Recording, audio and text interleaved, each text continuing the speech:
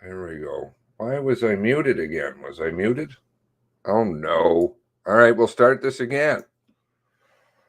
NS44, thank you for all your help with the photos and things.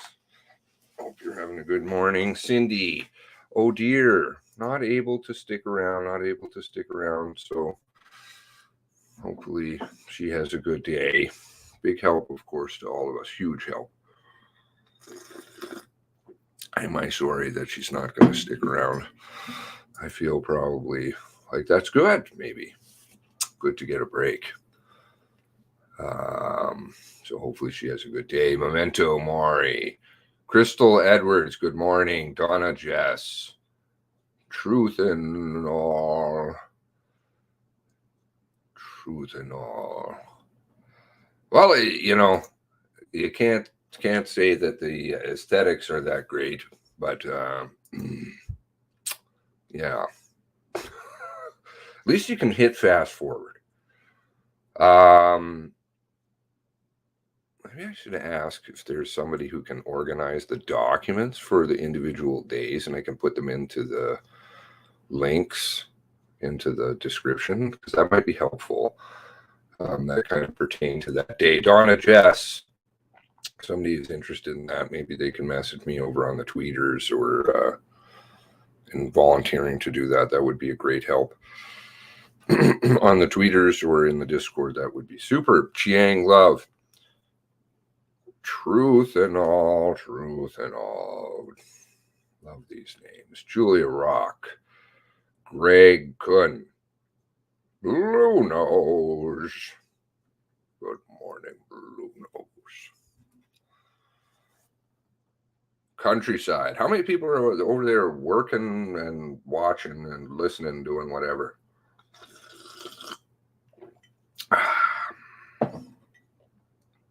Got the cold coffee. Already taken 4 Tylenol. I was up till 12:30. I have a video, which will be. It's typical Seamus. So it's rough and polished, shall we say, on Dion Sutton. So reading through his statement. I'm going to try and put that out today. Countryside, Terra, squirrel, something, ketchup packet. SPKP. Okay, we'll go with that. I'm trying to keep it family friendly, which I'm not very good at doing. But anyway, Alex McLean, good morning. Nikki Lewis. I changed my name from Patrick B, says SPKP. Okay. The reason, no reason, just a weak attempt and anonymity and humor. Okay. Well, anonymity. Is this such a good thing in these days? I don't know. Maybe it's something we should all get away from. Karen Winslow, we're loud, we're proud. Stand up. Karen Winslow, you're muted. Muted. BS detector overheats and goes up in flames. Okay, Julia Rock, good morning. Christiana Ripley, Salty Air. Brenda Grant, good morning. Anita, Sad Mafioso. Oh no, Bagel's watching. Bagel, what are you doing here? No anonymity on the internet. There is nothing. When the truth really spills out, that's on a much larger scale, which is things for another day. Well, 3 people didn't like that. It's because I'm opening another pack of cigarettes. They get the boot. When the truth spills out about the internet, they'll we'll all be very surprised at exactly how much is being monitored, which is everything, and not just on the internet. The Internet of Things, all those connected things. Personally, I don't want people to know what the hell I'm watching on cable, which I don't have anyway, but or Netflix knowing what my tweeters are in my DMs. You can piss off. These are the kinds of crazy things that are being monitored. Netflix watches your tweeter DMs. Nikki Lewis, no such thing as DMs and private messages, private groups. That's all a fucking fallacy. Linda M. Oops, there goes my family friendly. All I have to do is walk the dog. Okay. Trudeau pays me to listen to you, so I'm working. I think there may be a few people in here. Oh, by the way, hello to you too. Those of you who are watching, playing for the wrong team, go fuck yourself, dude. Have a great day. One day it'll all come out. Linda M. and Kay Tibbetts. All right. So how's everybody doing?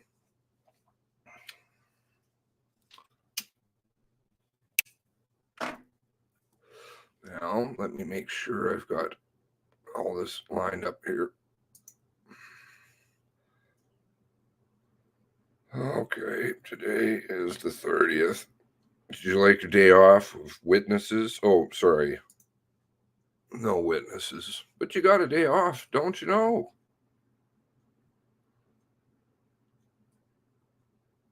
Well, this isn't loading for some reason.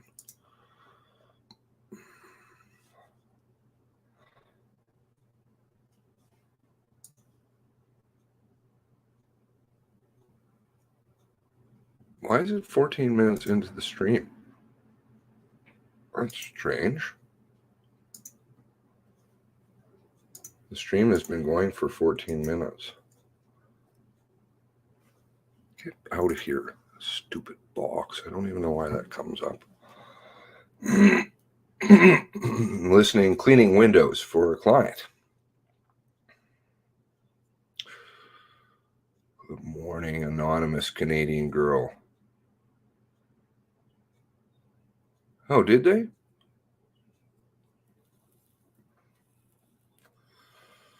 Dorrington's interview from the documents? I'd have to go back and see. Let's say.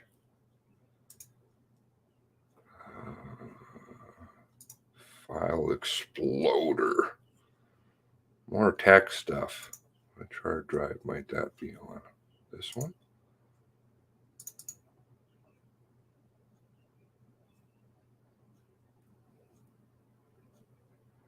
Well, I have Dorrington's handwritten notes, Dorrington's GPS, Dorrington's MCC statement. All right, let's see if those things are there. Oh, something's going on. I don't have sound. Why is there no sound? Good morning. The proceedings of the Mass Casualty Commission are now in session with Chief Commissioner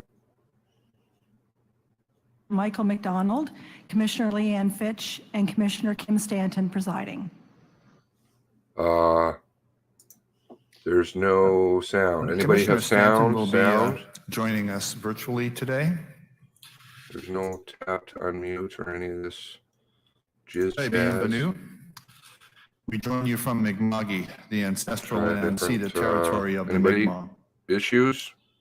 And once more, they're talking, we but begin by nothing coming remembering out. those whose lives were taken or were harmed, their families, and all those affected by the April 2020 mass casualty in Nova Scotia.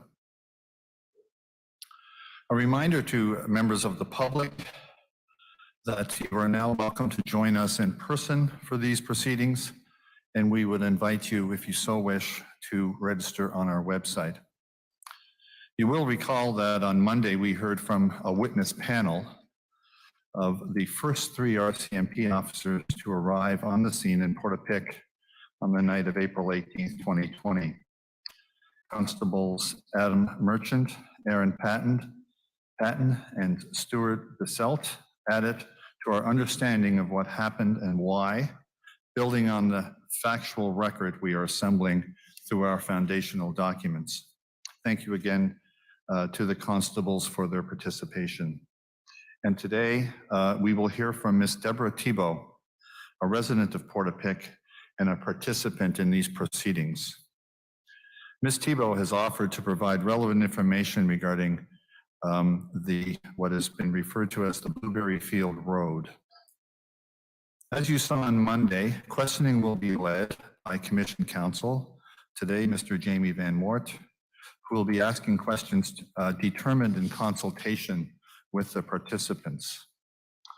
Following those initial questions, Commission Counsel will meet, as we refer to as a caucus, a meeting, with participant counsel to determine if there are any remaining questions to be asked, as well as who should ask them. Later today, Commission Counsel will present foundational documents focused on 2328 Hunter Road and Highway 4 in Wentworth. Those documents address the homicides of Sean McLeod, Alana Jenkins, Tom Bagley, and Lillian Campbell. As you can see, piece by piece, document by document, and witness by witness, we continue to build our understanding of what happened and why it happened. Mr. Van Moort, I would ask you to please begin questioning of Ms. Thibault.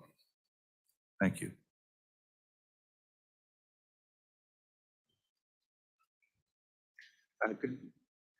Good morning, commissioners. Before I begin with Ms. Thibault, I'd just like to take a moment to address 3 exhibits that relate to proceedings on prior hearing dates. And I'm asking Madam Register if these could be entered as exhibits. The first relates to March 1st, 2022, when we heard from Daryl McDonald. The transcript of an interview that Daryl McDonald had with the Mass Casualty Commission on February 8th, 2022, COM number 0053351. If that could be entered as an exhibit, I believe it'll be exhibit 278. That's correct. Next, in relation to the foundational document, Portapique, April 18 and 19, if we could enter COM 0052008. This is an updated version of the transcript of a 911 call involving the children. And if that could be entered as an exhibit, I believe 279 would be the exhibit number. Correct. And finally, with regards to the foundational document overnight in Debert, if we could enter the surveillance video capturing Angelina's Pizzeria, which is COM number 0010029, and this could be entered as exhibit 280. Correct. Thank you.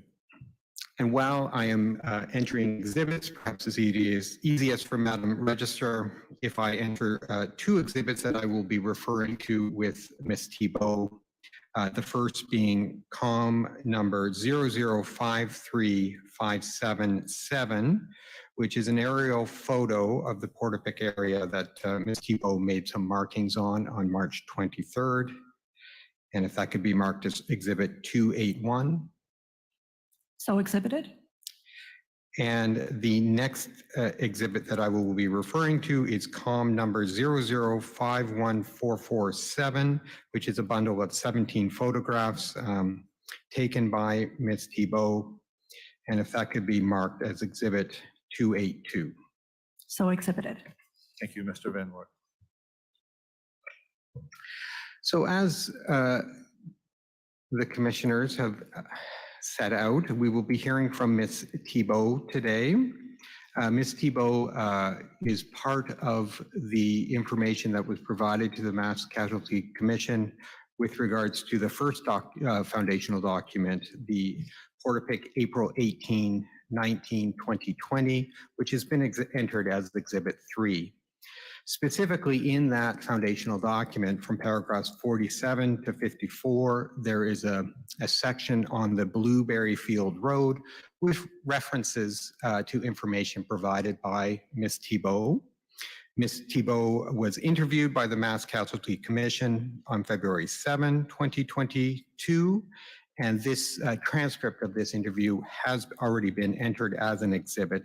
It's Exhibit 210. All of this information is available on the Mass Casualty Commission's website. At this point, I would like to invite Ms. Thibault to the stage.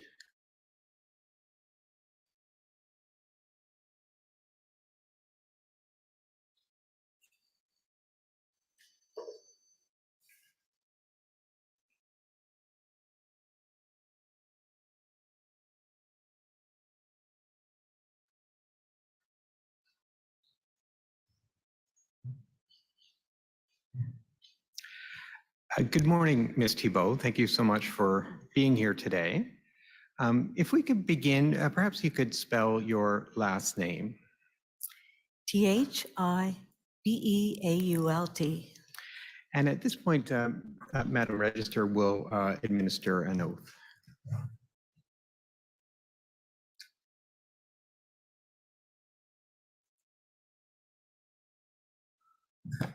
Good morning. Just place your right hand on the Bible, please. Do you swear that the evidence you're about to give should be the truth, the whole truth, and nothing but the truth, so help you God? Yes. Thank you.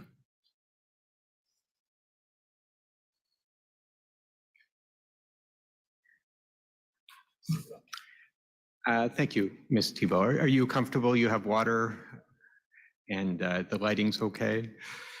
I'm looking at you. Okay. Now, if you could perhaps just speak close enough to the microphone that your voice is picked up. I think the microphone can bend. Thank you. Testing. Yeah. It's perfect. So I understand you are a former resident of Portapic. Yes. Okay. And you lived there for approximately 5 years. Yes. Okay. In April of 2020, you were living at the address of 2 Copaquid Court. Yes. Okay. And who else lived at 2 Copaquid Court with you? I was full-time, but my husband was part-time because he traveled the world. Okay. Thank you. And Madam Register, if you could please put up Exhibit 281. Oh, sorry, COM number 00535577.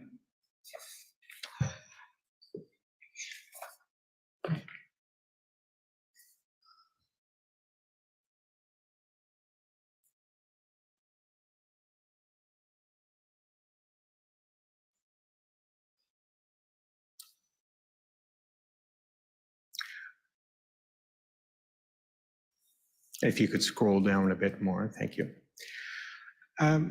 Ms. Thibault, do you remember this image?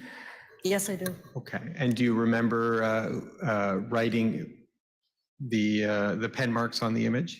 Yes, I do. Okay. Now, perhaps you could go through what's written in blue and explain to the commissioners what this sets out. I had a plan. You can see it do you want me? in the monitor in front of you if you can see it. Okay. Perhaps starting from the left, going to the right. Copaquid Court, Okay. that's marked in blue. And then it has, before you get to the end, there's Bayview and then my house, and right there, there's the Blueberry Field. Okay. So where it's written 2 Copaquid Court, you've indicated that's your house? Okay, and underneath it, you see an opening and you can see structures. And perhaps, could you describe your residence? It's like a ranch-style little bungalow with 3 big garages and a shed and lots of land. Okay. There's a laneway right down in front of it to the beach. And then in the front, my drive yard is the Blueberry Field. Okay. And there's also a marking made in red on this image. Can you describe what you've indicated there? That's the rope that was across. There was two posts and there was like a nylon rope that with the loop around the posts. Anyway, that's what it was. Okay. Well, maybe it would be easier if, Madam Register, if we showed Exhibit 282, COM number 51447. And perhaps we could start with the third photograph.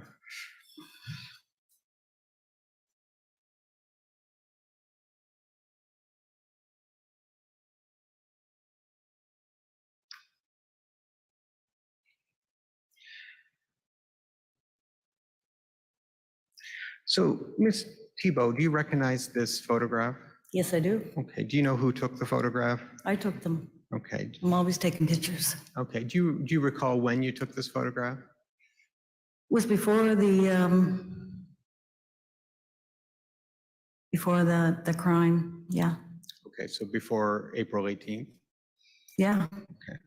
And what is depicted in this photograph? What was that? What is depicted in this photograph? What is this a picture of? The picture of is the fence is my yard.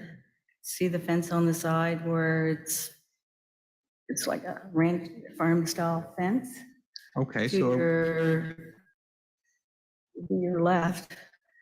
And it just shows that, you know, when you're on Cobequid Court, you know, like you're coming down, like you got the tucks and you're looking and you see the blueberry field from anywhere in Cobequid, but that's right where my property is. So, I mean, you just see that across, you wouldn't really know there's a road there.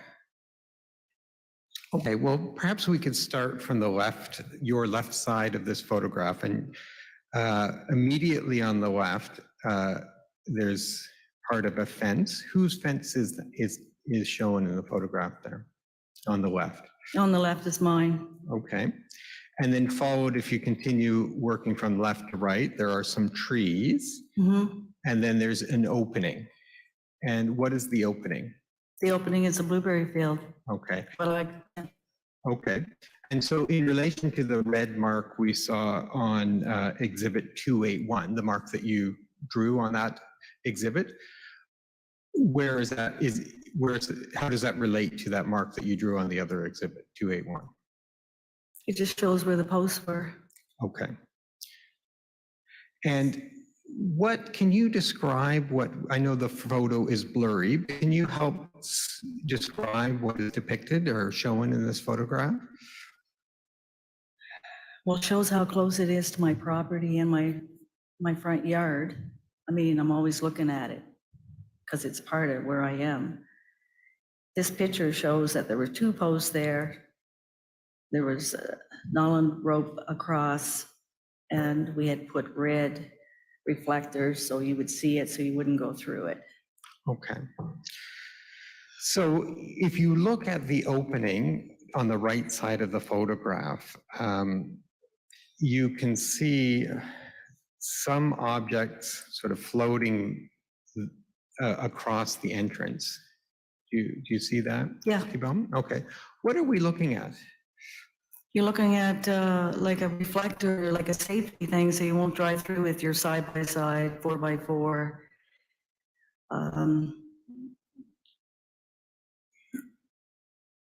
It's mostly a safety thing, so you put a rope up, you have to have something on it. Okay. And those objects that I described as appearing floating, what are they attached to?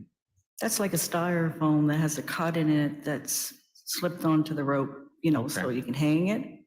And those other ribbon-like that reflect, they're just tied and they come down, that you see all the time on fences, or just to let people know that, hey, there is a fence here. Okay. So that's what that is. And is there anything attached to the styrofoam or the materials that are hanging down from the rope? The styrofoam is just cut so it hangs there, you know, like it secures it. It's like a Mhm. doodle.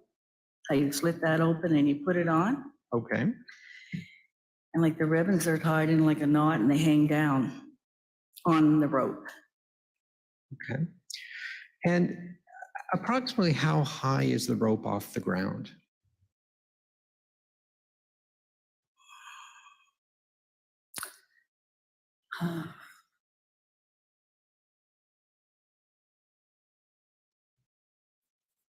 Probably about my waist, maybe.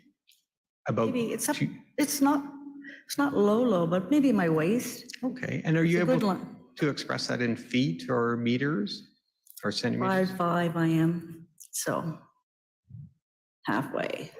So half of 5'5"? Yeah, because you can see it's a nice size, it's up a little high there. But you couldn't drive, you know, you'd want to stop and take it down to drive through it, or you had to be high like that in case you were on a bike. So you could see it. And are you able to give information about the rope? Can you describe that to the commissioners? About this rope, Yes. it's like a fisherman rope, kind of like it's sturdy, it's strong, can't break it really easy. It's really good for all weather, especially down there.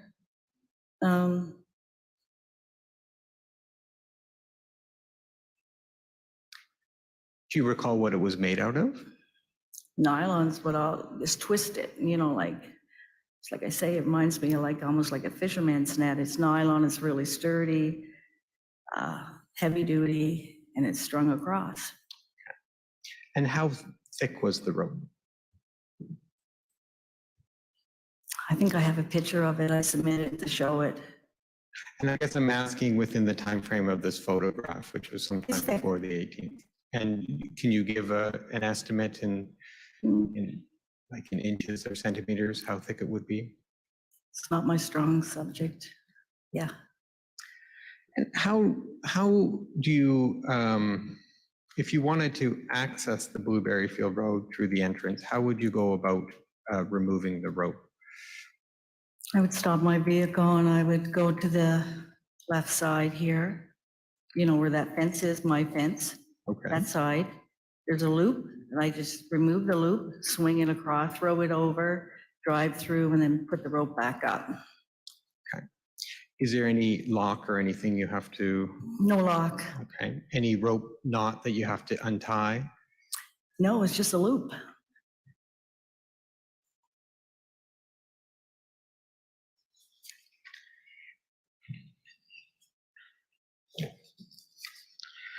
Perhaps we could move to the second photograph in the bundle of 17 photos. That's Exhibit 2A2.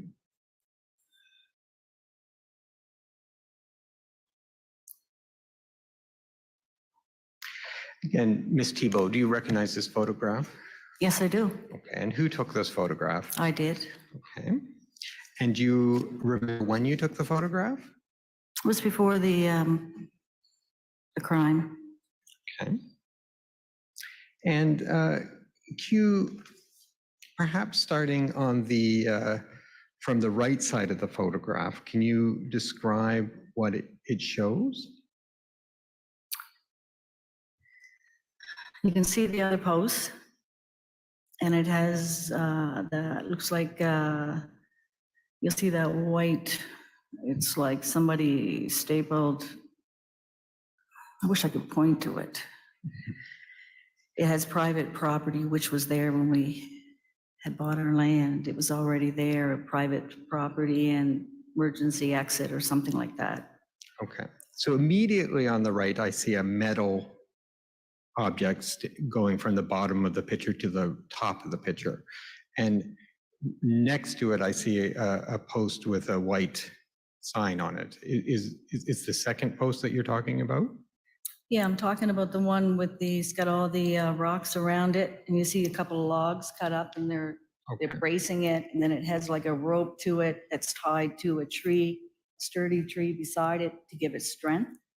so it won't blow over because that's not cemented down. It's only like a dug hole and Okay. And just to confirm, so the post with the white sign on it Yeah. is the post that the rope that spans the entranceway is attached to? yeah, Okay. that's the sturdy side. And what is the post with the white sign on it? What material is it made out of? Post? Yeah.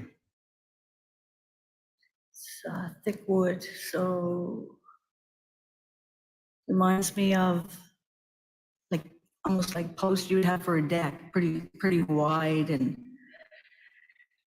yeah, And when you say it's pretty wide, again, I know. solid. Solid, okay. And knowing that you've indicated that you're not good with measurements, but would you have an estimate about the thickness of the post in either centimeters or inches? Takes both my hands to put it around. Okay, so No math here. so you held your hands about 6 inches apart, is that fair? Or- Yeah, it's like that, like a normal square, solid post. And again, talking in the time frame of when this photograph was taken, do you know how old the post was? How old the post was? Yeah, how long it had been there for? Since I was there, 2016. And you've already given some information, but perhaps I could ask you directly, what's your knowledge about how it's affixed to the ground? Pretty good. Okay. It's dug, it's like a dug hole. Okay. And the wood is put in it. And there's like lots of mud, gravel, and there were rocks around it and some little stubs to support and keep it in place. That's why there's extra rope around it tied to secure it more. Okay. Yeah, And how do you know that? because I helped put it back together before. With my husband, he had to dig and secure it better because it had blown over a bit, so we just had to secure it better. Yeah. Okay. And do you remember when you and your husband helped put it back together?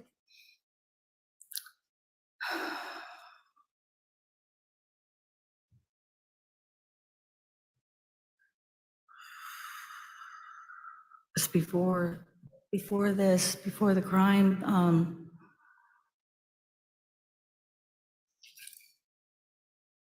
Okay. And you've already mentioned this, but I just want to be clear and give you an opportunity to say any other information you have on this. But the white sign you see affixed to the post, do you recall what was written on that sign? It was private property. And I think it was emergency exit, something like that. But I mean, you'd have to go really close and look at it to see that. Okay. Yeah. And do you recall approximately how high the post was?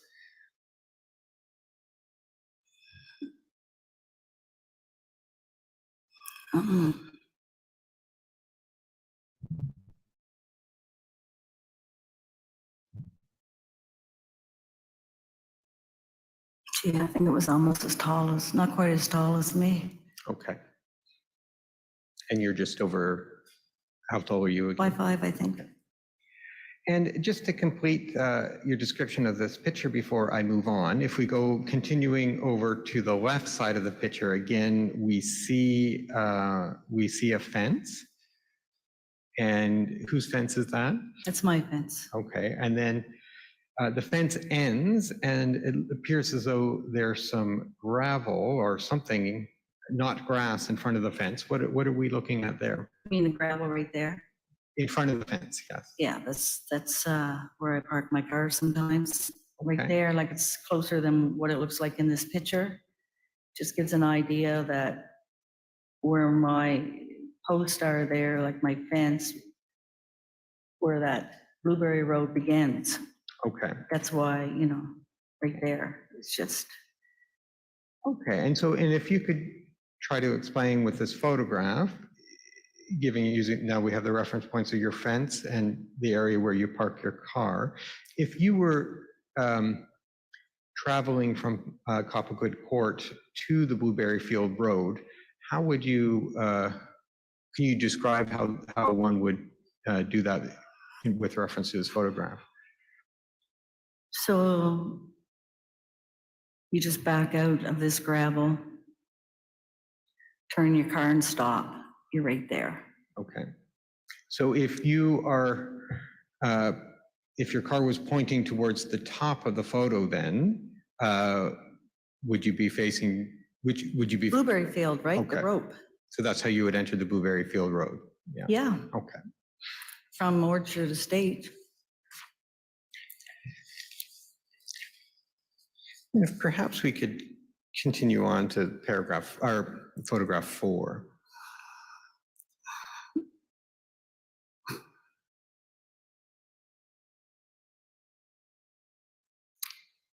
Again, do you recognize this photo? Ms. Yes, I Thibault? do. Okay, and who took this photo? I did. Okay, and do you recall a time frame of when this photo was taken? Yeah, this was before, I mean, the 3's not even there anymore. Okay, and when you say And- this was before what? Before the crime, yeah. And if we could, again, we see a fence on the left side of the photograph. Yes, And whose fence is that? Just to That's be my clear? fence. Okay. And then beside the fence, there's a post. There's a post? yes, there is. Okay. And what, can you describe this post again? Like how it's affixed to the ground, what it's made out of, or what do you know about this post? It's got the same post as the other side, the thickness, they're identical. This side's a little weaker than that side. It's not as secure. As in, the other side is more stable in the ground because Okay. it's braced against that tree. Okay. So this side, it's dug the same way. It does have the gravel and the rocks, and it has a few little, see the lugs that are there holding it up a bit? But I mean, it's as secure as we could get it. And I don't even think that white sign there is, I think that's gone too. Okay.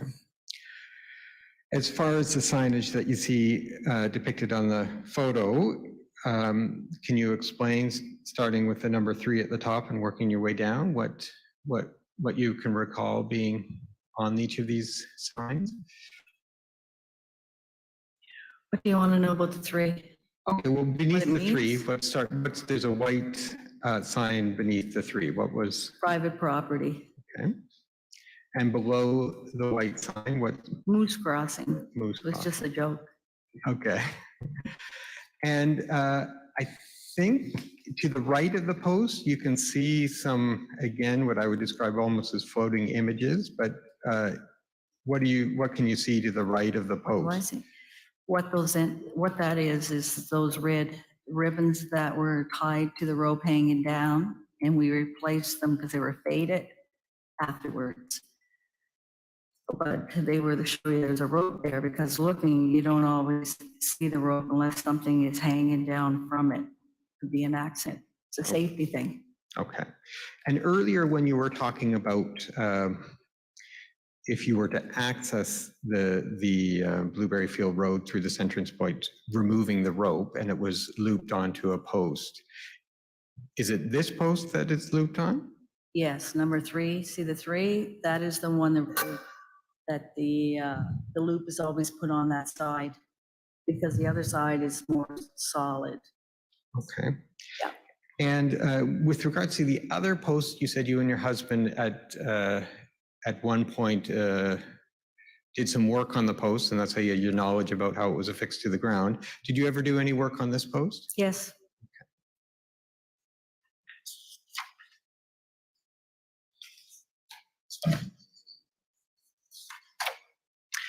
When you were living at 2 Copperwood Court, how often would you observe this entranceway? every day, because when I'm on my veranda doorstep, I just look, I'm in that direction looking. And when I park my car, it's right there. So, all the time. And how often would you see the rope in place or the rope not in place at the entranceway? I observe people coming and going, taking the rope down, vehicles going. So it's not uncommon to see it down every day. Some people put it back, some don't. It's good to have it. I just go and put it back because sometimes I gotta witness a couple almost crashes, you know, coming around the corner and running into each other. So And did you ever use this entranceway yourself? all the time. Okay. And for what purpose would you use it? Well, at first I had property on that side. Okay. On Blueberry Road was the road that I had deeded access to for my other property. But I use this road all the time on my side-by-side, and I would drive my car up and down it to take the road out. Okay. And do you recall in April 2020, were you using the road at all at that time?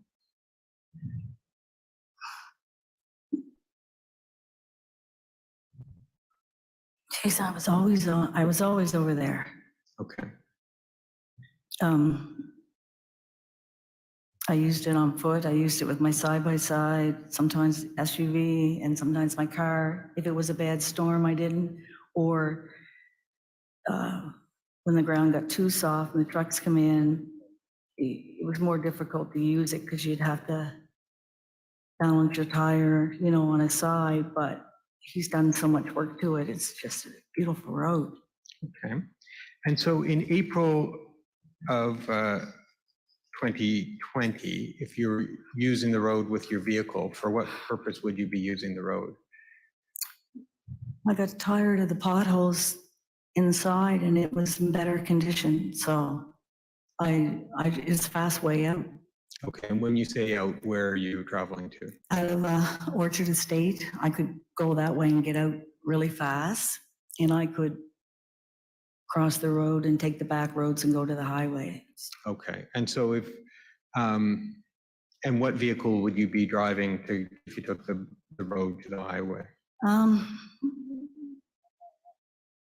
I would use an SUV. If it was a little, depends on the weather of it, right? Like, Okay, and do you have any memory of the state of the road back in April 2020? What kind of condition it was in, of the Blueberry Field Road?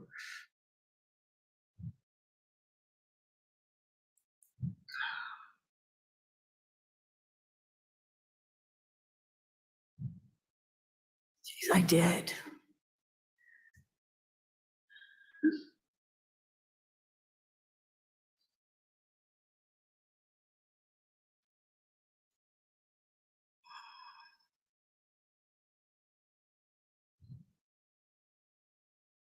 I'd have to ask my husband now because of Okay. my, Well, thank you. So now I want to ask you about specifically about April 18, 2020. Okay, and we've already heard in the presentation of the foundational document that you left Portapique on the 18th of April in 2020 during the day. Okay, do you remember? Yes. Yeah. And did you make any observations with regards to the entranceway to Blueberry Field Road that we still see depicted in this image when you left? Everything was in place. Okay, do you remember how you left Portapique on the 18th? Main road out. Okay, and when you say the main road out, Way up Orchard Road okay. out. Do you remember what time of day you left?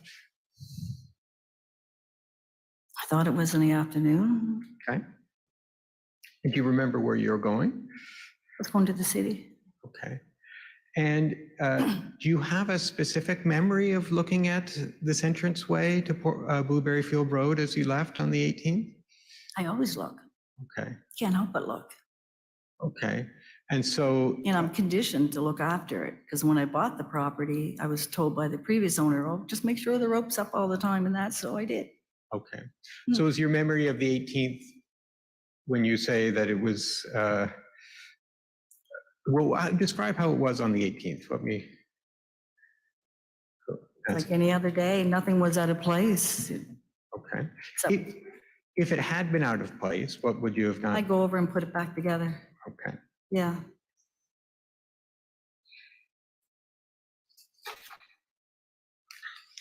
And the 3 photographs that we've gone through, which have been part of Exhibit 282,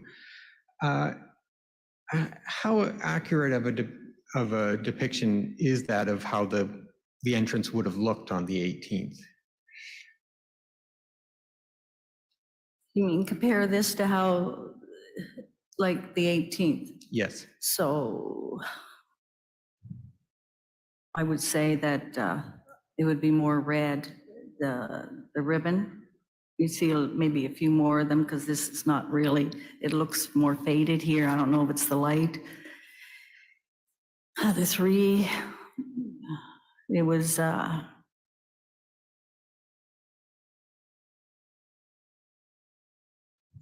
it's very similar, I'll say that.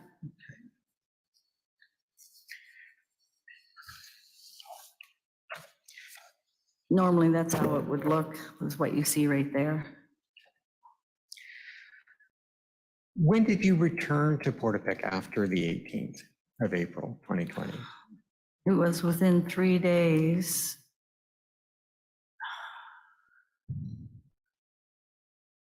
I was thinking maybe it was a second, but they wouldn't let me down there.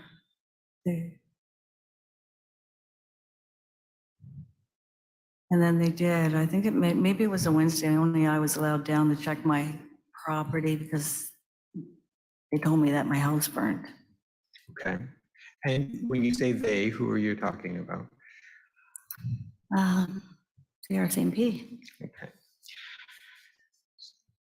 So I appreciate from your answer, you may not have a clear, a specific day that you returned, but can you express it in, was it days, weeks, months? Like, No, within 3 days. okay, within 3 days. I wasn't allowed to stay. Just allowed to go down and see what was left of my property. And when you were away from Portapique on the 18th to whenever you returned, where was your husband? He was in Halifax. I don't know if he just came back. Okay. He was in Halifax. Okay. And what can you remember about when you returned to Portapique after the 18th? You mean like how they had the RCMP at the front of the road to stop everybody? Well, what do you remember when you arrived back at 2 Copperwood Court, your residence? They escorted me to Okay, my and who's house. they? One of the officers had a vehicle and I had to follow him and he took me around the loop so I didn't go by. When I went by like a couple of places that were burnt and that. Okay, and who was with you? I was by myself the first time. I came out by myself. I came up through everybody's property because I have to pass everybody. Okay. Did you make any observations with regards to the entranceway to the Blueberry Field when you returned back to Portapique after April 18th, 2020?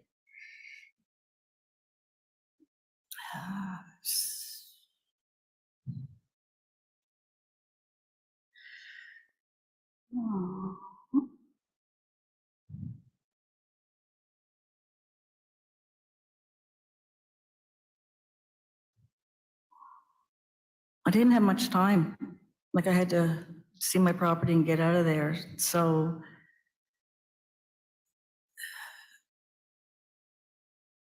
it looked like the rope was down, but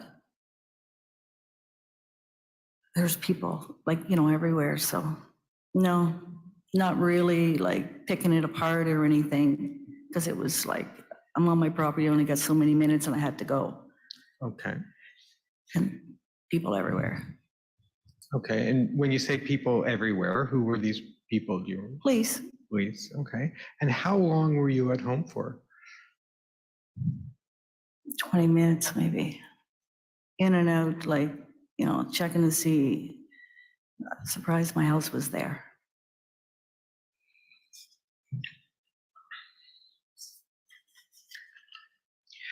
When do you next recall assessing the entranceway to the Blueberry Field Road after April 18th? Do you mean when I came back with my husband? Yes. When? There was a lot of activity. There's police everywhere, bomb dogs.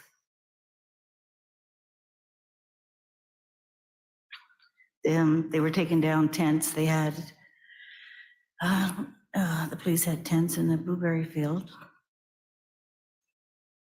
There was RCMP in my yard and they were talking to me. We were looking at the Blueberry Field because we were turned that way. And I noticed that half of the top of the post was gone, like the bottom part was gone, like split off.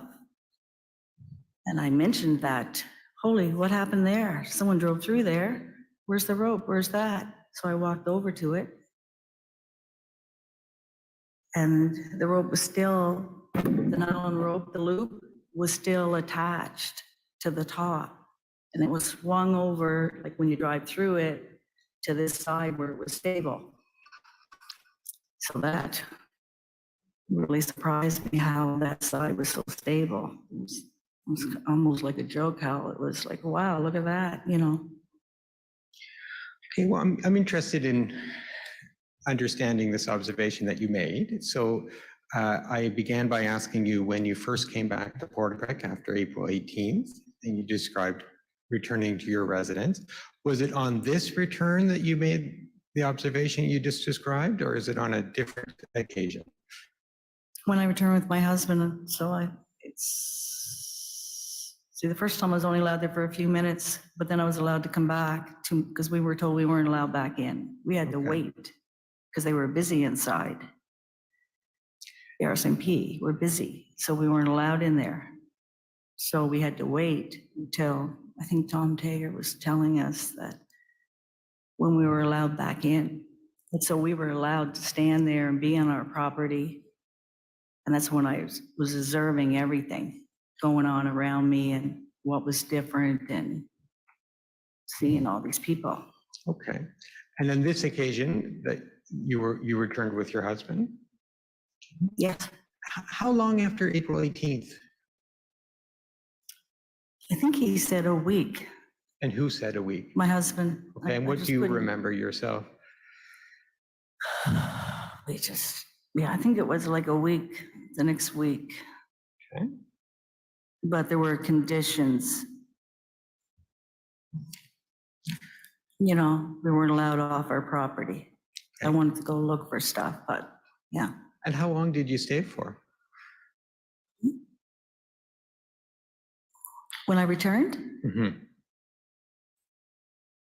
I was there. Okay. And you began to describe the entrance point to the Blueberry Field Road as you observed it when you returned with your husband. So you mentioned the state of the rope being different. Yeah. Okay. Can you describe where the rope was? It was on the right side because this post was broken on Okay. someone drove through it. And So you- the top part was swung over to the right side against that post, laying there on the rocks and still attached.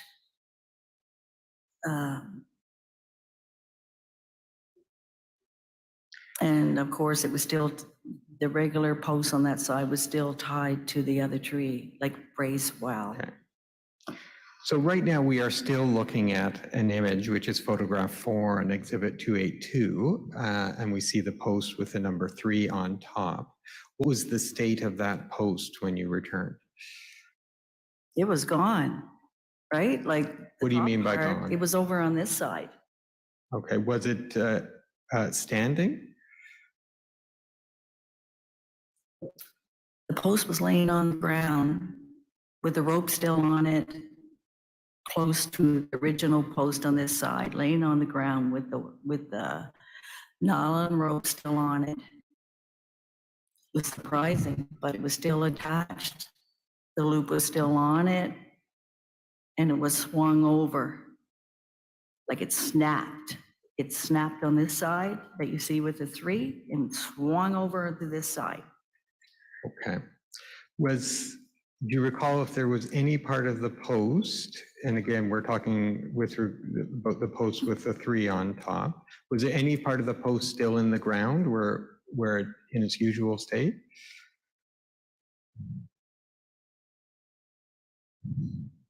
There was a little bit, yes, like where it was snapped into. Yeah. Yes. Okay. And the remainder of the post, again, could you describe what side of where was it located? We should go back to the other picture. Which other picture? I can do that. Of the other side where there's the post, the other Okay. post, because that's where it is. So I think that may be picture number 2 in the same exhibit. Okay, see that post? See the post with the white sign? In the Yes. picture? It's over, so what broke off, how it swung around and it ended up on that side on the ground. Just like it exploded on this side. It just flew over on that side. That's where I found it. Still attached. Okay. And when you say still attached, what are you referring to? The rope was still attached to it. Okay, so the rope is still looped over the Yeah, post that you found over there. Okay, I pointed it out to the sergeant I was talking to and my husband. okay. And do you recall who you pointed it out to? I don't remember its name. Now again, we're looking at photograph 2. What was the state of the post that's depicted in photograph 2 when you returned after the 18th? What was that? Can you describe the post and how it was when you returned after the 18th of April? The post depicted in this photograph? You've described the other post? Yeah, I'm just thinking because it was still in the ground, solid and still tied. It was solid in place. Okay.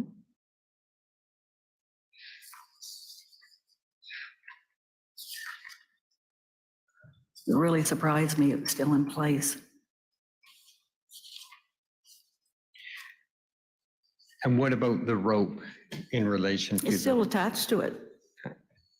You got the rope that's tied to the tree beside it to brace it, to secure it, to keep it upright, for extra stability.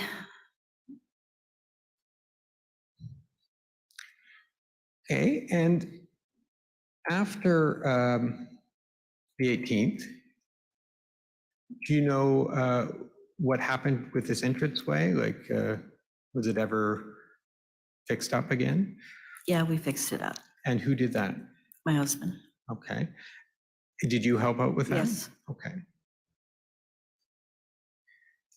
And did you use any of the same material? Yes, we used the same pole. We just cut the bottom part off and then just dug the hole and then put it back, put the gravel, put the little rocks around, straighten it up. But the number 3 sign was like hardly there at all. Okay. And what about the rope? Did you use the same It's rope? pretty good shape. So did you use the same rope? Yeah. Yeah, okay. And how long after the 18th did you and your husband fix the entranceway? So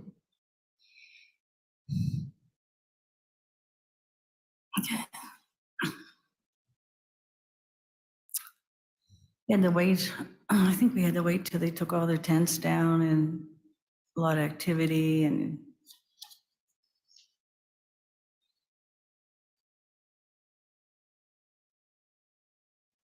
within a week, I would say.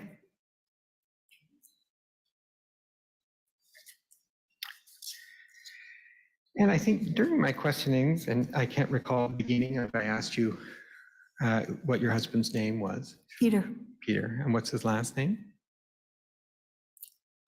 Tebow. Tebow, thank you.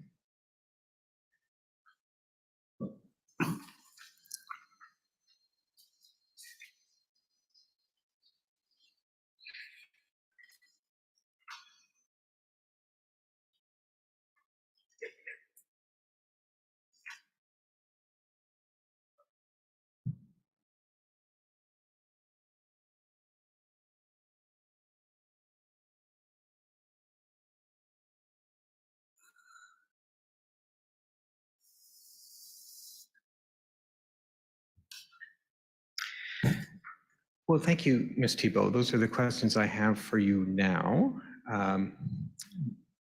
There may be some follow-up questions, but I'll turn it now back to the commissioners. Thank you. Yeah, thank you so much. And thank you so much, Ms. Tebow. I just have one question for you. I'm going to ask it while it's fresh in my mind. You indicated that you returned after April 18th, 2020, first without your husband, right? Correct? And then you returned, when you returned the second time, it was with your husband, and you estimated that was approximately about a week later after the 18th.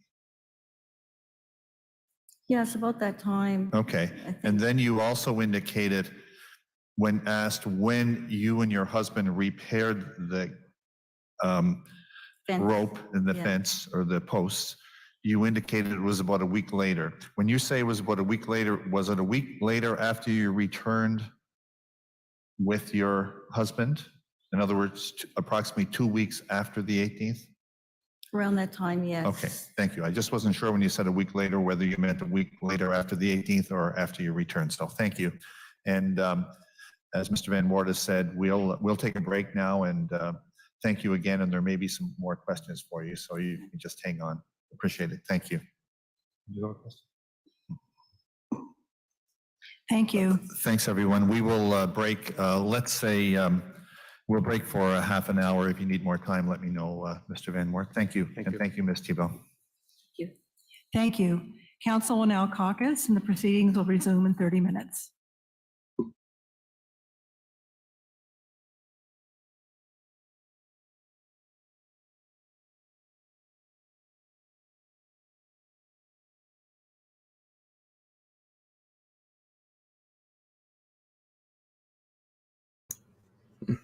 Odd.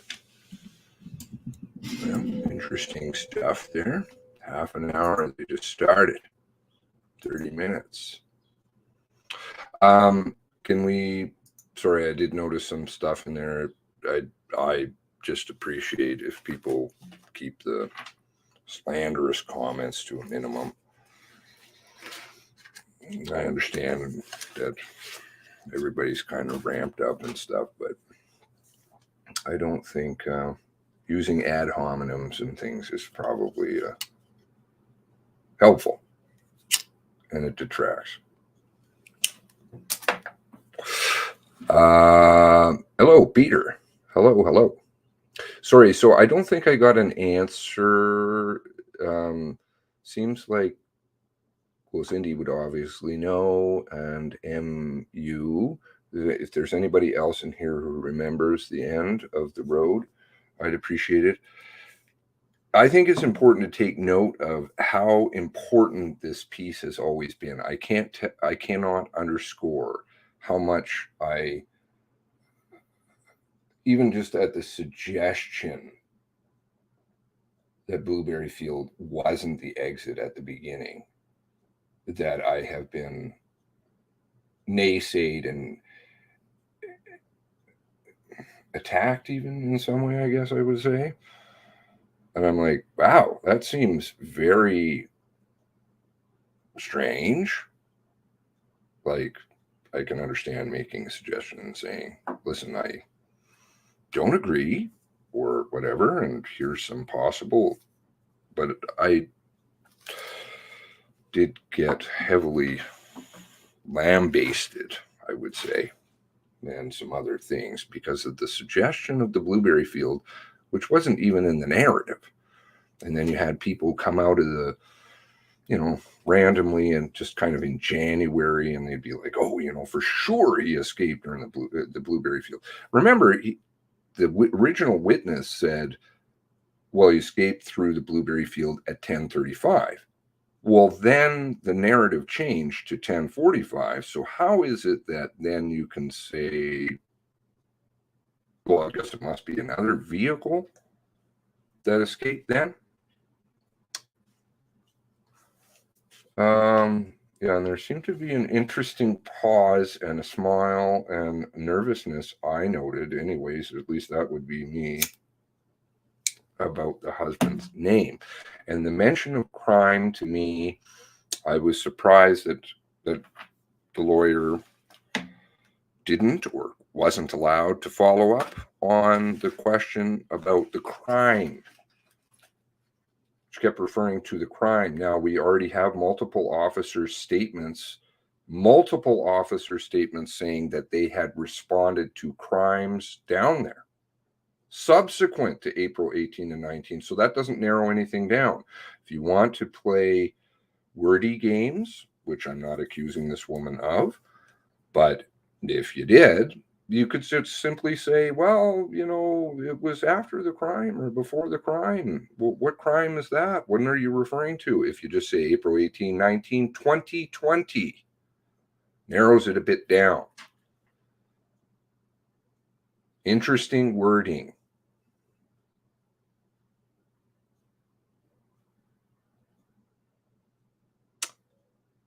Mr. Pugsley put the gate up to prevent people. I see, and I did get a message from somebody who lives in the area, and they said, well, I recall a gate down there. I don't know if it was anybody in here, but I very much appreciate that. They said they didn't have proof of that, sadly, but I mean, who runs around, takes pictures of gates? I mean, you wouldn't think. Let's just see. I tried to find that at least one of those pictures. I couldn't see it. Very, very fuzzy, very grainy, as Todd noted. Pictures of pictures on computer screens again. What are we doing? Why do we need to do that? Half an hour, yeah. This, my goodness, half an hour. Doesn't it? I'd say take note of the blueberry field. Always. It has always been a problem. I think I've spoken about that. For some reason, it's, well, I have a feeling why, but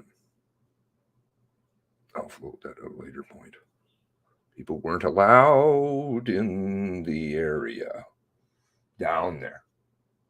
Okay. Sure about that one? Are we sure about that one? Might evidence surface that says otherwise? Possible. Basketballs.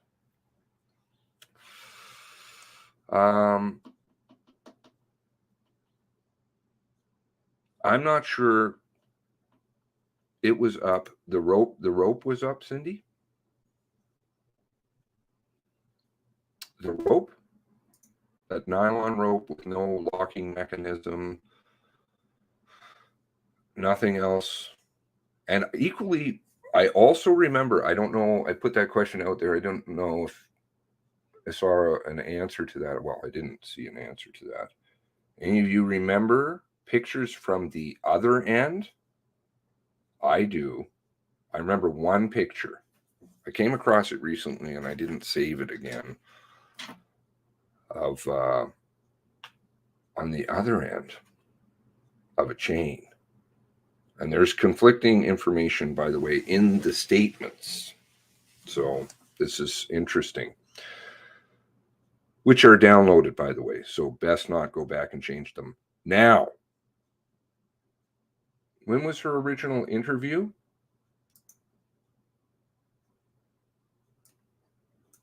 Do we have an interview? Does somebody want to send it to me on the Discord? That would be appreciated. Appreciated. Again, this is not to point fingers at anybody or anything. Just trying to get the truth. That would be great. Transcript of Nick Dorrington. Well, that's fine. That's fine. Any of these documents that they put up, poof, they're going to go on to a Google Drive and all over the place. So that's good. They're already saved elsewhere. And I encourage everybody to download absolutely everything. Save it elsewhere.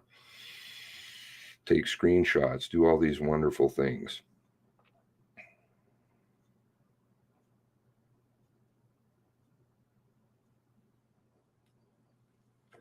Nancy says it's because they knew of that road on that night. Well, they did. At least according to Katie McDonald, right? But I don't think that's why. Had this down post been observed before the night the perpetrator escaped, in some kind of official car, would have been known. Interesting was it down before the post? Rope would have been caught in the middle of the push bar if there was one.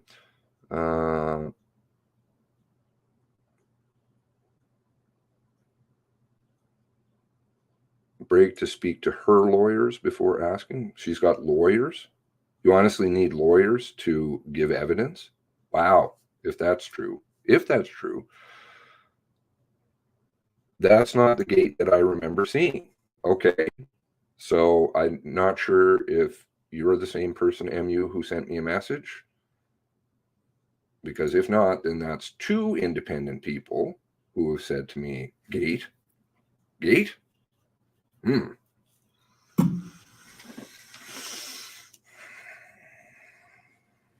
I heard there was a falling out, and that's why the gate was put up. There was some issues. It was originally marked as a fire road, and then I think it was taken down. This goes really far back in the story. Now, let's see. There was something I was going to look up. How do I find that here?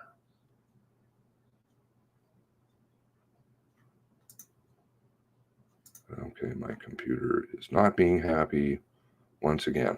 I would like a new computer when this is all done. I think this computer has been heavily infected with garbage that I will never be able to get rid of. Maybe I'll have to spill coffee on this one too.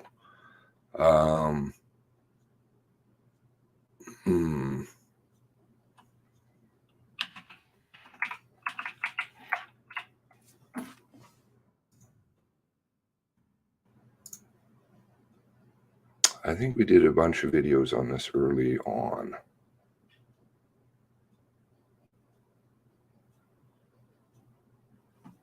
Just looking up some stuff here.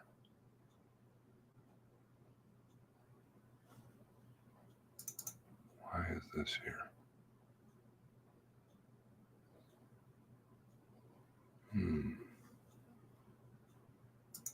Interesting. Okay.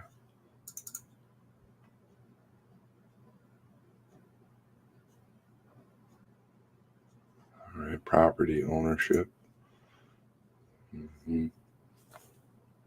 Similar name. Oh, yes. Don't worry, there's another video. Very easy to get out of. Made by interesting people.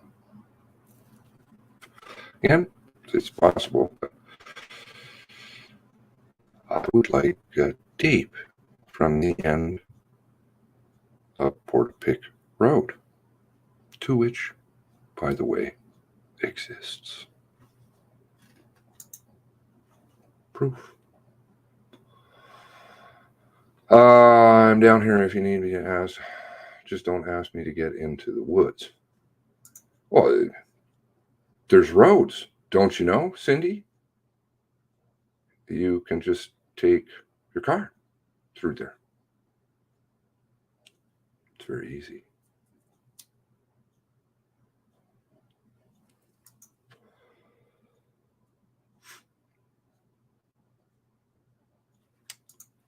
Aha. Interesting.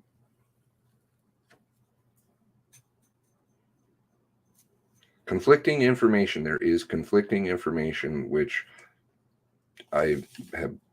Somebody's going to be screaming at me. I know, because they've talked to me about it numerous times. Could you please point that out? I'm like, yes, I'm trying to get to everything.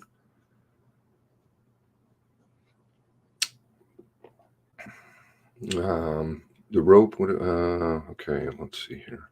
I didn't find what I was looking for, though.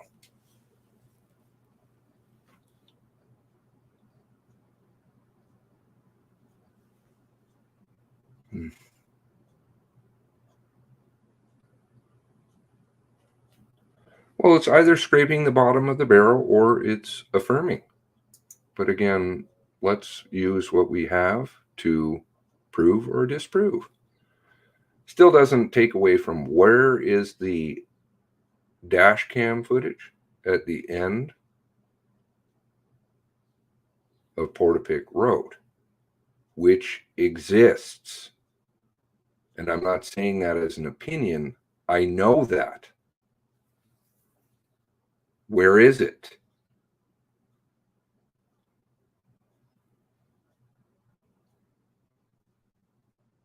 Ex-military? I didn't know that the husband was ex-military.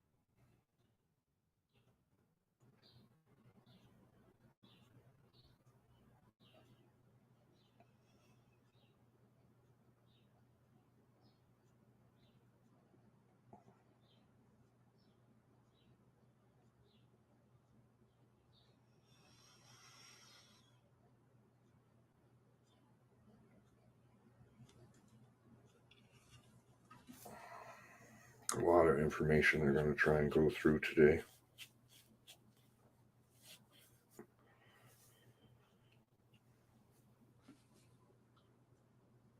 I think they're going to move on to Hunter Road now.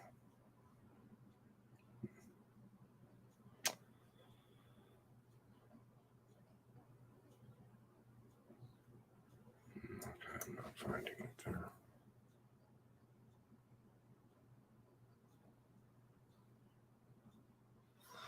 I did some earlier videos on this too.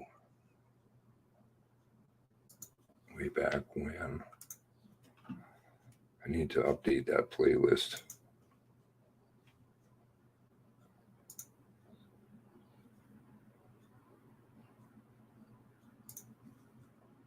At some point, there's a lot of videos that are missing from it.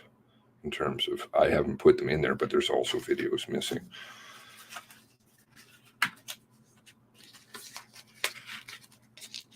least 9 that I know of right now have been removed without telling me. Nice.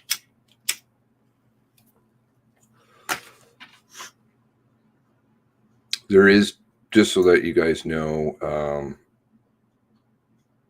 those of you who are kind of newer to the story, there is basically every single video that's on my channel is all Nova Scotia stuff, save one, I think. Maybe not even that. Well, yeah, one.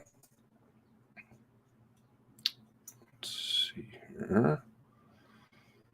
I'm going to get to your comments here. Please keep them rolling. The thoughts, ideas, input.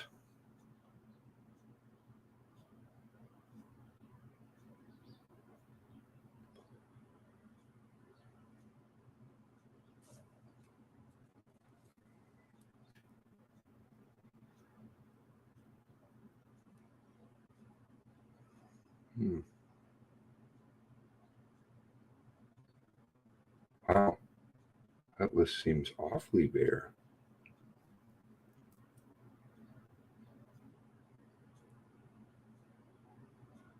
Awfully bare. My channel. I also got a message from somebody who was saying that they keep getting unsubscribed from the channel. They were a recent subscriber too, and they said, I keep encountering problems. So those of you who are interested in following the story, and Jesus, I hate to say this stuff, please subscribe and ding the bell.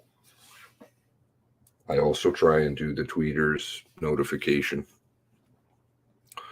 of when I'm going to do a video. Sometimes it's kind of last minute, but well, usually.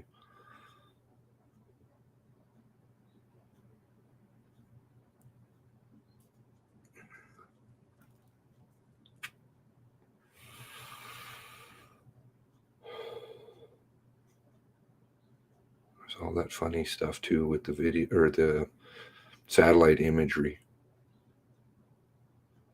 right afterward. I could swear there was a video called Blueberry Field. Do you guys remember that?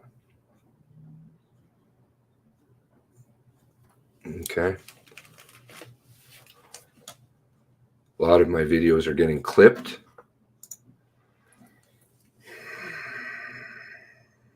Not a surprise. Not a surprise.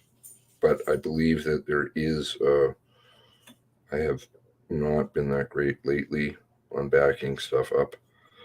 But I know there are a few people that are. So those will all be date and time stamped and all that good stuff.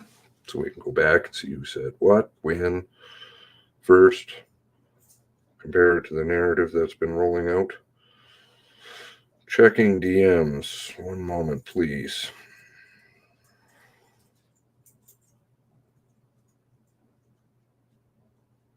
Okay. Thank you. All right. Let's have a look at that. One moment, please. Thank you very much. Todd.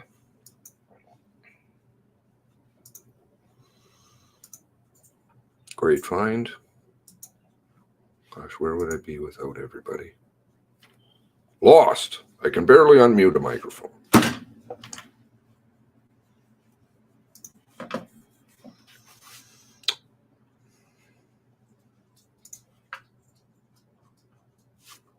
Please back up stuff. That's all I can say. Please back up stuff. Save it somewhere else. Use archive.org, archive.is, and download videos. You can use certain things on the internet. Yeah, no, I've spoken about it a lot. I just thought there was a couple of early videos that I had dedicated to it. And you know, the interesting thing is that it would just come out of nowhere. Like, I remember when there was nobody who was on about the Blueberry Field anymore. It was kind of just accepted. And I had even come to the point that much earlier, a few months before, was like, okay, fine. You know, we'll just all, I don't necessarily have the same opinion, but that's fair. But then it would get floated in these strange places. And I'm like, why are you even raising this anymore in the media? It's not even a question. There was only one Yahoo out in Alberta who even had a question at that point in time about it.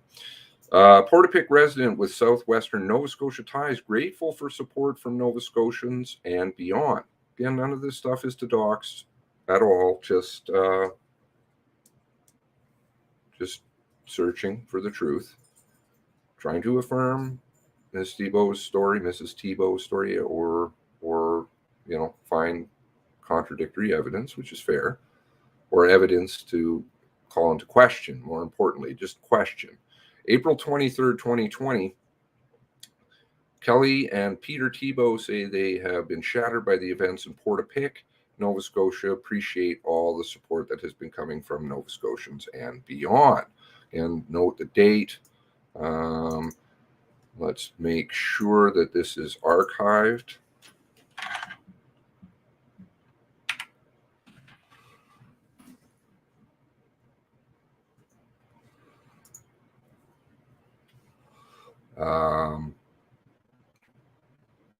The peace, the stillness, beauty was all these things and more first attracted Peter Thibault and his wife, Kelly.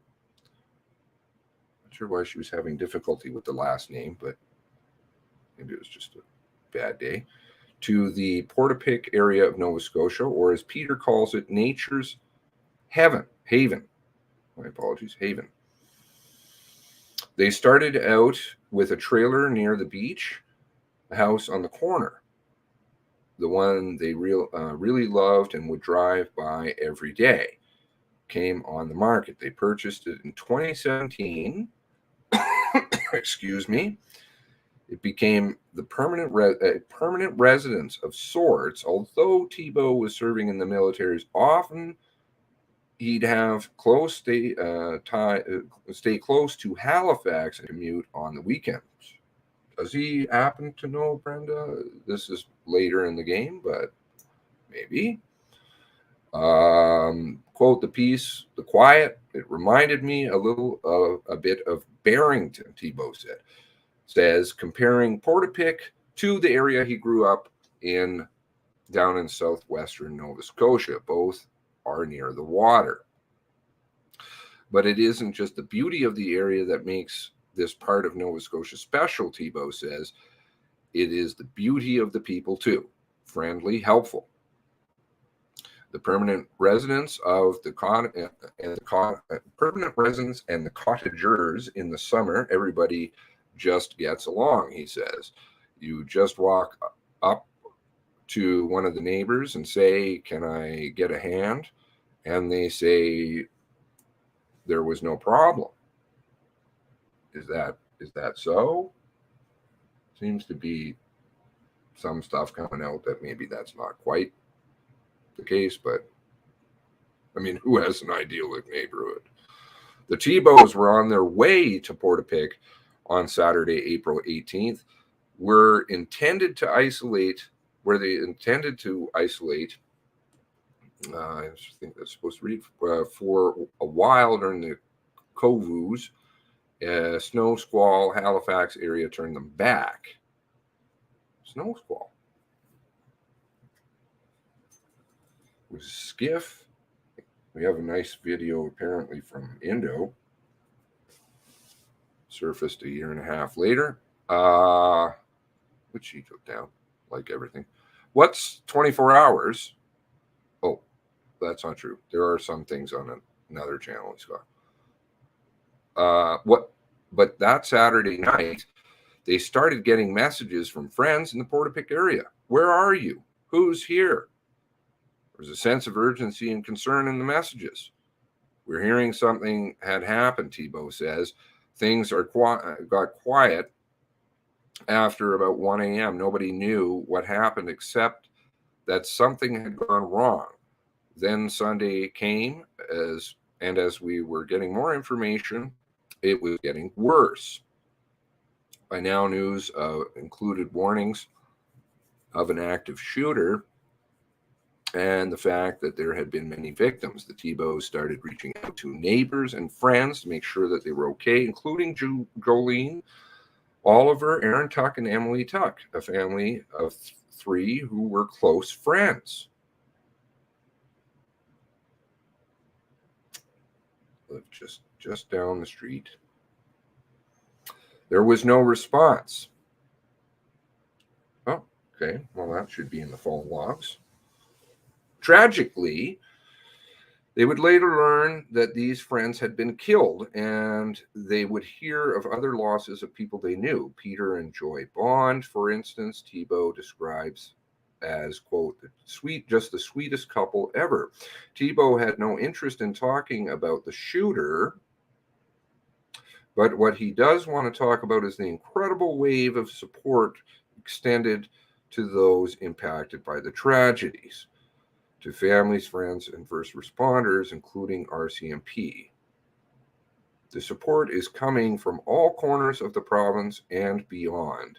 It means so much, he says. In the municipality of Barrington, Nova Scotia, flags of each victim has been mounted on poles spanning Cape Sable Island Causeway. Firefighters have also paid tribute, having gone to school with Barrington Warden Eddie Nickerson. Facebook comment, Thibeaus extended thanks to the people. Not sure where that came from. Extended thanks to the people back home for their show of support. Helps in the grieving, Thibeaus wrote in the municipality Facebook, where the messages of condolences were shared by Warden Nickerson. Quote, I lost a lot of my neighbors in Portapique, and by the grace of God, my wife and I would have been there Saturday. We believe in angels, and they protected us. Thank you for kind words. Not wanting to talk about anything, just the emotional support. PW. In an interview, Thibeaus expanded upon this. Quote, the support we've been getting, my work people, my military family, so same employer, the people from Barrington throughout the province, they've reached out, and the love that we've gotten from all of Canada, the world, is very comforting. Good. I'm glad people are on board to help out. Portapique will always be nature's haven to Thibeaus. There's a tranquility associated with watching deer, rabbits, and fox wander onto your property and knowing a walk on the beach along the Bay of Fundy is just steps away. The area is remarkable. That's what we fell in love with. We're shattered. We're hurt. We're shattered. He says, his voice trailing off, but knowing that we've got the comfort and love and support from everybody from all over makes it easier to go through this, and we will get through this. The evil is gone. Well, is it? Nature's haven is going to come back.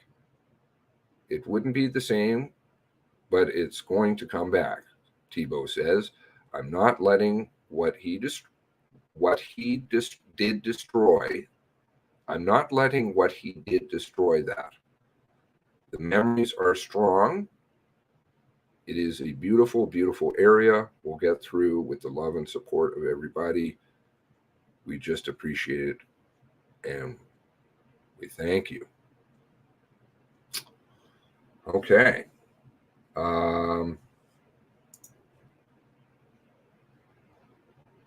Say hi to the people monitoring. Okay, yeah.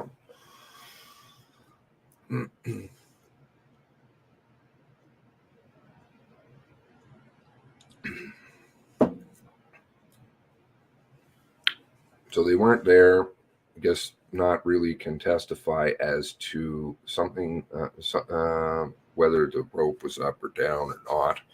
Because not there. So snow squall kept them sequestered to Halifax. Remarkable coincidence. Thank God. We wouldn't want any more names on the list that doesn't exist list, or does exist list. Didn't you do a video on this lady herself? Was it there?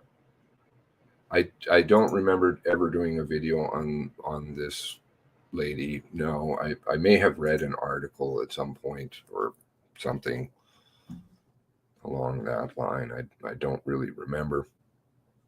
Consumed my life for 2 years. Well, you know, it's an investment, long-term investment.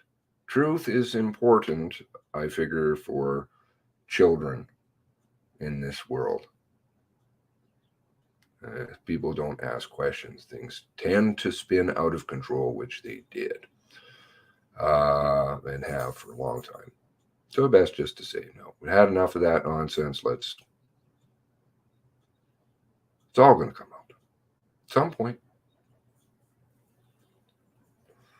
What a story it will be. Gather around the campfire, MCC has tailspin. Okay, exactly what Nova Scotia, a made-up story at that. I'm not sure, Donna, if that's in reference to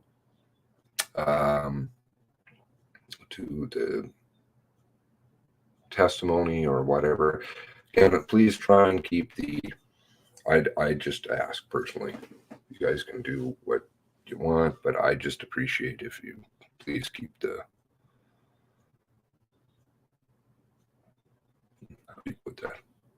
Let's take the higher road. That's the way we do things.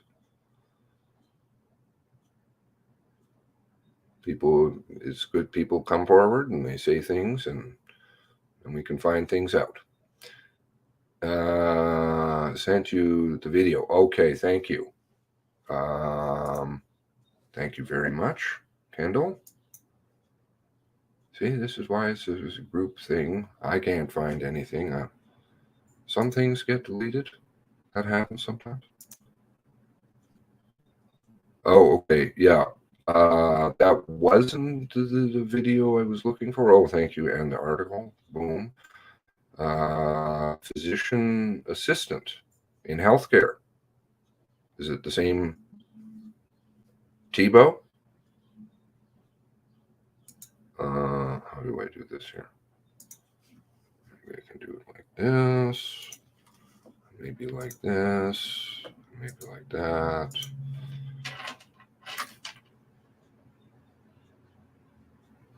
Okay, no picture there now. It's a different looking picture than what was on there before. Certified physician assistant. Okay, well, this person, yep, it is this person. Physician assistant, 2015, less than a year at Neurum International. And physician assistant, 1990 to present, 32 years. In healthcare. Doesn't really specify anything more than that, but I believe it is the same person because a high energy, where do I go here?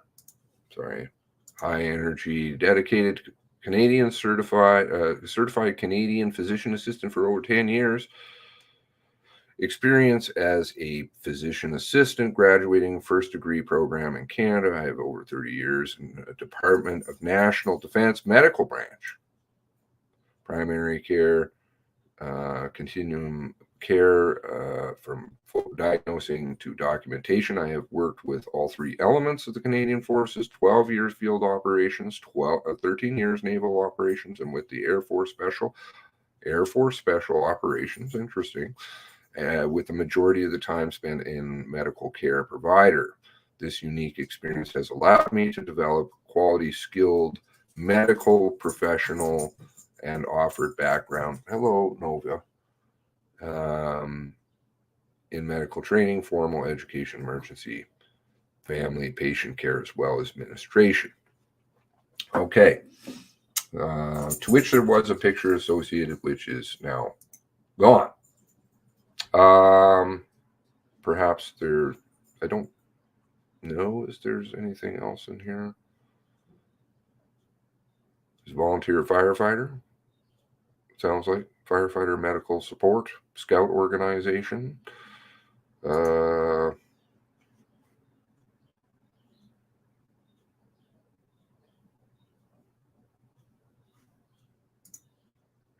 Stoddard. Just looking at names that are associated here.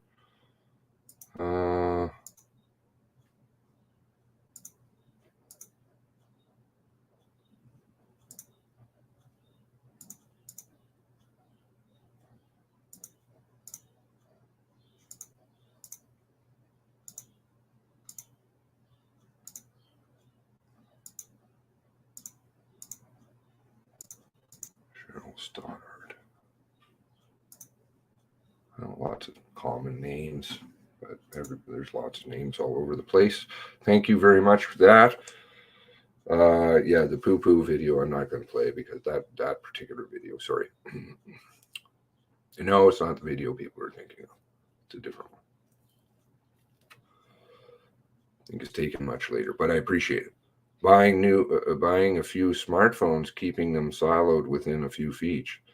Well, glad you're flush with cash. That's good. Just shared your link to 4 sites. Appreciate it, Faye. Thank you. That's how we're getting eyes, right? I don't like to ask, but of course it just seems logical if you agree with the message or just looking for truth, and I guess that's what you would do. So appreciate it, Faye. Thank you very much, and thank you for joining. Thank you. Okay, I appreciate it. Well, listen, I got a name of a dog out of it. I lost a dog and then got a new one. Nova, Nova Scotia. Right, Nova?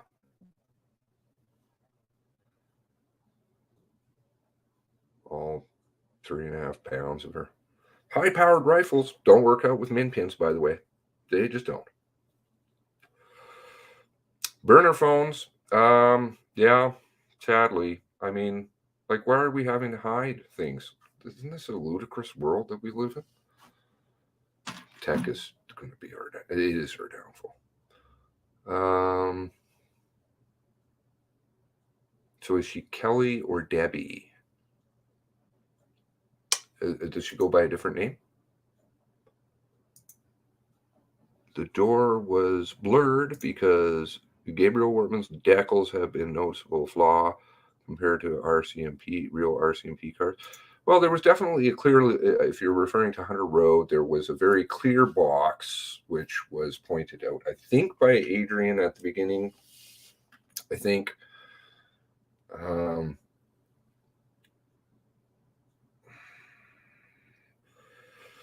everything in news, sport, twisted ideology. Nature's Haven.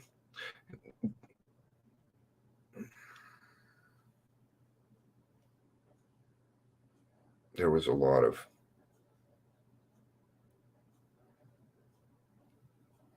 sidetracking people. Not saying anybody particular, into the emotional don't look here stew. Which of course made sense. I mean, like, obviously, but to have McNeil come out right away and say, don't ask questions. Right away. Do not ask questions, basically he said. What? Don't use names, Trudeau. Don't use a name. We don't want to. Why? Sorry? You don't want to identify that somebody is a killer. But if you have a gunman, how about if there were the emergence of gunmen or women?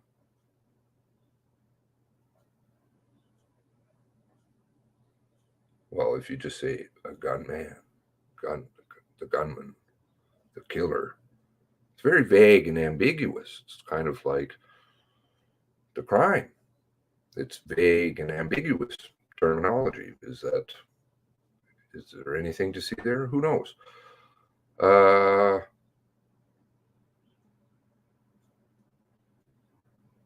Nowhere near as bad as the family and friends here in chat. Yeah, it's just horrific. And my thoughts and prayers. And I know that there is somebody in here. I tried to say hello to them, but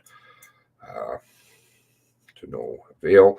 But my thoughts and prayers, as I'm sure all of you are with them today, because I think we're going to get into some of that stuff, and to obviously any family member in here.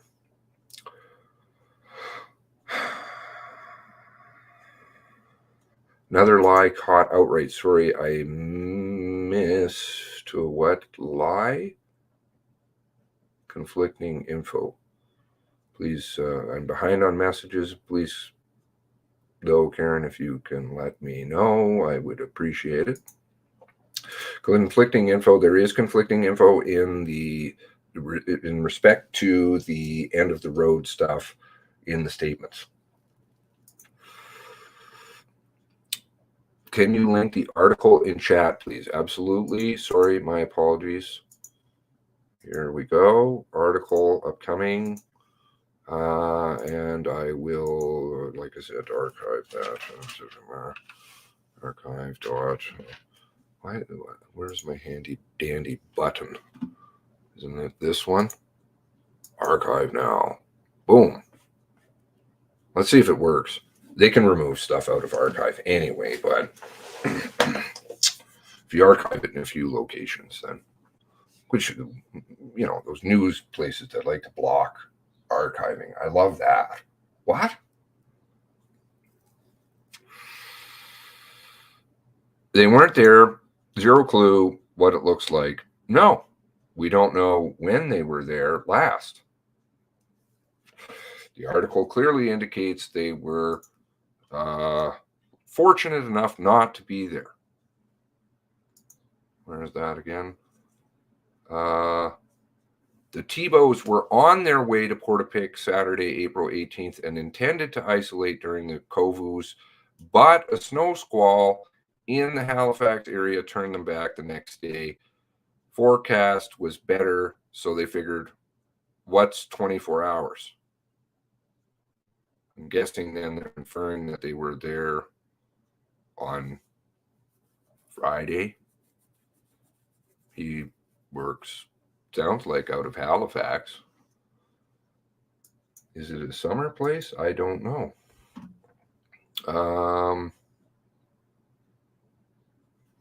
Yeah, what was the snow conditions? Let's just have a look at that.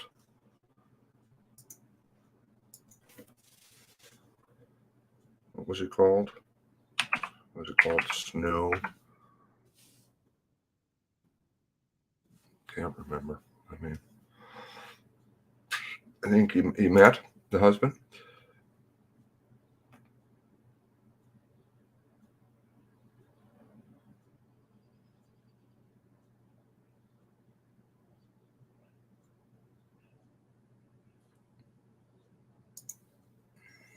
"28 minutes. He was nice. Cable was down, so I spent." Cable was down. So it was cable. Cable? Not rope? Cable. Cable was down.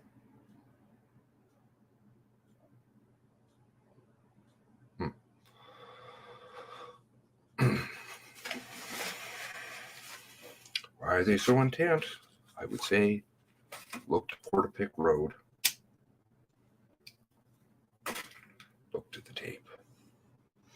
30 minutes, military personnel overrepresented in every aspect of, federal government. Let's put it that way. Federal government, very well represented.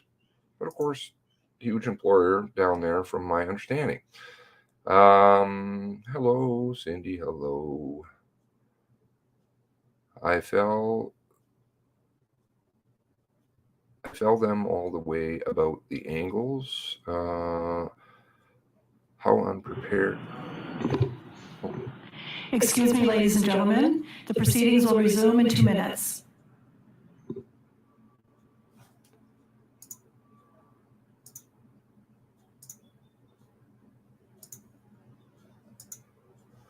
Proceedings will resume in 2 minutes. How long are we up to now? Stream glitches out. Touchy subject sometimes. Very interesting. Of course, the tech fund. My sarcasm is extremely heavy in case anybody doesn't get it yet. Those of you who don't know me. Very heavy. Lots of shit going on, man. Tech fund.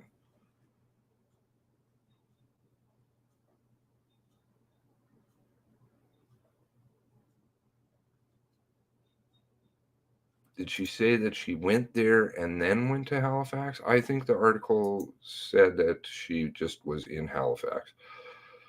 Couldn't get from could get there from Halifax, but Lisa was able to spend the night in the woods overnight. Well, it's not. It's a bigger province, is it not? But I'm not super familiar. I was trying to find the snow video. I don't think I found it. What was it? I don't even remember what it was called. Indo made a video. He posted a long time later. Year and a half, I think it was. Ah, here we go. Calm before the storm, he called it. Here we go. This was apparently the conditions in Halifax that night. Because, you know, you just randomly film stuff outside and then post it a year and a half later. When did he post that? August 26, 2021. Okay.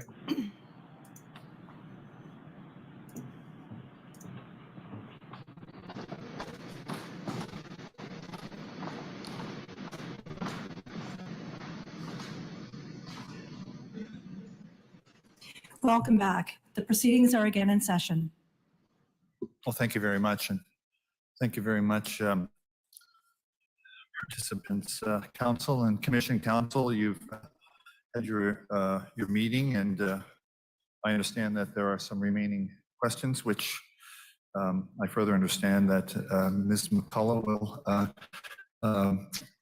would like to pose to her client, actually. So we're pleased to have that happen, and call on you, Ms. McCullough. Thank you.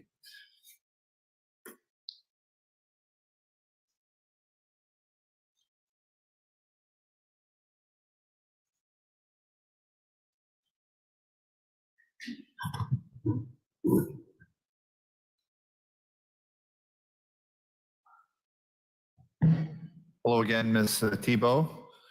Hello again. Your counsel, Ms. McCullough, has a few questions for you. Thank you. Hi, Ms. Thibault. I'm just asking a few follow-up questions on behalf of the Participants Council here today. In your testimony this morning, you had described your use of the road alongside the Blueberry Field Road. We've been calling it the Blueberry Field Road. Can you think back to about the year prior to the mass casualty event? How often do you figure you would have used the road? I use it all the time. So at least once a day, I walk around there too. Leave the side by side there in my vehicle. So it's a road I know very well. So When you say your vehicle, what types of, aside from side-by-side, what vehicles would you drive on that road? a SUV and a Honda Accent hatchback, small car. Thank you. And so you had just talked a little bit about the quality of the road. You'd actually used the phrase, it was in better condition. When you say it was in better condition, what did you mean by that? In better condition than what? In 2016, it was a little rough, you know, gravel and a little bumpy. And there was more like if a heavy vehicle came in, it kind of sunk down a bit, so more difficult with a tiny car. But since then, he was working on the road all the time, making it wider, gravel and grading it. It was quite nice. It was And- better than our Orchard Estate Road. Okay, do you mean Orchard Beach Drive? Yes. Is that what you mean? Okay. And when you, so you talked a little bit about it changing from 2016 to 2020. And you described it, the condition it was in and around 2020. About how long it had it been in that condition? Prior to 2020, roughly how long had it been in that better condition than Orchard Beach that you just described? Well, there was no potholes like there was in Orchard Estate. He was always working on that road. The person who owned it, grading it, and so it was improving it all the time, so.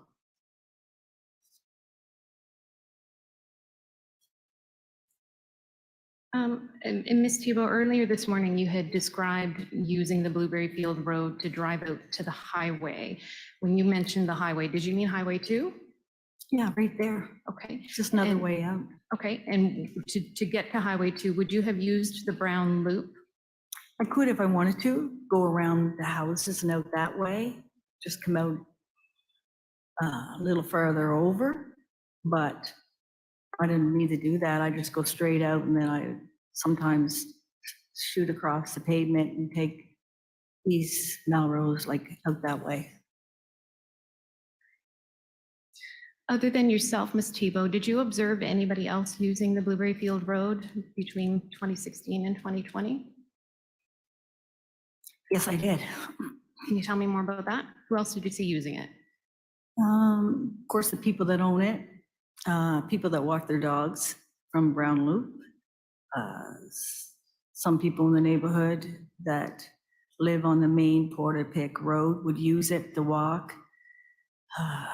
Seen Lisa there once. Some people in Orchard Estate would use it, just drive around, different people. I've seen people that, I don't know who they were, with trucks and that. Yeah, And what kind of trucks were you describing just now? half-ton trucks. And you would see, of course, machinery for the blueberry field, for grading the road and the fields and stuff. Did you ever observe the perpetrator use the Blueberry Field Road? I only seen him once on that road. When did you see him?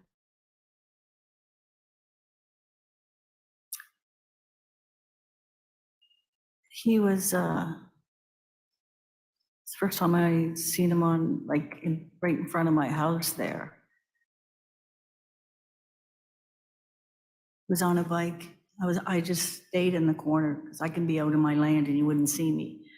And I saw this guy and he was looking everything over, like going slow. So he caught my attention because it's not something I see all the time, right in front of my place. And then he went on the blueberry field and he was just looking at everything.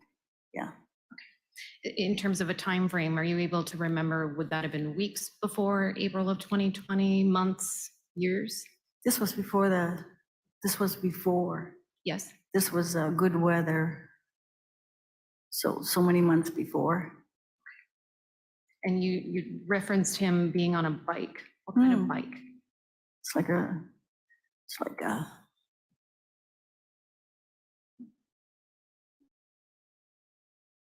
a bike you would use. Can sample can I give? I don't know what the make of it was. Be one of those. I apologize, I didn't hear that answer. Sorry, could you just repeat it, please? I don't know what the brand one of the bike was. It was something you use the bike anywhere. Do you mean like a motorized bike No. or a pedal bike? Be like a pedal bike. Thank you.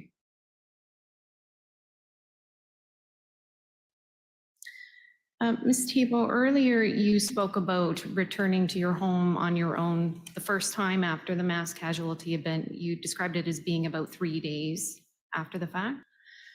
Did you have any contact with the RCMP prior to returning to your home after the mass casualty event?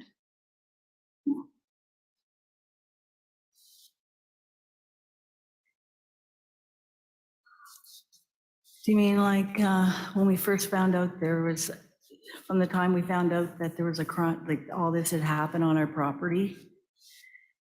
We had contact then, like my husband called 911 and spoke to somebody a couple times, and sergeant after that. Were you present when these calls were made? Yes. Okay. And do you recall roughly when? Well, early that morning, when we were heading our way back Or which date? Early what morning? after the murders. Would that have been, so April 19th or? Yeah, in the morning, Okay. because we were going that night, but we changed our mind on the way back. And do you recall what was communicated during these conversations with the RCMP? We just found out that all this stuff was happening,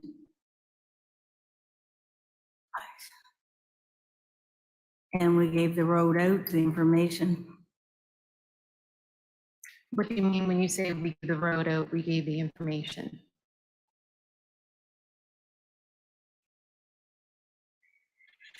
We told them that how to get out of there, the road out, the blueberry field. There is a way out of there. And I also wanted to know about, we gave names of the people in there. Excuse me.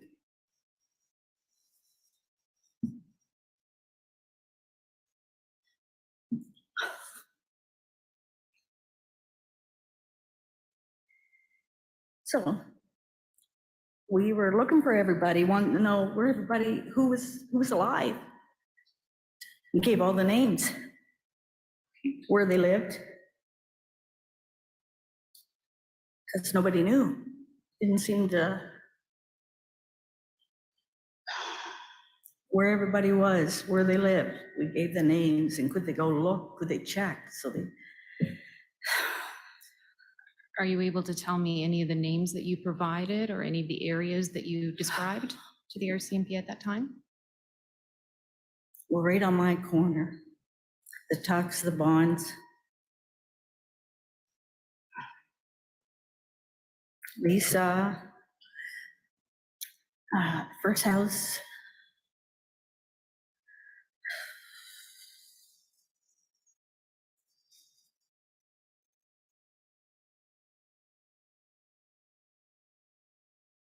We just let them know, and we're Leon, I was looking to see if he was still alive. And I don't know, they just told me the people were still, half of them were still alive and they weren't.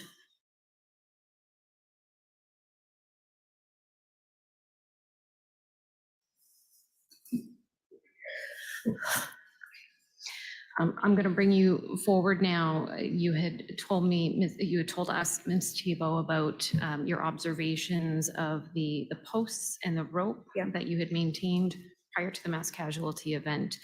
And you described finding it on the ground. And I'm wondering if you can tell me, did you observe anything different about the rope or the ribbons, that portion? Did you notice anything different about that aside from it being on the ground?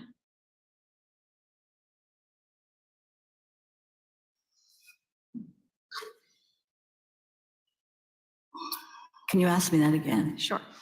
So you had described when you returned about a week later with your husband, Peter, that you guys made observations of the posts and how the post was broken and the rope was flung.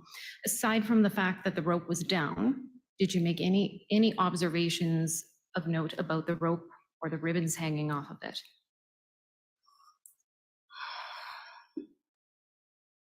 One post is snapped in two, it's missing.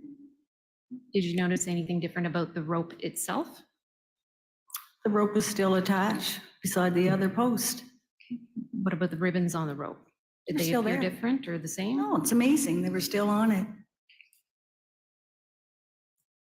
Okay, and I just have one last set of questions for you. Registrar, for this, I would need to call up Exhibit 282. That has a COM number 51447. Ms. Thibault, this was a series of photos that Mr. Van Wart was showing you earlier this morning.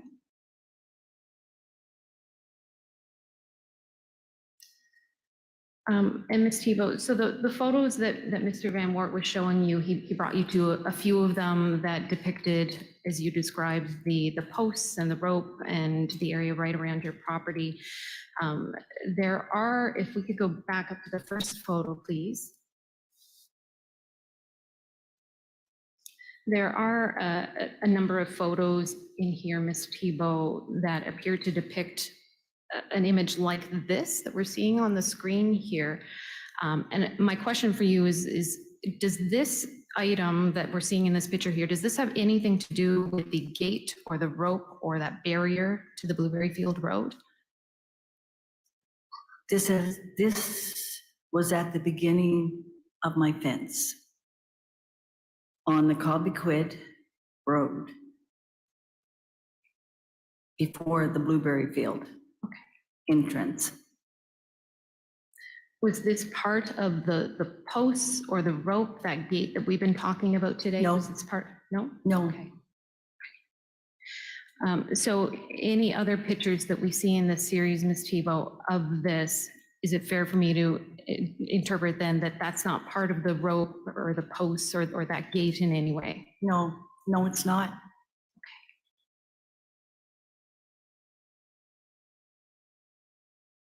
Okay, those are my questions, Ms. Tebow. Thank you. Thank you, Ms. McCullough.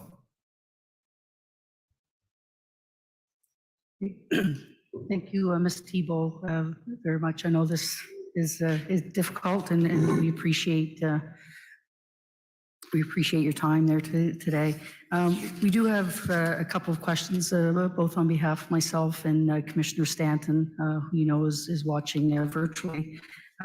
So I'll start from the top, but there are a number of them, so just take your time if you would. You had mentioned in the first half of our session that when you went back at one point in time, you noted tents in the Blueberry Field, and you had made mention that there were a lot of people around and a lot of police around. Was that the observation made the first time you went in or the second time? This is second time. Okay.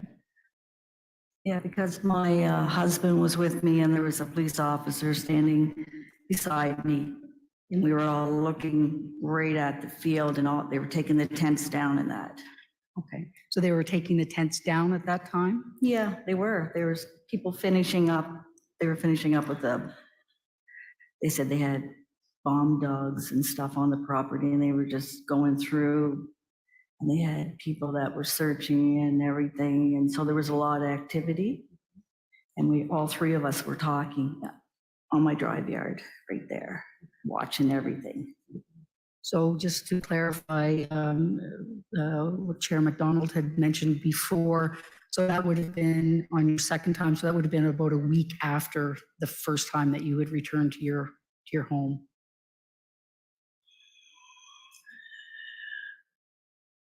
No longer than a week. It's just that I had to return with my husband then because he doesn't live there full time and they wouldn't let him on the property. So, yeah. Okay. When you observed the tents in the field, when you went back that second time, did you observe any vehicles in the Blueberry Field area, or was it just tents and people? They were moving around. You'd see police RCMP going by and stuff. That's about all I observed because I was so focused on straight ahead and the person beside me was talking a lot. Okay. So no recollection if there are actual vehicles in the Blueberry Field? Oh, yes, area? there was. Okay, Yeah. okay. You'd mentioned at one point, I believe it was on the second trip back with your husband, that you and your husband were talking to a police officer near the gate, and you didn't know the officer's name, but you did make comment about the state of the fence post at that time, or the gate post at that time.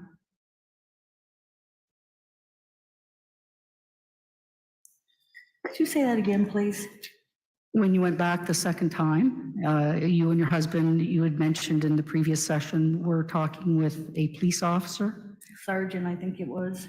sergeant, And I believe that there was observation made about the fence post or the gate post at that time? Yes, there was. We were looking directly at it, and then all of a sudden I was like, oh, what happened? Yeah. And do you recall if the police officer made any comment or observation based on your observation? No, not really. No, it just was like there was so much going on and it, no, nothing was, no. Okay. Thank you. It just was like, oh, was that up? Yeah, it was up. That's, Okay. You don't recall the officer making any notes? oh no, he wasn't, no, he was standing like this. And he was talking about what was going on, how they were leaving and they were using my yard and stuff. So no, he was just letting me know what, no. Okay, thank you. You had mentioned,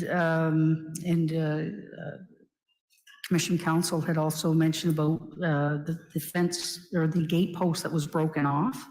And I noted on the signs that there were signs on the gate post. Yes. You had made mention that there wasn't much left of the number 3. Can you tell us a little bit about that? Looks like it's broken off or when flying, it just wasn't, I just noticed even now it wasn't replaced. It's only half there. Okay. It took a banging, the post took a banging, so you could see that. Okay. So just help me just to visualize this, if you would, the loop end of the rope that you were referring to that was still attached, that would have gone down over the number 3? Yes, Okay, secured. okay, thank you.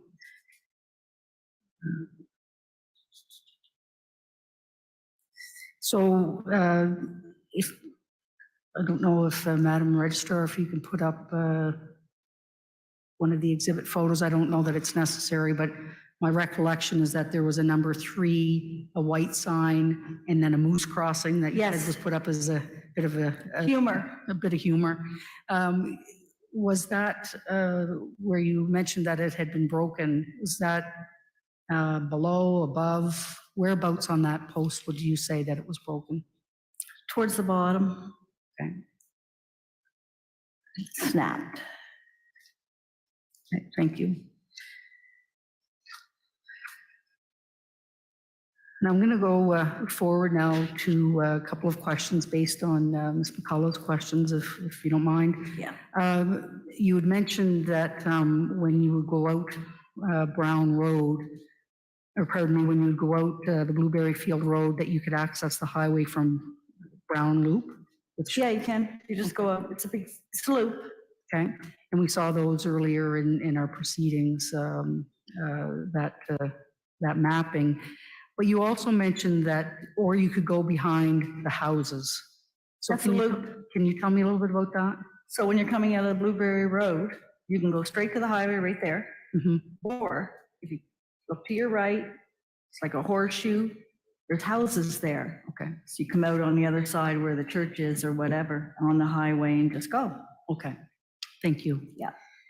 And one last question, in response to council's question regarding the perpetrator, you made comment that you saw him once on the road, and you're trying to position when that might have been time-wise, and you said that had been some months before during good weather.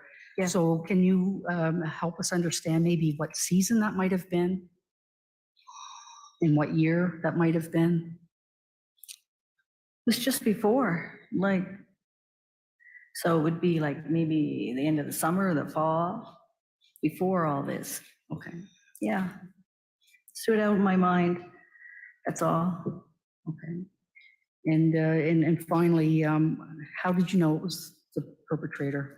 Because I asked everybody who, description, who that would be. The first time I ever seen him without his hat, right? He had his hat with him hanging from his bike, like the handlebars, but he didn't have it on. So I described him and I said, who is that? Who is that? And was that, well, did you have that conversation with others in your community at that time, or was that? No, I did it right afterwards. I mean, because, you know, when you go to the garbage up there, you get to talk to, we used to have a garbage up the road and talk to whoever, like I pass everybody. So, you know, I asked Lisa and stuff. So they've been there longer than I have and they knew everybody. Yeah. So we always talk. Thank you very much. That's all my questions, Mr. Chair. Well, thank you so much, Ms. Tebow. I know this is not an easy experience for you, but on behalf of the commission, we really appreciate the fact that you were able to come today and answer the questions that were asked. So we very much appreciate it. Thank you. Thank you. Mr. Burrell, I will have to just take a couple of minutes to get ready for your presentation, but you are, Ms. Tebow, you're free to go, as they Thank say, and thank you again. And we're just going to change a few things here so we can get ready for the presentation. Thank you again. Yeah.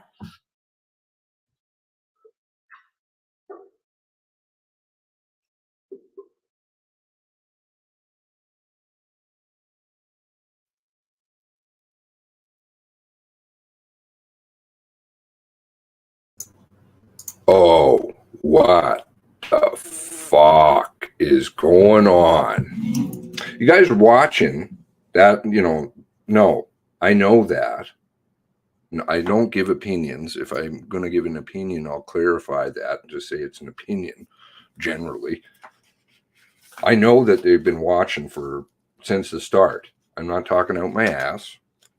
I have proof of some of it. Now you're going to take a break? What for? You stepped in a lot of mud here.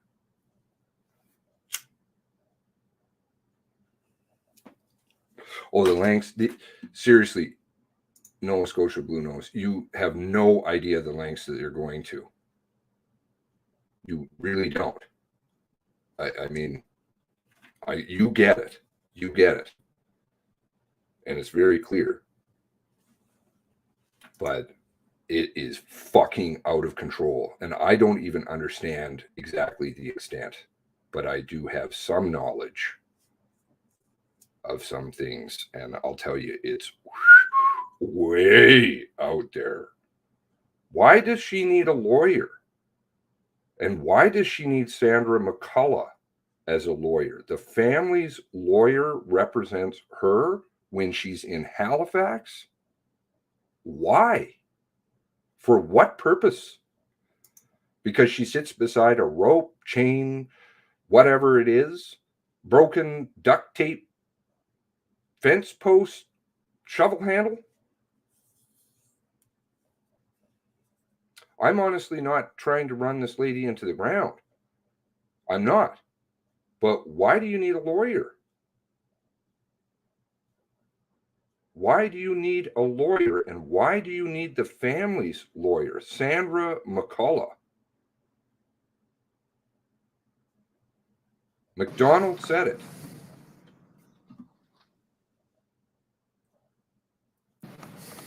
Who's paying for it?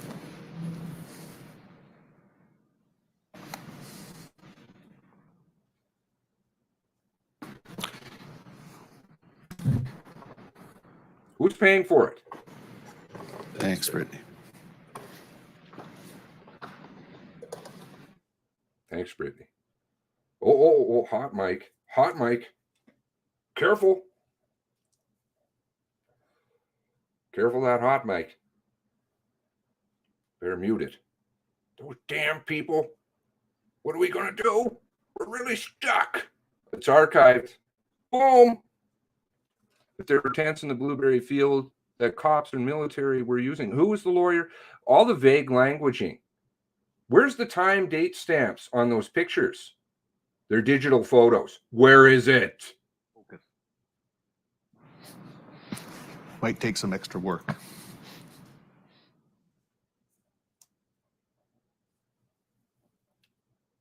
Might take some extra work. Ooh. They're going to mute it now.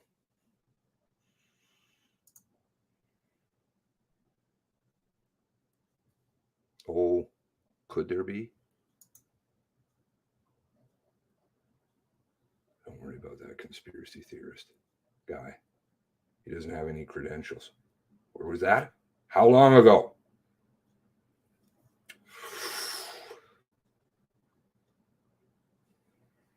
Oh, Mike. I don't mean to get excited, but I get excited because I don't like shenanigans.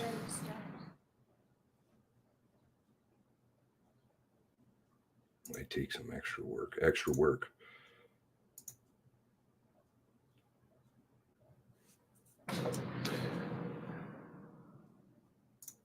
Commissioners? Please Mr. Rowe, share. thank you whenever you're ready. Thank you. Commissioners, participants, Nova Scotians, Canadians, and those, of course, beyond our borders who have been impacted by the mass casualty of April 18th and 19th. My task here today is to introduce two foundational documents. Those documents are entitled 2328 Hunter Road and Highway 4 Wentworth. I will do these separately. We're going to speak initially before the lunch break about 2328 Hunter Road. Anticipate that these presentations will be about half an hour long, give or take a few moments. With respect to 2328 Hunter Road, the presentation is an introduction into the next in a sequence of foundational documents produced by the Mass Casualty Commission. It is an attempt to provide factual insight for the Commission so that they can carry out their mandate. The facts herein mark a time period in which the perpetrator reactivated his rampage on April 19th after a brief respite overnight in Debert. So you would have heard the presentations and seen the foundational documents from Portapique overnight into Debert. This moves us along in the chronology. Most importantly, however, this presentation deals with the homicide of 3 people in or around the property at 2328 Hunter Road in Nova Scotia. They are Alana Jenkins, Sean McLeod, and Tom Begley. And unfortunately, as I have said in some of the previous foundational document presentations, the information that you're going to hear is disturbing. You need to know that. But there's an extra level of perhaps difficulty with this presentation in that the information is sparse and that it's difficult to present for you a in-depth, detailed amount of information with respect to what actually happened at 2328 Hunter Road. I will do my best to inform you of what we know as of March 30th, 2022. And of course, I would refer you to the foundational document, which gives the details the information in much greater detail. We will do our best to inform you, the public, of what we know and do our best to honor the memory of Alana Jenkins, Sean McLeod, and Tom Begley. Madam Registrar, I wish to mark and tender the foundational document 2328 Hunter Road. That's Exhibit 283. 283, thank you. I wish as well to mark and tender the source material associated therewith. So exhibited. Subject matter of this presentation is the introduction, is the information currently available to the Mass Casualty Commission in relation to the events on April 19th at 2328 Hunter Road. We'll proceed with the introduction. As I am wont to do, we're going to start with some geography, simply because I would respectfully suggest that in order to know what happened, you have to know where you are. And the focus of the presentation is going to shift from Colchester County to Cumberland County. Cumberland County is Nova Scotia's most northerly, that is Nova Scotia mainland, most northerly county. You'll see that it borders on the New Brunswick border. It is geographically larger than Colchester County, which means it's substantial. It is population-wise less populated. I have indicated in this slide some locations for purposes of getting ourselves oriented. We've talked so much about Portapique at the bottom part of the slide. The top of the slide will show you Wentworth. Wentworth is an area known well to Nova Scotians. My own personal experience, there's no more beautiful place in the fall than the Wentworth Valley. You'll be familiar, of course, with the fact that it has a ski hill there as well. So this is the area that we're talking about. Folly Lake is also going to be discussed, but will be discussed a little bit later. Glenholm is also a locality that we will eventually discuss later in some of the presentations that will be coming to you on the basis of information from the foundational documents. So, as I also want to give a sense of the locations and how they are connected in Nova Scotia with respect to their travelways. The 104, we're all very familiar with. We've discussed it in the past. It's the Trans-Canada Highway from the border to Cape Breton. We've also discussed in detail Plains Road. This is the area that runs through Debert. Highway 4 will be important for the purposes of this introduction today. As I discussed maybe previously, I always referred to it as the old highway. Sometimes it's referred to as the Wentworth Road. You'll see where it circumvents the Cobequid Pass area and the 104 highway. From exit 11 in the south at 104 to exit 7 where it reconnects up with the 104. It's about 47, just shy of 50 kilometers through the Wentworth Valley. It runs through Folly Lake and Wentworth, as discussed. The focus of this introduction will be Hunter Road. So I confess I did not know of Hunter Road until my work in this Mass Casualty Commission. Hunter Road is at the north, runs off of the Highway 4 in the northern portion of Cumberland County. I'm going to move a little closer geographically to give you a sense of where we're looking at in terms of 2328. And we're going to start it all by the Wallace River. Nova Scotians will know of that. The Wallace River is a 50-kilometer long river that empties into the Northumberland Strait from central Nova Scotia. Highway 4 is delineated at the bottom part of the screen. That's the highway I talked about earlier. Hunter Road is delineated here. Hunter Road runs from Highway 4 north, roughly along the Wallace River, west side of the Wallace River. It is a gravel and graded road. It runs up to Fountain Road in the north.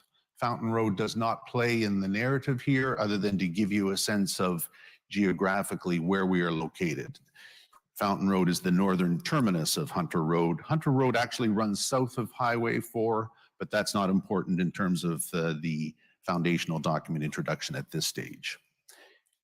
2328 Hunter Road is tucked into a horseshoe bend in the Wallace River, about halfway from the Highway 4 up to Fountain Road. This brings you in a little closer to 2328. Hunter Road. 2328 Hunter Road was the residence of Alana Jenkins and Sean McLeod on April 19th, 2020. It is 5.4 kilometers north of Highway 4 intersection. It's a residence that's located east of Hunter Road, down about a 160-meter long driveway. The home overlooked the Wallace River. It's a striking location. You'll also notice from the slide that there are other residences located in that horseshoe bend, a little bit south of the driveway. There were residents at the time of the homicide of the McLeod-Jenkins household, those parties, who made some observations and are recorded in the foundational document. So we will now be discussing the available information to the Mass Casualty Commission that discusses the perpetrator's route from DeBert through to Hunter Road on the morning of April 19th, 2020. And you'll be familiar with this location, the Angelina Pizzeria location. There's video that we'll be looking at, and we have actually seen previously. Then we'll be looking at some video surveillance at Folly Lake. And then finally, video surveillance in the south of Hunter Road, just south of the location at 2328.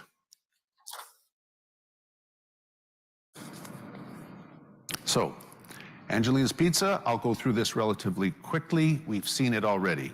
5:45 a.m., April 19th, vehicle seen traveling west on Plains Road, not going south down the Masstown Road, but proceeding towards Highway 4. And then Folly Lake. Folly Lake is a locality just south of Wentworth and south of the ski hills, most of you will know. And there was surveillance that was taken from a residence on the west side of that area. There's actually 2 pieces of surveillance that caused a great deal of, how shall I say, inquiry with respect to what was seen. In this scene, this slide, you will see at the top a travel portion of highway. And it is running south to north. The view from the residence is on the west side. You'll note on the top of the screen that Highway 4 will show a vehicle traveling from the right side of the screen over to the left side. The timestamp says 6:25 to 6:25:16. It's actually recorded to be about 10 to 15 minutes fast, leaving the Mass Casualty Commission to conclude that what we are seeing is at around 6:10 to 6:15 a.m.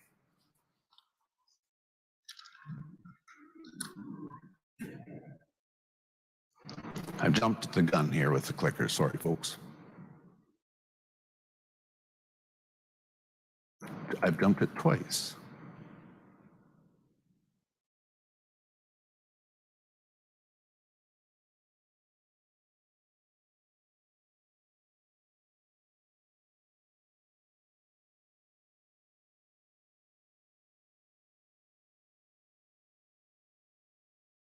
So very quick, grainy coverage of what looks to be a marked police cruiser operating from the south going towards the north on Highway 4.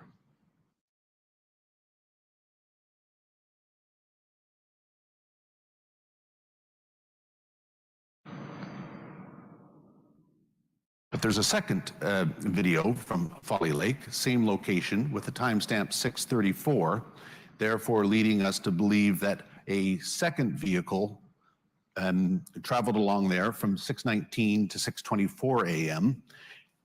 And it's seen as followed in this video in front of you.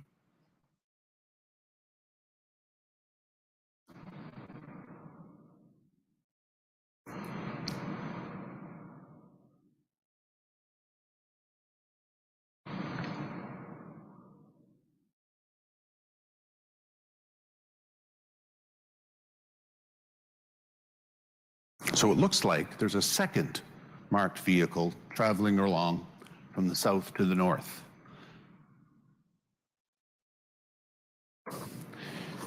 That required a certain amount of work by investigators to determine, is this the perpetrator? Is it the perpetrator once? Is it the perpetrator twice? Is he the first car? Is the second vehicle? And it would appear, and it can confirmed in the foundational document from the GPS data that was located, that Cumberland District Officer or member Constable Cheeseman was passing the residence at Folly Lake at around 6:19 a.m. So you'll recall Constable Cheeseman's name coming up earlier. He was actually on his way to the Portapique and went down Station Road and was part of some of the inquiry with respect to where and what route the perpetrator took to leave Portapique. Constable Cheeseman at 6:19 a.m. is leaving Portapique and is going back to Cumberland County, and his vehicle is observed. That leads the Mass Casualty Commission to conclude that the perpetrator passed Folly Lake in the first video at 6:10 a.m. And that's consistent with timing that we have seen. The third video that you can view, and we will view, is at 6:29 at a location on Hunter Road. Once again, a residence.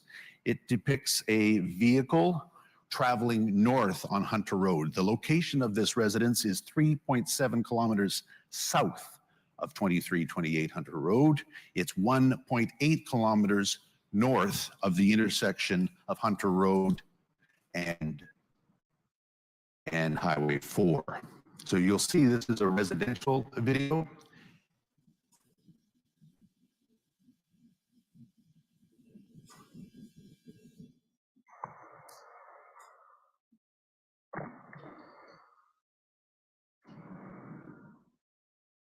It's a short video. It's obviously, once again, not entirely clear. And when you look at all the videos together, some of them are extremely easy to make out what you see. Others are less easy to make out. This will show you that what appears to be a marked vehicle or marked police vehicle operating, traveling north on Hunter Road at 6:29 a.m. So, it is unclear exactly the timing of the arrival of the perpetrator at 2328 at Hunter Road. With the information available to the Mass Casualty Commission, we come to the conclusion that he arrived there at some time after 6:29 a.m. And then there would have been interaction with the residents at that location. The Mass Casualty Commission has looked through the forensic information that has been provided in the materials. We are of the belief that the Alana Jenkins would have experienced injuries consistent with having been shot. It is unable from the material that has been provided for us to determine the cause of death specifically of Sean McLeod, other than to say it's consistent with the fact that if one was shot, it's likely the other was shot. The home was burned, eventually, burned to the ground, burned beyond, how shall I say, much useful ability to obtain forensic information. But it would appear that the homicides of Alana Jenkins and Sean McLeod appeared relatively quickly on the interaction with the perpetrator and those two parties.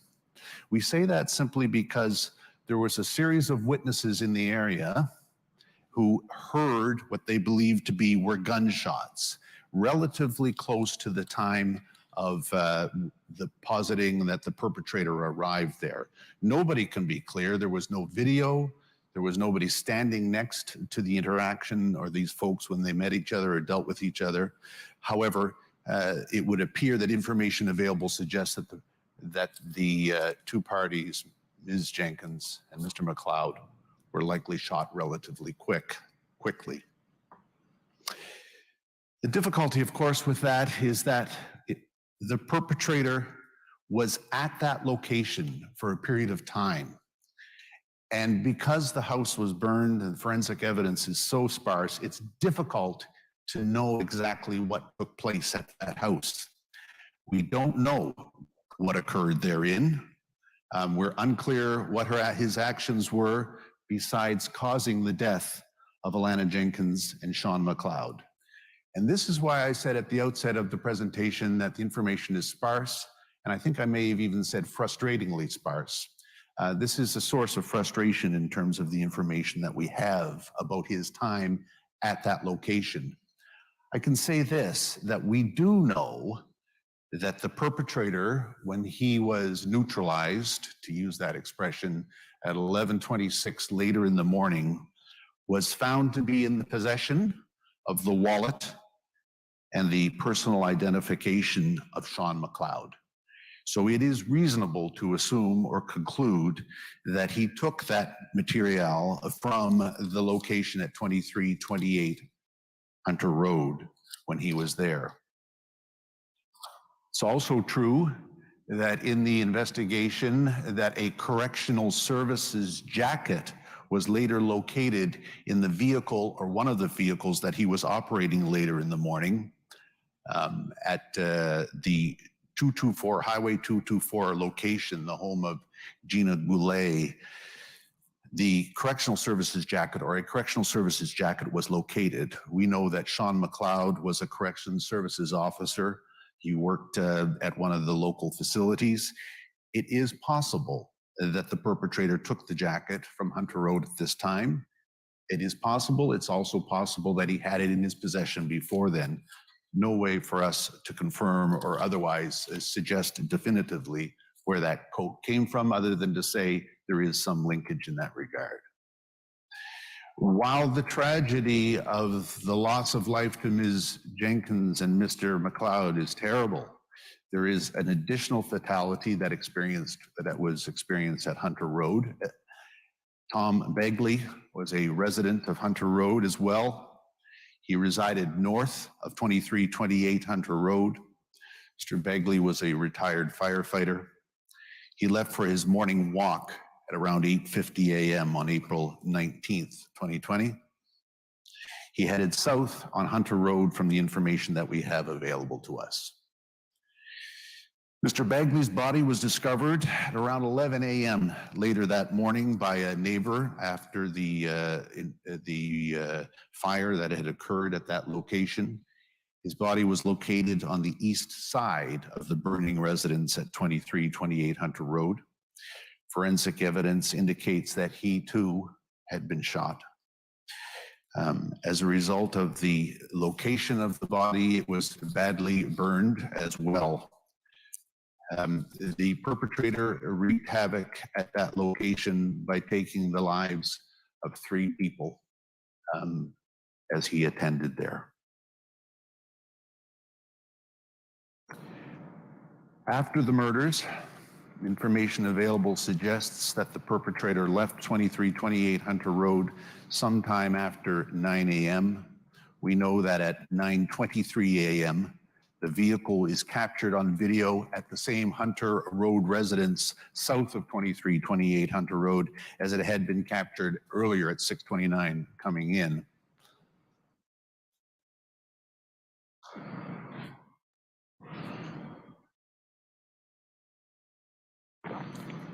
Once again, a very quick display of a vehicle traveling by, but you can see obviously the direction of travel from the vehicle heading south on that road. Now, the foundational document will get into observations, statements, information that has been provided by witnesses conducted in the investigation. There are a number of neighbors and people within the Hunter Road community who made observations. The slide before you is an attempt to summarize/synthesize what has been said. For purposes of specificity, the foundational document will obviously be the source of significance for you. We know that from the information that has been provided, neighbors say that they heard what sounded like gunshots between 6:10 and 6:40 a.m. That's consistent with the arrival of the perpetrator at that location and is perhaps the basis of my remarks earlier that it's believed that Mr. McLeod and Ms. Jenkins were shot early on in the encounter. The neighbors say between 8:30 and 9 a.m. they report hearing gunshots at that time as well. That perhaps is as consistent with Mr. Begley being present at that location. Once again, that's information that we have from all of the neighbors reporting information. Smoke was noticed to be coming from the direction of 2328 Hunter Road at around 9 a.m. This too would perhaps lead to the conclusion, and I say perhaps because I've discussed earlier about the sparseness of information that we have, that it is possible that the fire was lit at around that time after the perpetrator stayed there for a period of time. And between 9:15 and 9:20 a.m., witnesses observe a police car traveling south on Hunter Road. We also have the video, of course, that confirms those observations. At 9:48:14. In Cumberland, I'm not sure if this is associated at all, that a female called from Hunter Road area, said she reported heavy black smoke coming from north of her location, and she can also hear explosions, but yeah, Wentworth Fire has been advised. So the OCC indicating to Cumberland, I'm not sure if this is associated at all. The reference therein is to the fact that perhaps 6 minutes earlier, there had been a call with respect to the homicide of Lillian Campbell in Wentworth, and that dispatch had already been undertaken. So the question becoming at this very early stage in information gathering is whether the two were associated at all.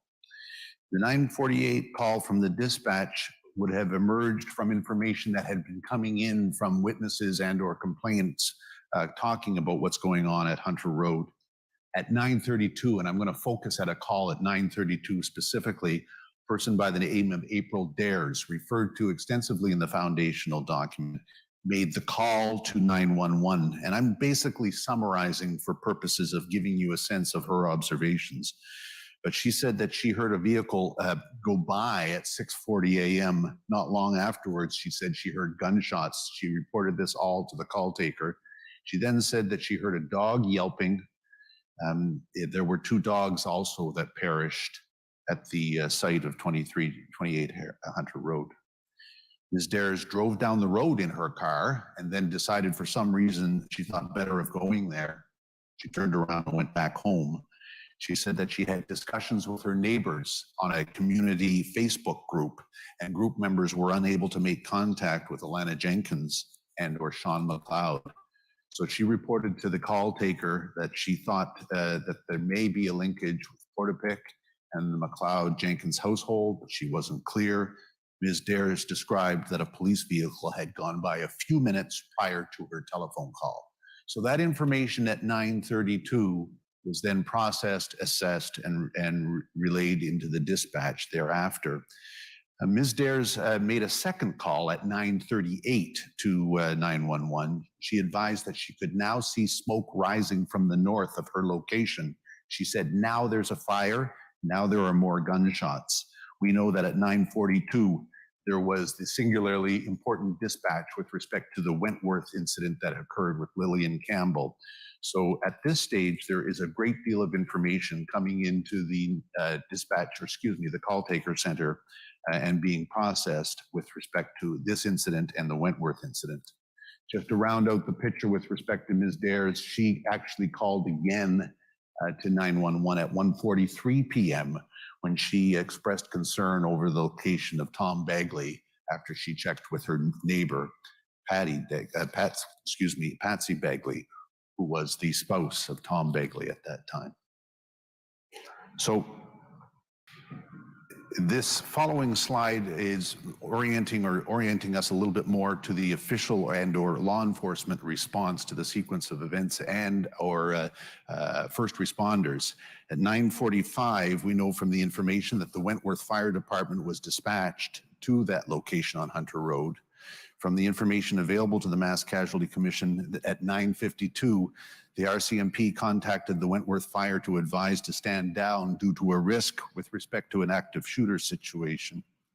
Information available to the Commission also indicates that EHS was dispatched at 11:12 a.m. and at 11:17 a.m. RCMP officers Harvey and Bray from the Cumberland District arrived at 2328 Hunter Road and made some very terrible, awful discoveries. At 11:25, due to those discoveries, the ambulance that was originally dispatched was canceled due to the severity of the situation.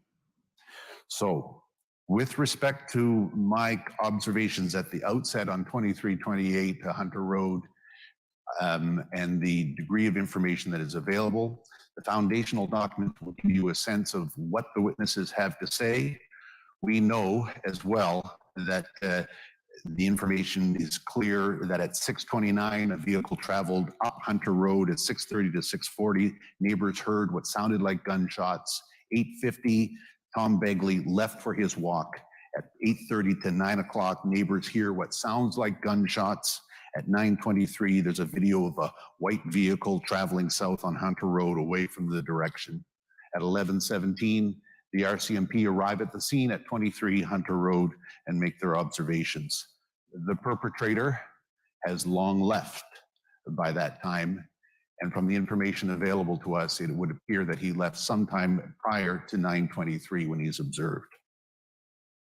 What we cannot say is what the perpetrator did at 23:28, other than the materials that he likely removed. You said at the outset there was some frustrating sparseness to the information.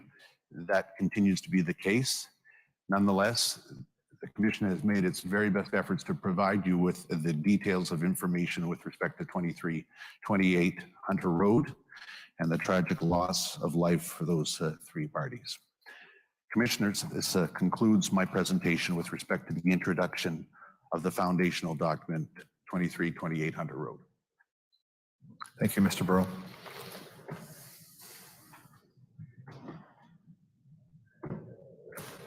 Yes, thank you. Thank you again.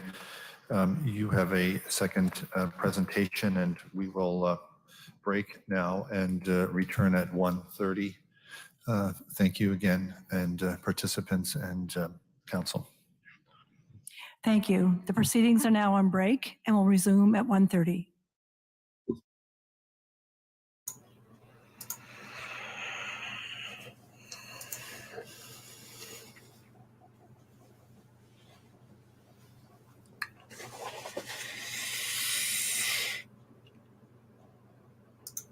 Well, it is lunchtime, I suppose, now, so makes sense. Video.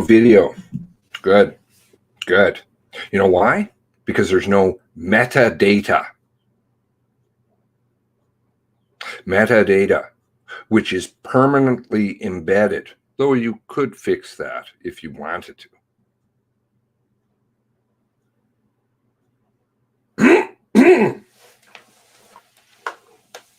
Permanently embedded. They show you a little tiny picture of a video. They say, oh, look here. You see? Can't you see? 2 cars. Okay, 2 cars. Oh, by the way, that time's out too. They're getting hammered. I hope you guys are sharing this one. And if you're not sharing, I have questions why you're not. Been watching. People who are saying that they're all part of this. Good. I'm glad. We all need your help. Fuck, I don't get on my hard drive.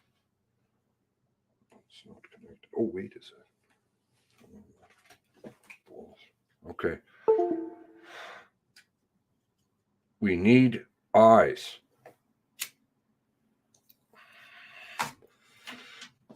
Now in 15 minutes. Let's see. Timing this. Hope you guys are timing.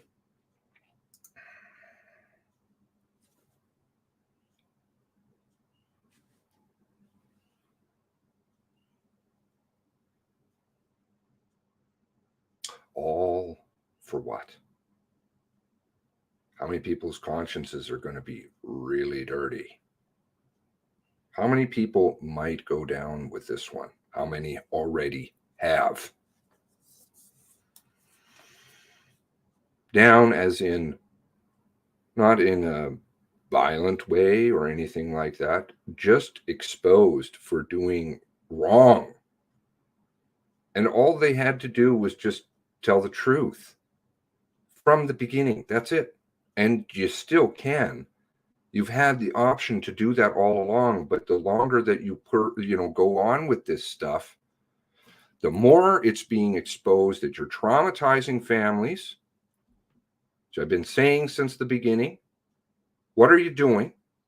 Why would you do this to people?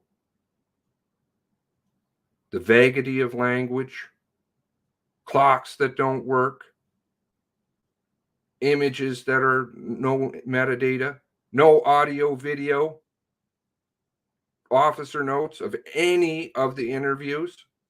Where is everything? Everything. You want to say you're looking for the truth? The truth isn't hard to find. You just put it out there. Real easy. Real easy. They have spent, I'm not kidding, it's not 13 million. We have no idea how much it is on covering this up. For what? I'm not being tinfoily. I don't know. You can theorize about things. There's lots of theories abound. Some of them are even theirs. Disinformation that they've been throwing out there the whole time. The Facebook groups that are administrated by interesting people. Oh, you had to nerf that video.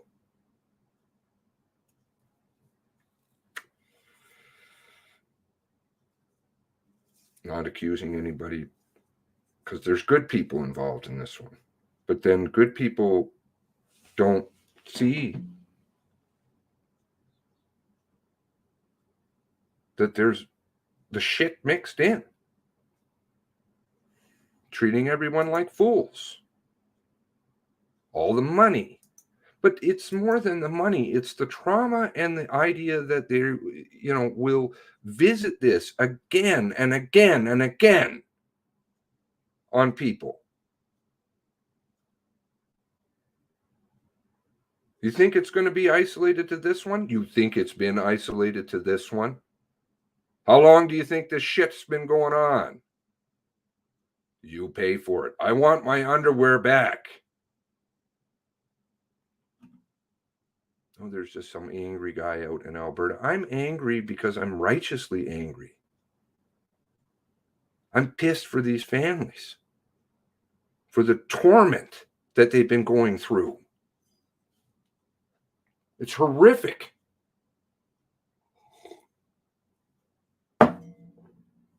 What about these people's children? What if it happens to them? You think that they're going to, all these people think that they're above this. No. They don't like you. You're out. They're not going to watch out for you.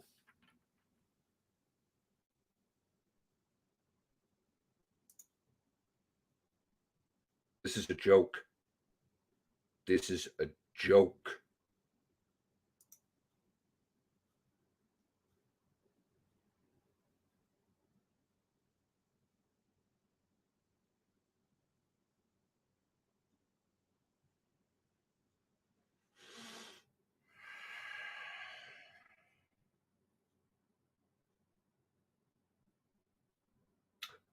We can get things wrong.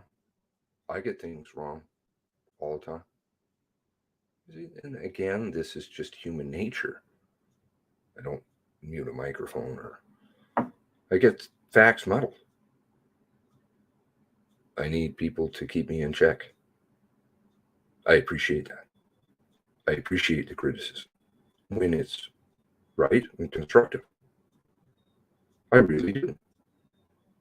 Because how can I fix and better myself and spread a message that hopefully is closer to the truth if I don't know that I'm wrong? Sound familiar?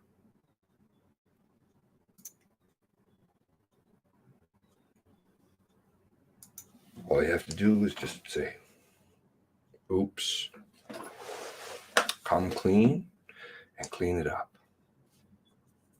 Want better communities? Those most affected. We're all affected in this one.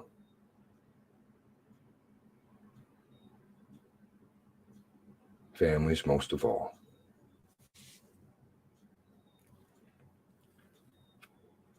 And people are waking up. Slow but sure.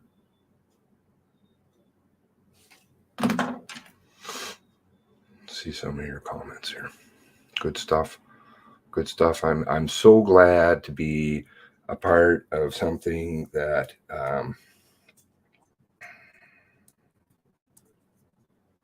is struggling.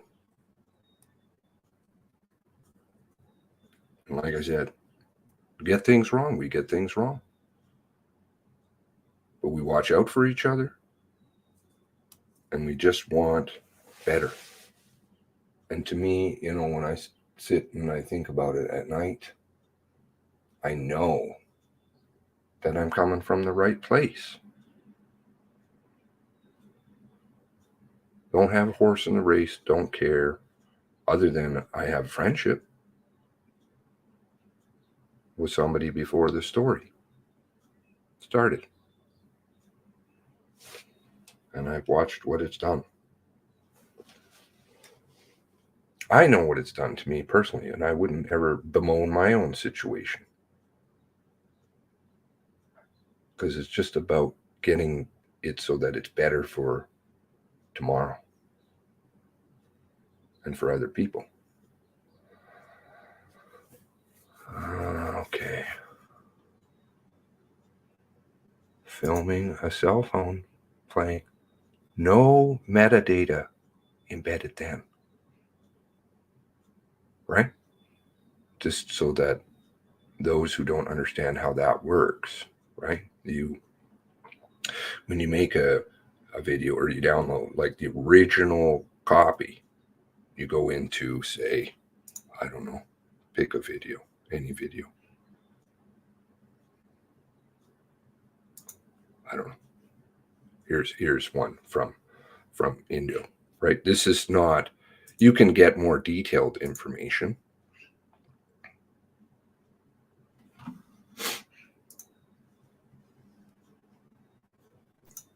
Okay.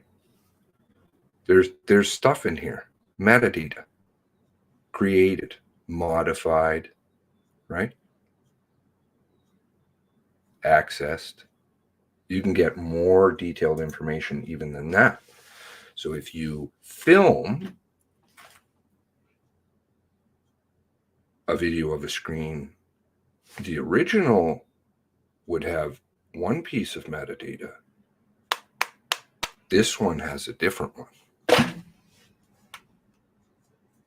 And you can't get this from this.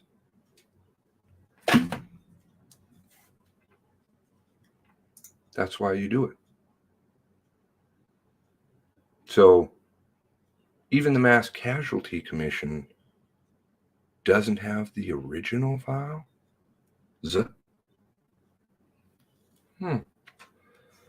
Witnesses, unsaid, unknown, who knows, somebody said something, unspecified, what, indeterminate. Listen to the language. We don't really know. Working copies, it's a draft. We're still revising 2 years later. When you do something, do you need to revise it years later? It's very complicated. How much? How complicated? One of the lawyers said it. One of the lawyers said it early on. Over 500,000 pages. What? 500,000 pages. I'd like to know, an area, a height of a building, 500,000 pages of documents takes up. Think of all the paper. All this stuff is printed out, scanned copies of it so that you can't search it. Taking down files, yeah. Where are you at today? I still have those windows open. I misspelled fucking balls. 263 today, right? And it was 264, but that's not, I don't think that's the extent, because they said we're still editing. Okay, so does that mean that you take down copies and then change them and then put them back up? How would you know?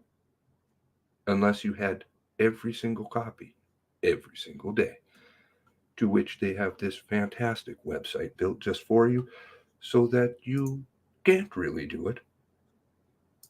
Even though Julie did advise us as how best to do that because she understands.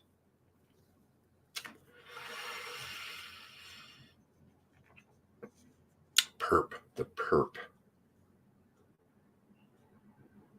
The crime. What are you speaking of again? Ballistics. Where's all the ballistics? Where's all that? Where's the RCMP clothing? Maybe I've missed that. Still haven't seen it. Where's an eyewitness to the RCMP clothing? Again. Because he's changing, and then he's changing back, and then he's changing back. Why? Again? Do you need to change?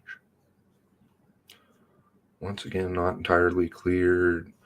Didn't even neutralize himself. Right. What made them think all of a sudden after he neutralized himself that he was still alive when nothing had taken place? Right?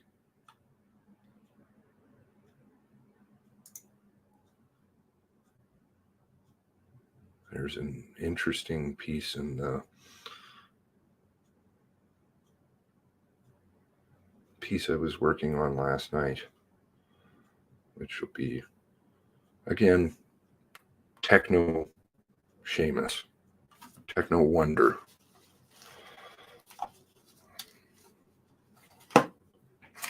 Maybe I should go through and edit it. I just don't have time. I don't have enough hours in the day. I really don't. And I'm trying to even lead a normal, some kind of, no, not normal. Anything but normal. Trying to have a semblance of a life. These people have taken that from all of us. And most of all, of course, the families. Not just these people. I don't single these people out. And I'm sure that there's good people in there too. You don't need fucking 7,000 lawyers. Trust me. I understand law a little bit. You don't need it. When you're telling the truth.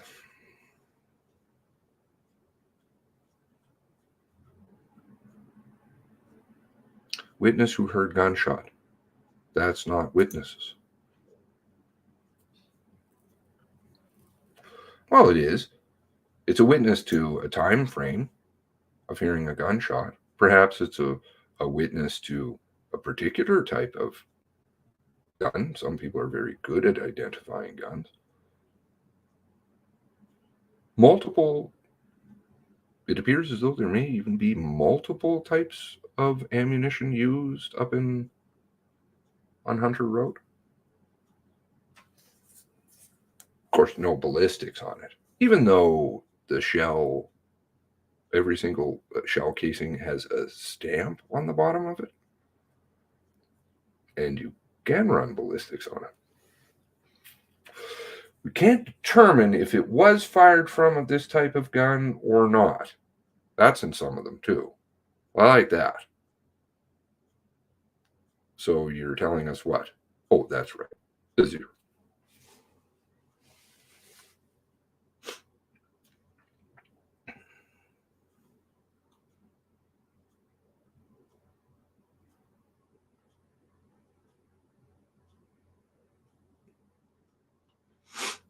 In this day and age, everything's on the cloud.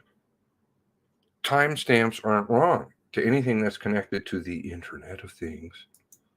Everybody has the same time. Almost. I don't know. I noticed my phone was off one day. I never got that figured out. It was off by a few minutes as opposed to, but everybody else's phones pretty much are on time. The video of the doorbell. Sorry, where was that? The doorbell comment, was that it? the doorbell. So there's two, that never really added up. There were two cameras almost of the same angle, and in one of them you have picture in picture. The other one doesn't seem to indicate that there's a picture in picture thing going down. They cut the timestamp out of the original one, and the detail, what was it? The detailed, very extremely detailed timeline, according to the press.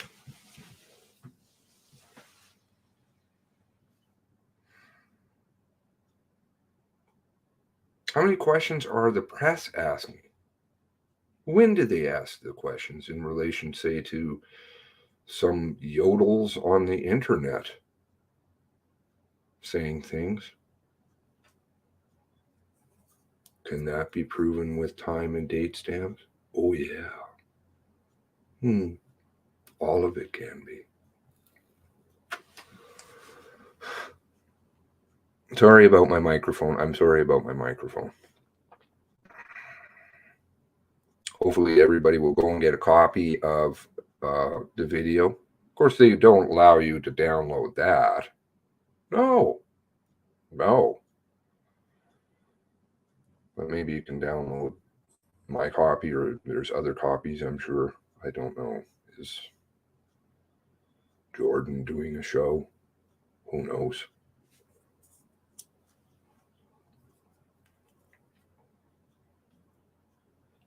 Maybe you can pick it up over there. I don't know, videos go down. Go back up. I'm not sure how everything works over there. Again, call taker. Thank you, Donna. Thank you to those of you who share. I really appreciate it. I know the families do too, because they want people to ask questions, because they're just looking for the truth. 911 data. How come callers aren't giving firsthand accounts in front of MCC? Absolutely. The perpetrator is dead. This would be like Lisa or any number of people. Policemen not giving testimony, only certain ones. Lawyers having caucuses. What do you think they do in the caucus? Might that come out?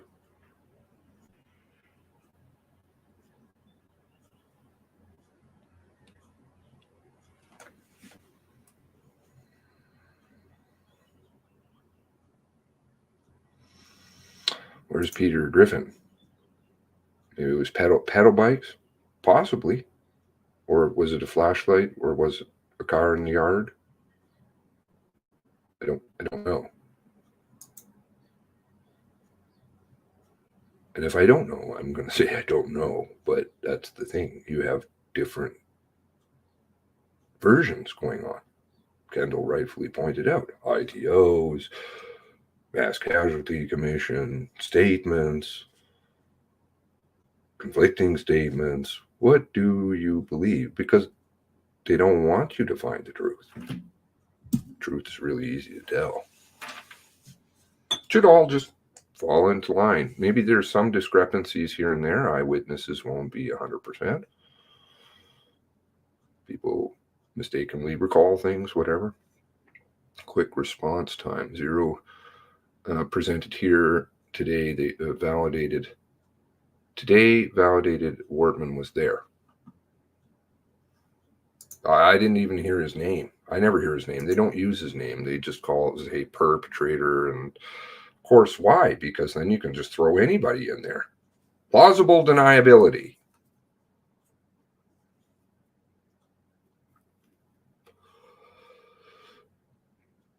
Where is the GPS for all RCMP responders to prove the videos are not RCMP? And again, this is not saying that that's what's going on, that maybe this was a blue on blue attack. Who knows? Or blue on people attack. Who knows? Nobody's saying that. Well, though I've seen that. That's a theory. It's a theory. But that, to have a theory is one thing. To have proof of something is another thing entirely. The GPS data. Okay, so we look at GPS data. I probably even still have a window open where there's 264 documents. But those of you who are going and taking screenshots of everything, right? Okay, so you put in GPS from police vehicle processed. Some of them are processed, some of them aren't. I don't know necessarily what does processed mean versus not processed. Who owns these cars? Does it tell you? Yeah. You can narrow it down somewhat, a little bit, if you understand some of their coding, but they don't want to tell you who's where. Cheeseman's up in the area, 2 cars. Wasn't he over in the area before? Or maybe not. But what that was 2 conflicting statements, which literally from the 2 boys up in DeBert. But if the media had read those 2 statements, they conflicted themselves right away, almost within the first couple lines when I read them aloud. Again, I'm not saying that these boys are lying. I'm just simply saying they don't jive. If the media had read those, you can see it for yourself. They don't work together. The timing of when statements come out, when do people come out of the woodwork? When are interviews being done? How do you even know that the interview is being done there? Because they put it on a piece of paper? Where's the audio, video? Officer knows, like in every single investigation, plus the transcript. Why is there so many ellipses in every single document? Sentences that don't make sense. People finishing things. Officers starting off with, we were having a meeting before. We were talking about that off the recorder. And you can even tell in some of the statements that the person who was being interviewed was talking about an event, because they'll refer to something and they'll say, well, like I told you, but then you've never seen the statement before because it happened beforehand. Where's all of the interviews? Because there's many. Some people only have one statement, an MCC statement. Some people have just a paper copy. Some people have an RCMP statement. Some go up, some go down. Now Dorrington's missing. Blah, blah, blah. The materials he removed that Lisa stated prior, two mentions of Lisa's, no specificity to which Lisa they're referring to. In fact, one of the officers even refers to that. No idea which Lisa are we talking about? Are they literally, one of the officers says, are they one and the same? I had questions.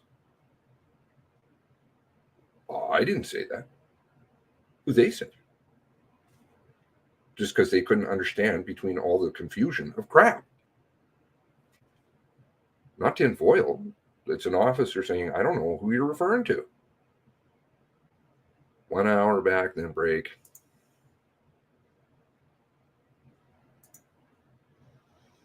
And I'm not highlighting comments, sorry. I'm trying not to for this part because I know certain people are watching, so I want to have the AI ticker garbage going across the bottom unobstructed, because it's like, what is it?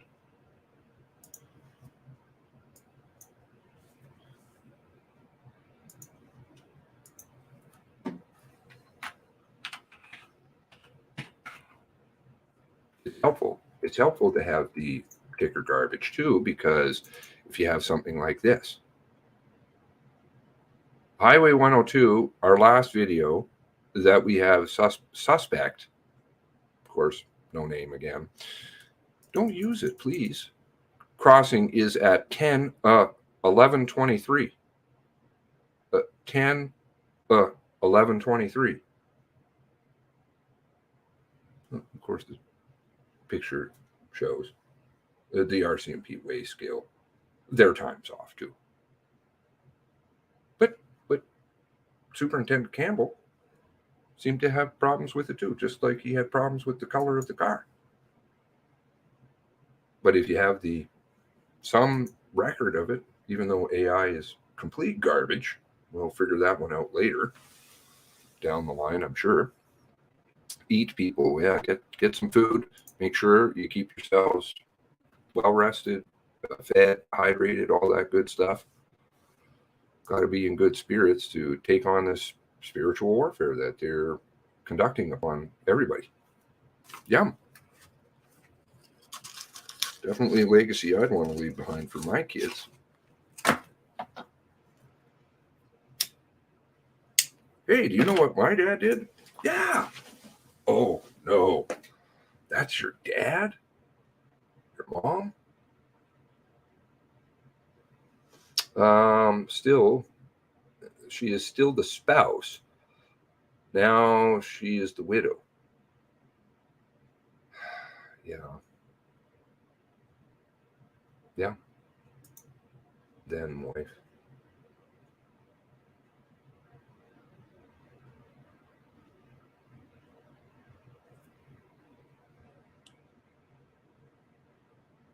Long-legged slice, short-legged cop in Millbrook video. Well, again, it's not definitive, but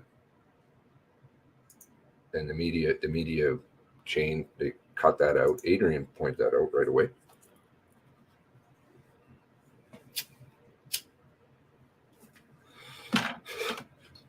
Cut the timestamp out.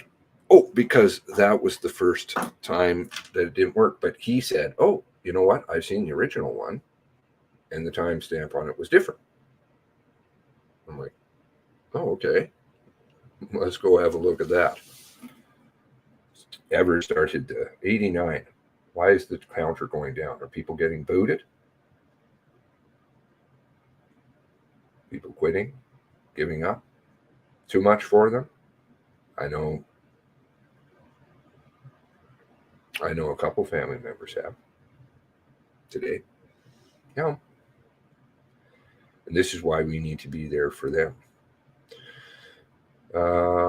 Brings all lies. The lies are unreal. Absolutely. Hot mics. MCC is quite a shit show.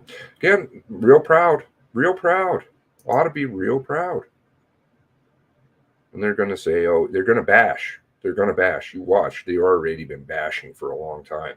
Run around their private circles and doing all kinds of stuff. But they'll come out. They'll come out against me. They'll come out against you. Be strong. Hold your ground. Nobody likes a pussy. If I'm wrong, I'll take it. I need to be corrected. And I'll apologize. But I'm not going to give up on searching for the truth. Nor are you. Now we're down to 86.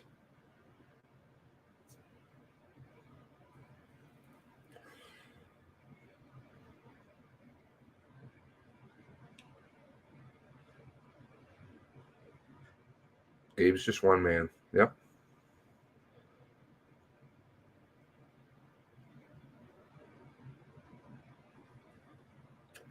You think? Do you think that it's just to protect her? I don't think so. I don't think so. I think that's part of it. But no. Is Gabe at the Brinks? Is Gabe at the cigar store? Cigar shop? Whatever. With the clock that doesn't work there, with the clock that doesn't work at the fish thing, I think. Discussion of all that. This case makes me really question times. It's totally changed my outlook on life. Well, certainly made me invest in, well, I haven't yet. I shouldn't say. But I do have a few watches. They're good.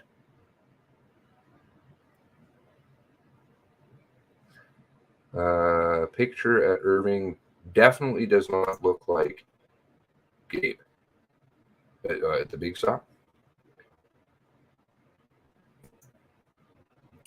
Where's the clothes? The clothes, the RCMP clothes. Where are they? Now we're down to 81. Please share. Please.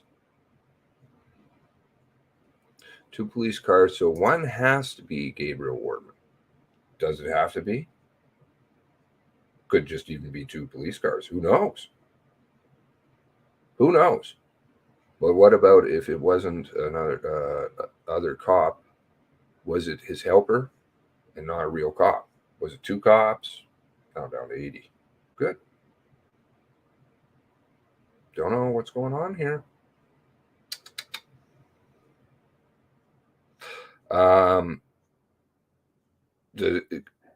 That doesn't definitively say anything.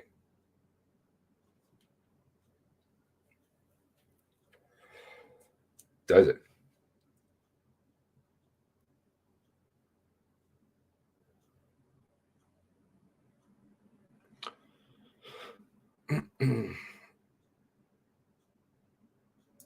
I wanted to look at something. Oh. What time was the stamp on that video? The one of the in the corner and it was blurry and the 2 cars. What time was the timestamp? And then he said it was wrong or something like that. And can somebody help me with that? I know I'm really far back in the messages. I'm going to try because I want to make sure everybody gets try and get everybody in here, or at least some. Change Outlook. Vortex of information warfare. And you know, I don't think, though I think we're all extremely intelligent people, I don't think our brains are necessarily geared to handle the data overload that's being piled on us every day. Not just this stuff. Depends on how far you go into things, right? I probably could use a break at the ranch sometime. That's my heaven. That's my heaven. One day I'll get there. When I pass, I'm sure. Understand past from backwards from to understand. Yeah, you got to understand the past.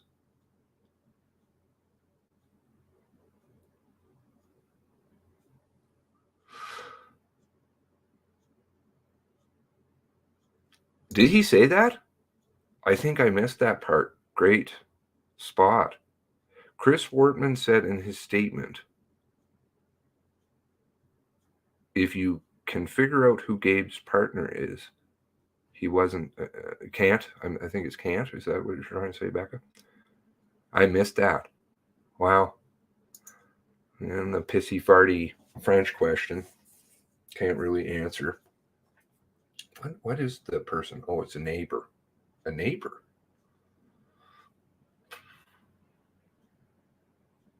Well, for those of us who are believing people, Cindy, and there's no slight on anybody else. Everybody believes what they got to believe. But for me, that works. He seems like a good dude. I like his messages. Okay. What could we really believe? Neil Wortman. Neil Wortman said that. Okay. In his statement. Interesting. You can't figure out the partner. I haven't read his statement. How can they have no idea why he drove 30 minutes out of his way to kill 2 people? Did they have land they didn't want to sell? Well, do we think that this is about a land deal?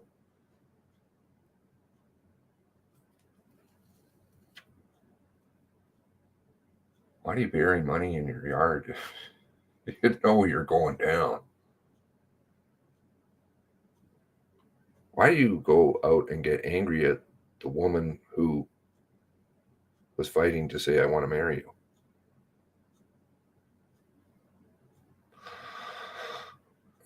or in a commitment ceremony. Chris Wortman's document was pulled too. Likely edited the COM number change. Great. FinTrack. Oh yeah, I did want to go through that.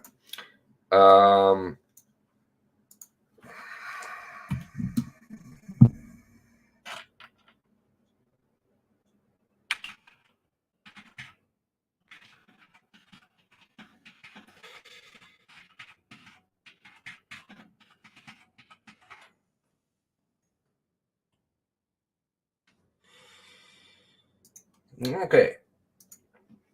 Completed access to information requests.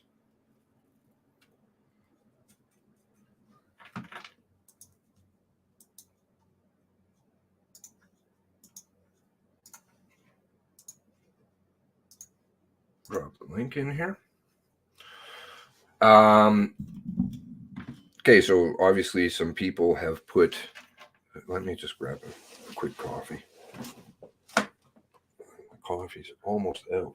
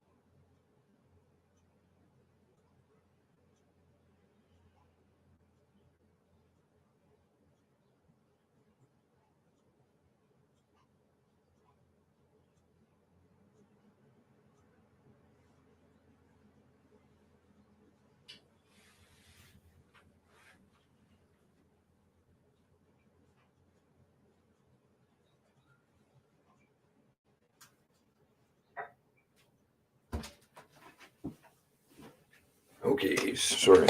My apologies. All right, completed access to information requests, which usually always get lost in the system. They cut the staff, real funny ways of doing things. Now, if you put in certain things here, you can get some interesting insight as to, it doesn't tell you anything because they just say that an information request has been filed and that it has been completed. It won't necessarily tell you anything, but you can garner clues from it. So the FinTrack comment is an interesting one because FinTrack comes up in some of these.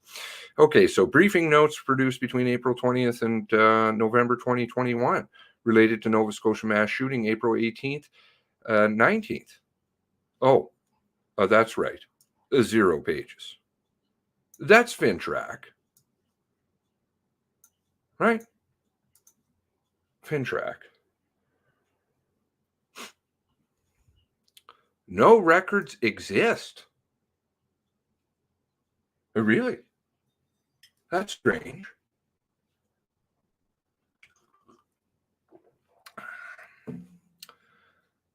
The briefing notes don't. What? I mean, sure, this makes sense. He's dead, but the briefing notes would exist, wouldn't they not? Okay.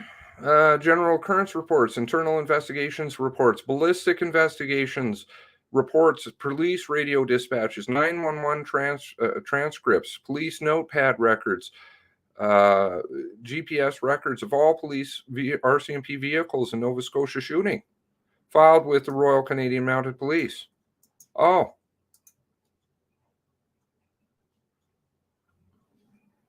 No records exist. 0 pages. Really? Really? So what's the 500,000 pages for? Why are we all here if there's no records? Strange. Any internal memos, emails, bulletins, but they're very picky about language. Bulletins, incident, that's a good shield they hide behind. Incident occurrence reports, those would be good.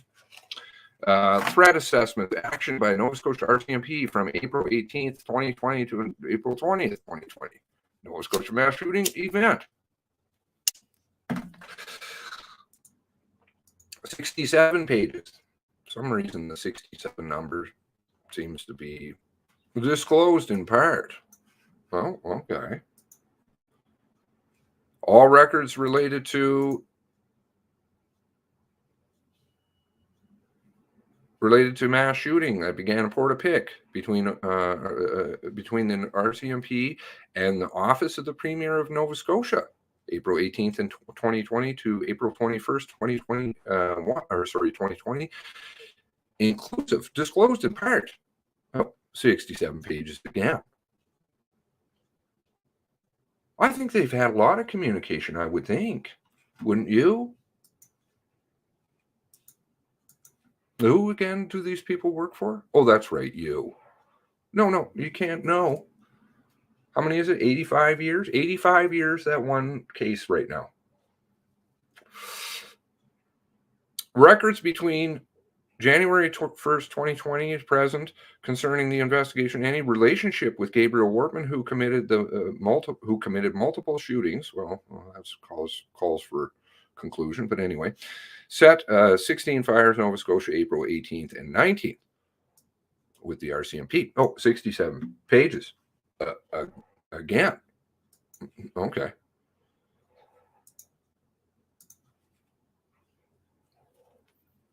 I've seen some of these filled before, and it's like they're massive. Like if you put in a media request to what was the media request on, and then they disappear, by the way, too. They disappear. With the Privy Council, media information relating to, say, the Quebec mosque shooting. Oh, those disappear, by the way. They should be on there. But anyway, it's like thousands of pages. But even then, it's disclosed. All media records. All documents pertaining to the subject of an inquiry, federal or provincial, into Nova Scotia shootings. Date range April 20th to the date that this request begins processing. May 26th. Well, they're pretty speedy off the draw on that one. Disclosed in part. Okay. I would like to see all correspondence between the RCMP headquarters in Nova Scotia government from 6 p.m. April 18th to April 21st regarding mass shooting. That would include emails. Oh, no records exist with the RCMP. Did those go onto the O drive? Maybe they were using Gmails. Great video, by the way. Not tooting horns. There was some good stuff in there. Somebody in here helped out with that a lot.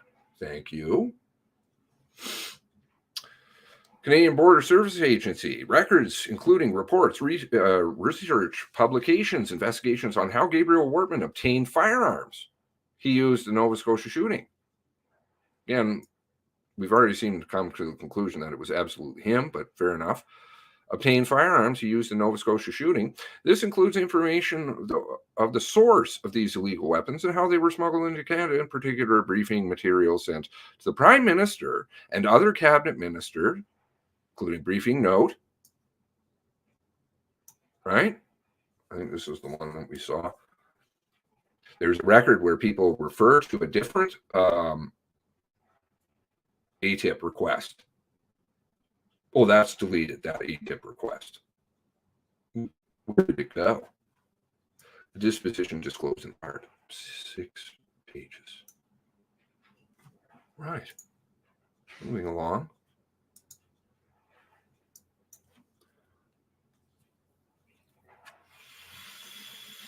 Department of Justice, list of employees. Legal costs involved to respond to a request from the Canadian media organizations that was asking RCMP documents related to April shooting in Portapique. The legal costs. Oh, God. Oh, yeah. Don't worry. You don't need to see the bill. You don't need to worry about how much it cost.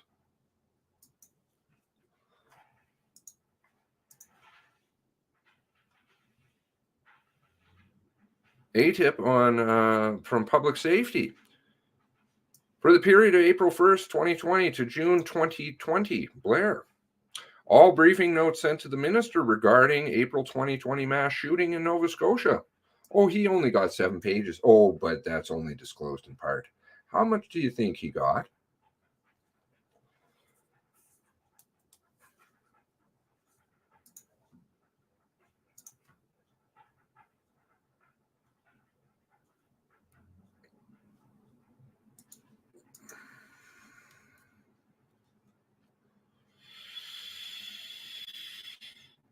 Canadian Border Service Agency briefing note. Nova Scotia mass shooting inquiry for the minister. June 5th, 2020. Disclosed in part. 3 pages.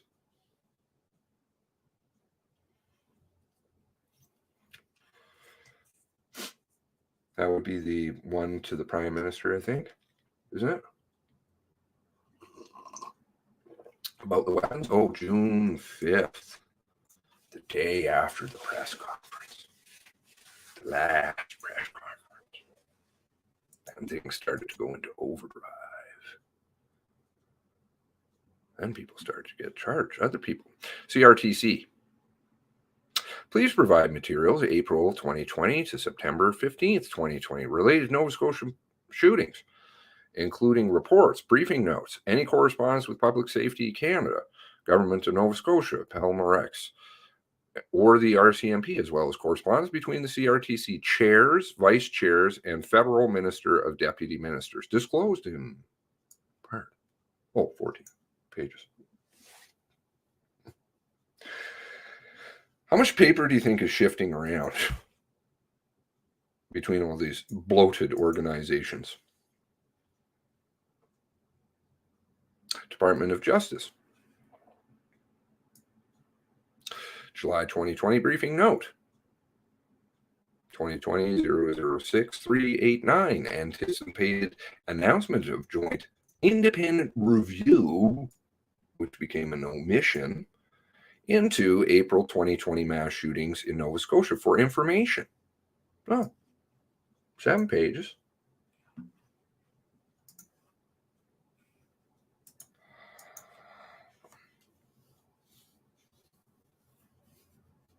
October 2020. All RCMP records relating to the Facebook page of Gabriel Wortman, the gunman in the mass shooting, Nova Scotia, April 18, 19. Oh, disclosed in part. 1 page. How much?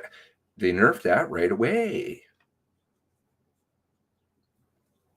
You can still find it, at least a little piece of it.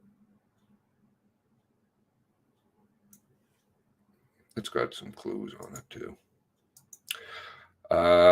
In archives. Public Safety, September 2020. Correspondence between Minister Blair's office, the province of Nova Scotia regarding Nova Scotia shooting, April 18th, 2020 to July 29th, 2020. Disclosed in part, 59 pages.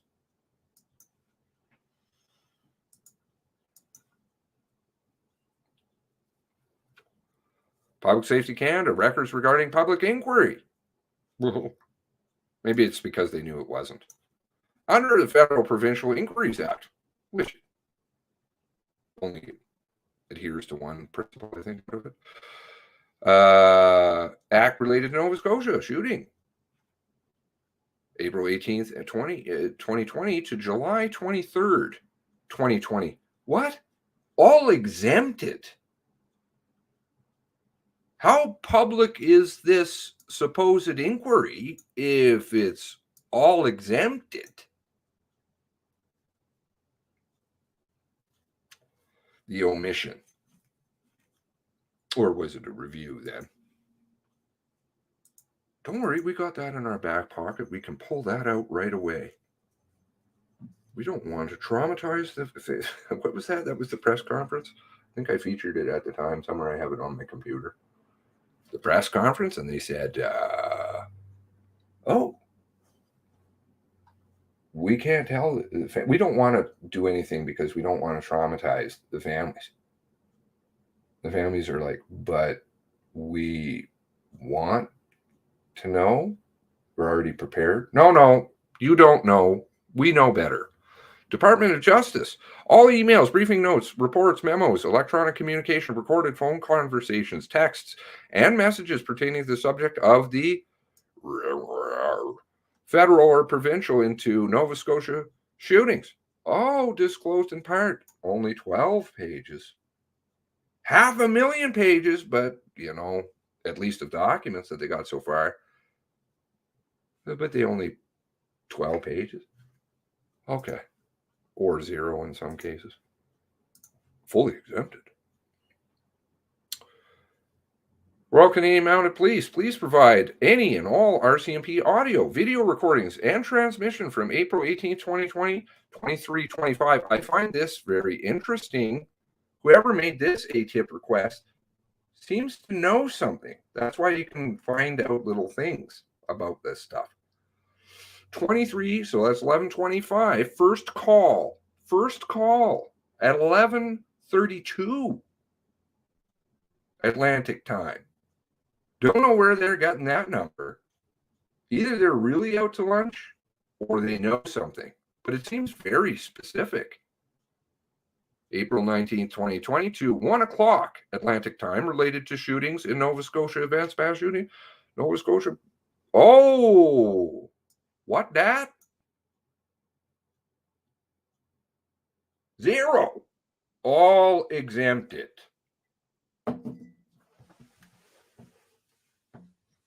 They didn't even bother to put it on the O drive. I guess this is previous to the moratorium, so they hadn't finished destroying. Or, you know, I don't want to be tinfoil. Making sure that other people weren't destroying. How can you not have, or how can you exempt that for a dead man?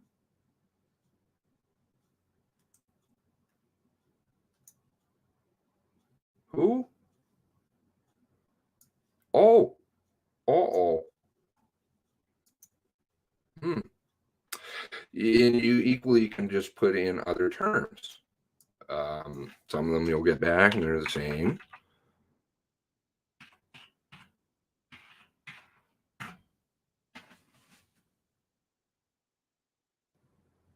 Seven records on this one. Okay, here's something we haven't looked at.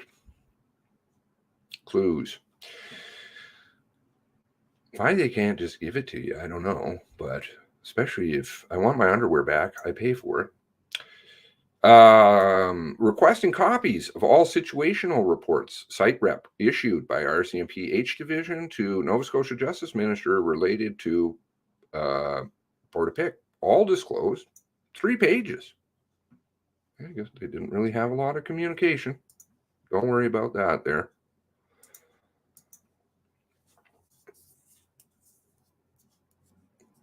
The FinTrack. That's why. Thank you for the reminder. Public Safety Canada. Seeking any communications in or out of Public Safety Minister's office between the 1st of October 2020 and December 8th, 2020, that discusses the inquiry into Portapique shootings and Commissioners Kim Stanton, Michael McDonald, and Leanne Fitch. Oh, Don't worry, you only need to know a little bit about that. Disclosed in part. Thanks, Bill. We want the truth for you.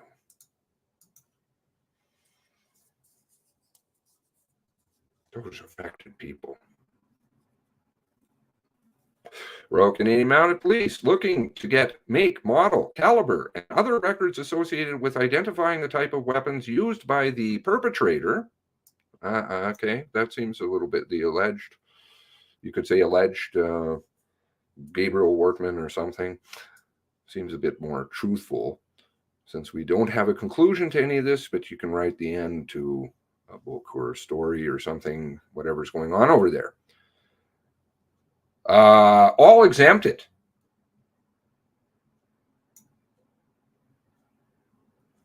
Why?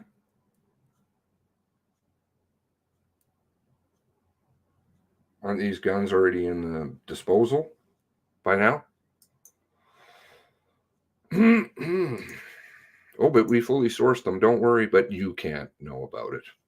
RCMP, September 2020. I am seeking information, all makes and models, pictures of firearms used in the mass, 23 people. Oh, that's a no-go too. Don't bother asking. I'd like to know when they actually fill these things. It's like getting a great message in the mail, you know.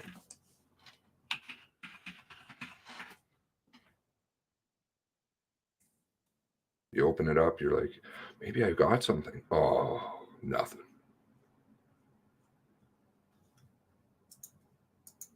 Now this would be a good one. RCMP, all correspondence between RCMP and Facebook regarding the preservation, suspension, removal, or deletion of content from Gabriel Wortman's Facebook account, April 18th to May 22nd, 2020. All records, the content investigation to H-Strong.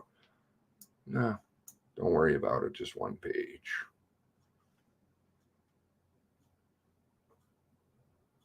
Wasn't the other one 0? I mean, you following? Probably put in Mass Casualty Commission. There might be some interesting omission.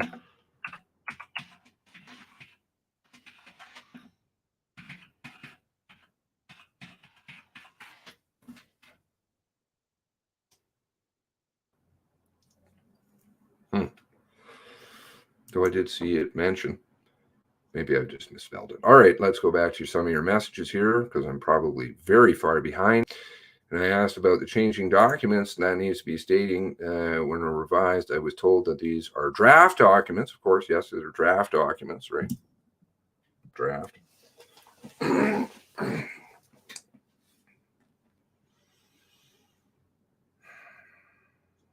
times have I heard about drafts?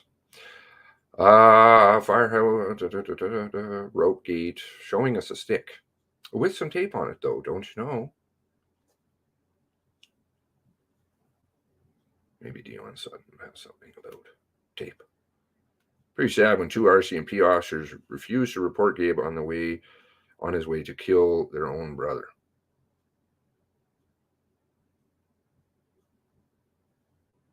I'm not even going to touch that one. I'm just not.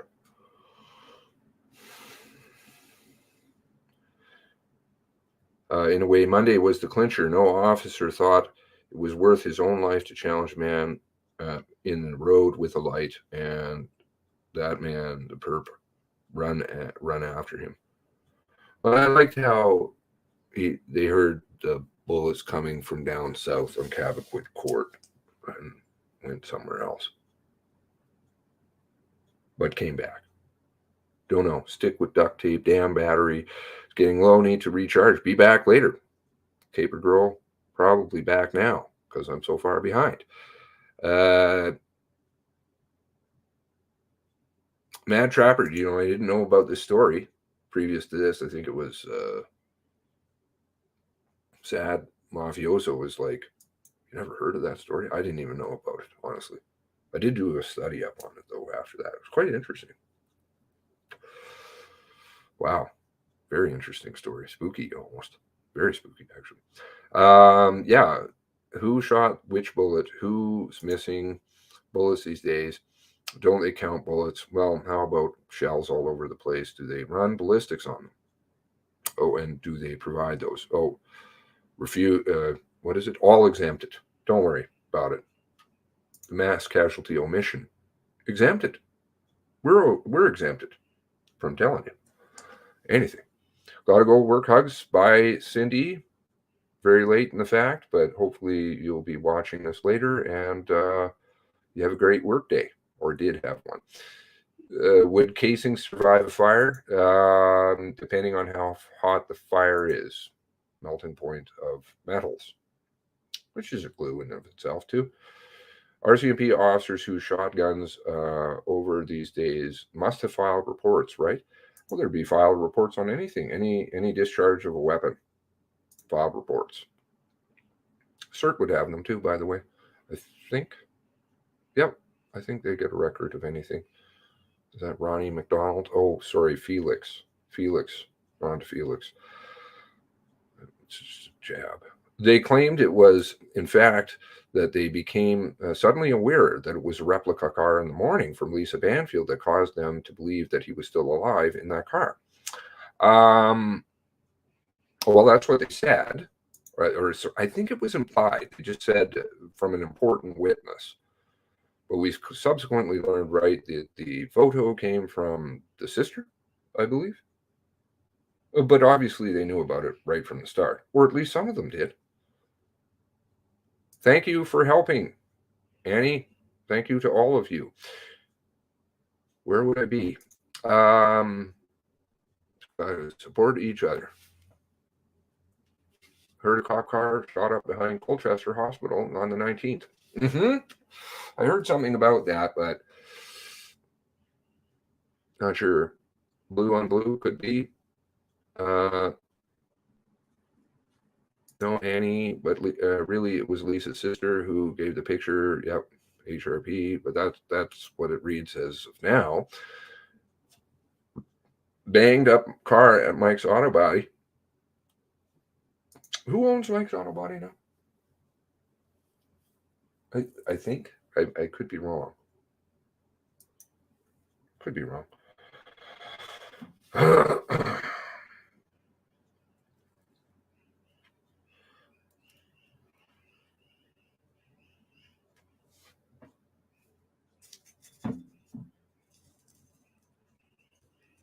He was called for an interview.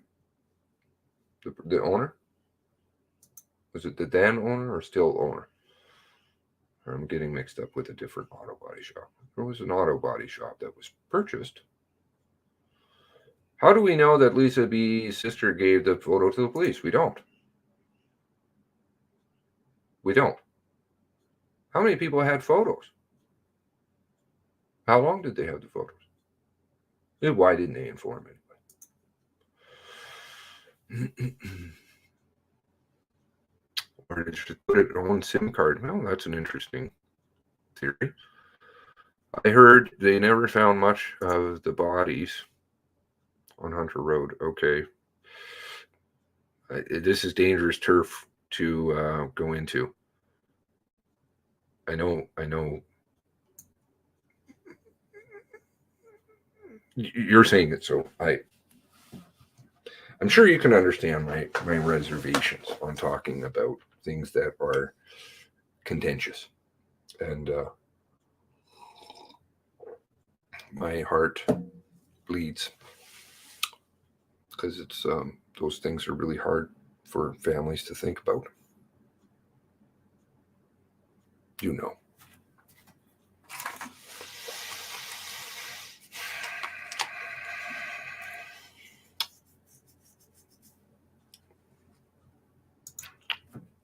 You have your feelings, and you know you have the right to voice your feelings. And I know Charlene wants the truth too, so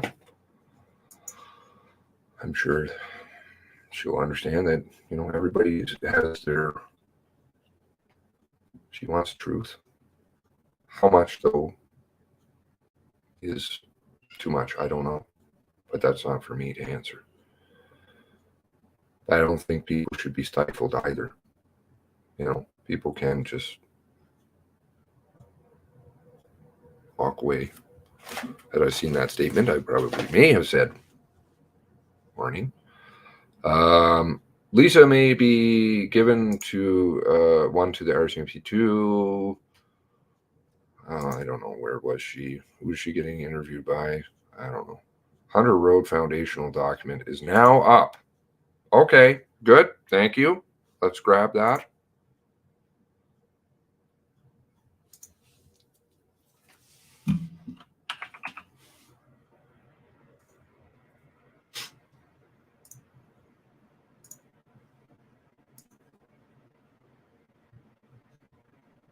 Okay, thank you very much, Nikki, for 2 megabytes.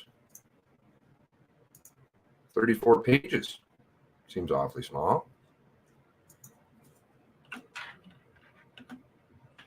After a year and a half. Okay. Thank you. No new source documents. That is still 263. Okay. Is it 263 with swap outs, drafts? MCC has been changing names on documents too. Removing a person's name if you want to search. I'm replacing it with a name with a generic title so you cannot search the name. Good. Of course. Don't worry. Looking good. You guys are looking real good. Keep it up. Keep it up. There are a lot of people watching. A lot of people. Good people. Don't believe those numbers. Trust me. Don't believe them. It's like a bad accent. I don't want to watch, but I can't look away.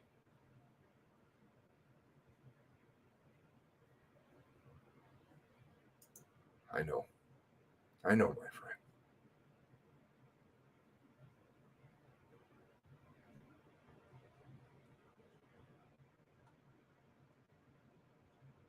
You'll get me all soppy and stuff. Don't do that. Many interviews mentioned previous police interviews, but I suspect RCMP did not release those interview statements to MCC. Now it says 267. It does. There you be. I guess they'll introduce those 4 source documents.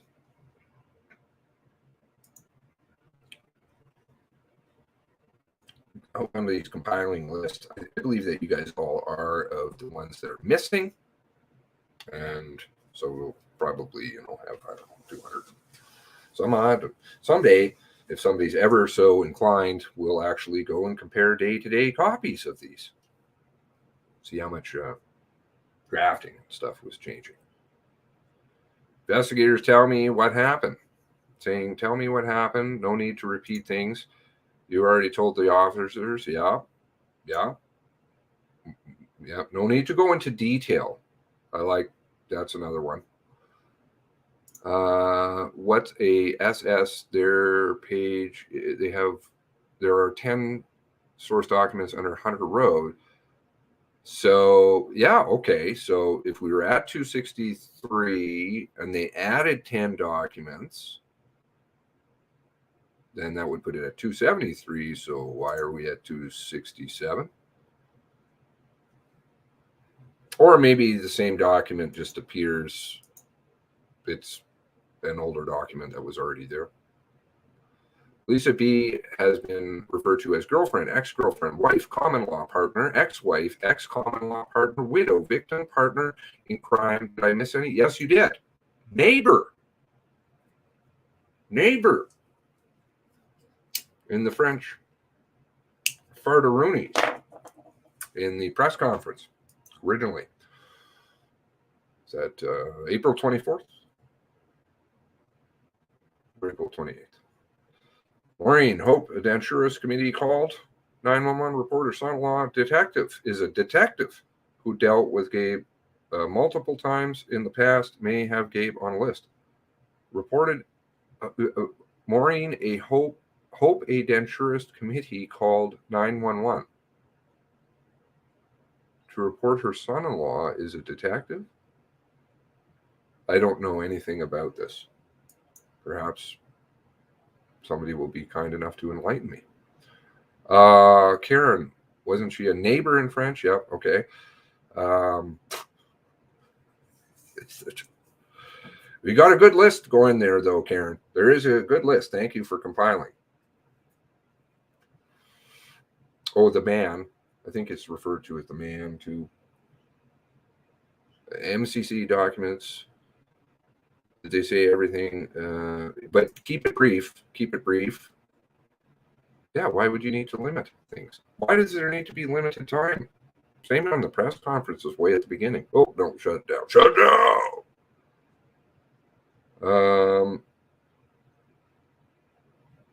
A witness. Yes, important witness.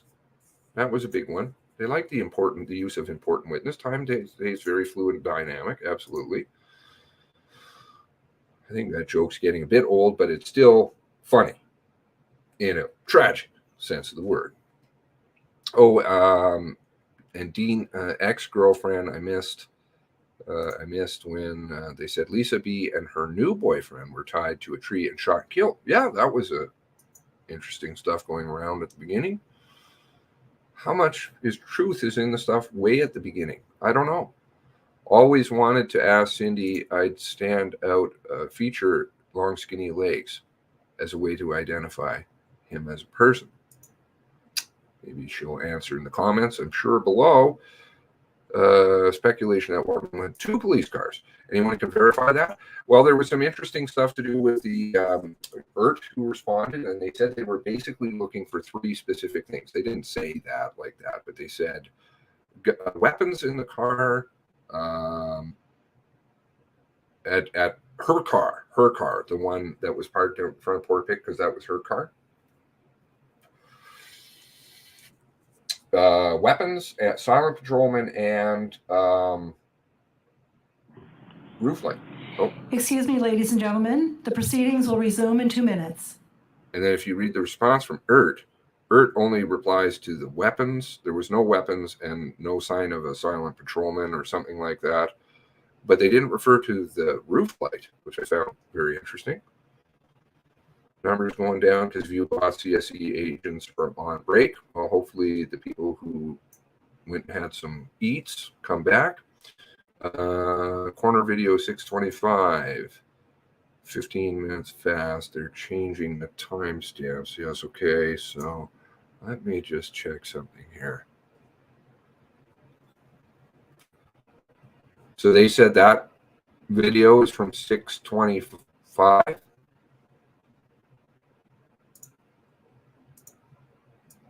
Where did they say that came from?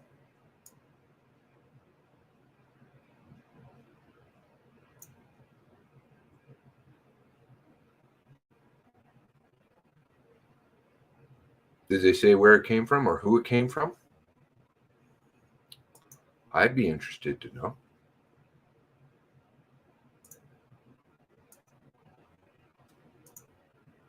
Okay, make sure I got this lined up. Thank you, thank you. Second car 619, thank you. Commitment ceremony, fairly specific verbiage. Well, do you get angry at people who want to be committed? Don't worry. You get angry at your spouse or whatever because they want to get committed and fight on your behalf. Don't worry about that. Then you go and beat them up. Hello. Hope you are well. Hard to believe NYW said the document would be pulled to believe so much easier. You know, I tried to warn people about the shenanigans for years now. I think people thought I was a bit of a wingnut, even though I'm very big on proof. I like to prove everything. Maybe vehicle in the woods, Basalt and Al. Oh no, et al. Latin. Okay, which I'm not very good at anymore. Heard exhaust accelerating. Was that the loud exhaust? The loud exhaust? That was very loud. So that's 16 fires. Did they mean 16 crime scenes?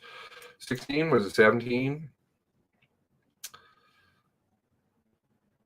That number changed. Have lawyers, the family demanded to explain FaceTime call. What are the lawyers allowed to demand? That would be a question. Does that have something to do with caucuses? Not sure. Not sure. Narrative. How can their narrative hold without the skull? Don't know. FBI had a problem with it. Add to Canada's national debt. Don't worry. ATIP requests RCMP liaison. Each division has two ATI, two of them to filter out info that's going on. Well, if it doesn't go through the moratorium of destruction. But again, maybe nothing was getting destroyed there, or there was a couple of things. They should be able to produce the things that were being destroyed if there were specific physical evidence items that were destroyed. There's a paper trail on that. Every single item that gets destroyed, oh, there's a record of that too. Paperwork, paperwork, paperwork. There are multiple calls going to Maine prior to just that day. I wondered if that mic reference was to more work to be indicating cleaner. Far went too far. Oh, all right. Sorry, I'm so far behind.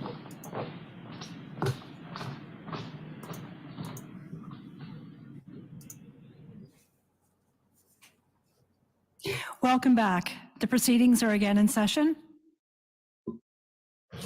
Well, good afternoon, everyone. Mr. Burrell, whenever you're ready. Thank you, Chief Commissioner.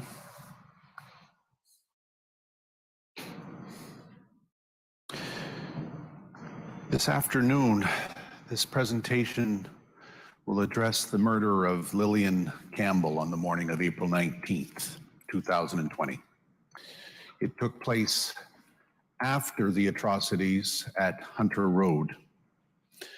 The details of the murder of Lillian Campbell in Wentworth are found in the foundational document Highway 4 Wentworth, and they provide a more extensive examination of the information that will be presented in this introduction. I will be making reference to some 911 calls this afternoon. Those 911 calls will not be played, which is consistent, of course, with our trauma-informed approach here at the Commission. I will say this, though, to the public and indeed to the Campbell-Hislop family, that this will be a relatively short presentation, and I wish to assure you that because it is shorter does not mean that any less effort was put into determining what took place, such that we can provide an accurate, factual basis for the Commission's work. In this situation, perhaps unlike the previous presentation, we are able to discern a relatively discrete set of facts that emerge about the homicide in that instance. So please do not interpret the length of this presentation or introduction as anything less than a thorough review of the information that we have available to us at the Mass Casualty Commission. Madam Registrar, I would move to mark and tender the foundational document entitled Highway 4 Wentworth as an exhibit in these proceedings. That's Exhibit 334. Thank you. And I also move to mark and tender all source materials associated with it in these proceedings. So exhibited. As is the routine in these presentations, a quick review of the subject matter, a summary of information currently available to the Mass Casualty Commission in relation to the events on April 19th at Highway 4. This is that presentation. You will be saved from Burrell's geography lesson again because there's no need to go into this. We've discussed it and reviewed it previously. You will see on the slide before you Wentworth as it is related to Portapique, we discussed in the Hunter Road presentation, the location of Wentworth being in the eastern section or eastern portion of Cumberland County. It is almost due north of Portapique. Wentworth to Portapique is about 40 kilometers. Wentworth to Great Village is about 30 kilometers. We move from the geography to the travelway portion of the presentation. You'll be familiar indeed with all of the travelways, in this case, the roads, Highway 104, Highway 4, Hunter Road, and Plains Road. But I will introduce for you a new travelway or a new road that has some bearing in terms of this matter in Wentworth, and that's Route 246. This is the road that goes, secondary road from Wentworth up to the Northumberland shore, actually at Tatamagouche. And those of you who will be familiar with the Northumberland shore will know that it meets the Highway 6 at that location. I'm going to move in a little closer to that intersection of Highway 4 and 246. This, of course, is the important geographical location of where the homicide took place. I'm going to zoom in a little more indeed to give you a more specific view of the intersection. Highway 246 is displayed at the top of the slide. On the left side is Highway 4. And labeled in the slide are two residences of significance. The J residence, home of Marianne and Reginald J, on the east side of Highway 4, and indeed the residence of Lillian Campbell and Michael Hislop on the south side of Highway 226. We will return to this location briefly. So this slide presented here orients you generally to where those locations are within the grand scheme, and will now attempt to depict the route of the perpetrator from Hunter Road south towards Wentworth. You'll recall the video surveillance that was reviewed this morning of the residents on Hunter Road. There will be video surveillance reviewed here today of the Wentworth Market on the east side of Highway 4. Video surveillance on the south side of Hunter Road you've reviewed. We'll go through it relatively quickly today. You'll call the vehicle traveling south down to the intersection of Highway 4 from Hunter Road. At the intersection at Highway 4, the vehicle then, we believe, turned left, travels south, generally towards Wentworth. The Wentworth Market is located 5.7 kilometers south of that intersection. And there was video seized from that location at 9:29:50 a.m. Timestamps are alleged to be proper and appropriate and fit within the grand time scheme of what we have seen here regularly. You'll see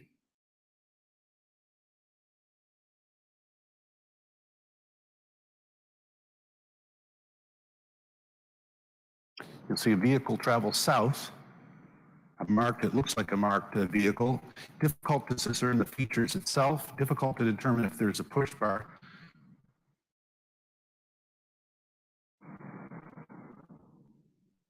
But that video would accord with the timing of everything that we know or have learned with respect to the movement of the perpetrator on April 18th and 19th. This next slide shows you an aerial of the intersection that I referred to earlier, Highway 4, the J residence that we were to talk about here briefly, Highway 246, and for those of you familiar with the area, there's a provincial park across the street.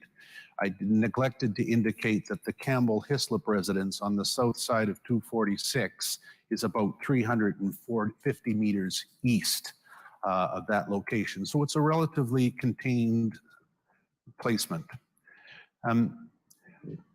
The information available to the Mass Casualty Commission informs us that Lillian Campbell left her home for a walk from her residence at either 9:02 or 9:12. That's the information that we've discerned. It doesn't make a great deal of difference other than the fact that she left her home to go for a routine walk.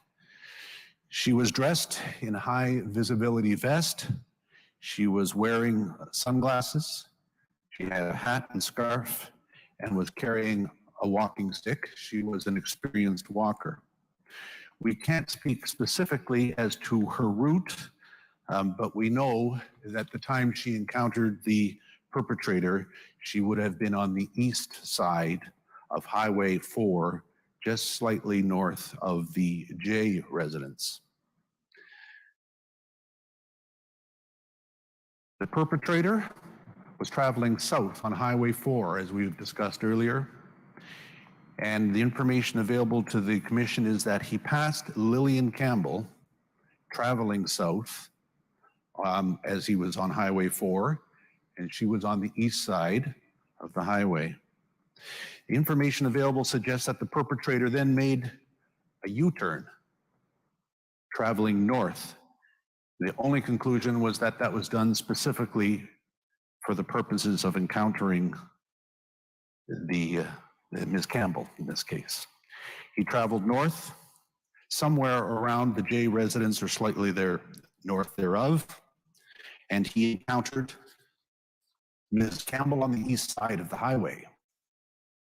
We know that the perpetrator then discharged a fatal round from his firearm. There was no broken glass discovered.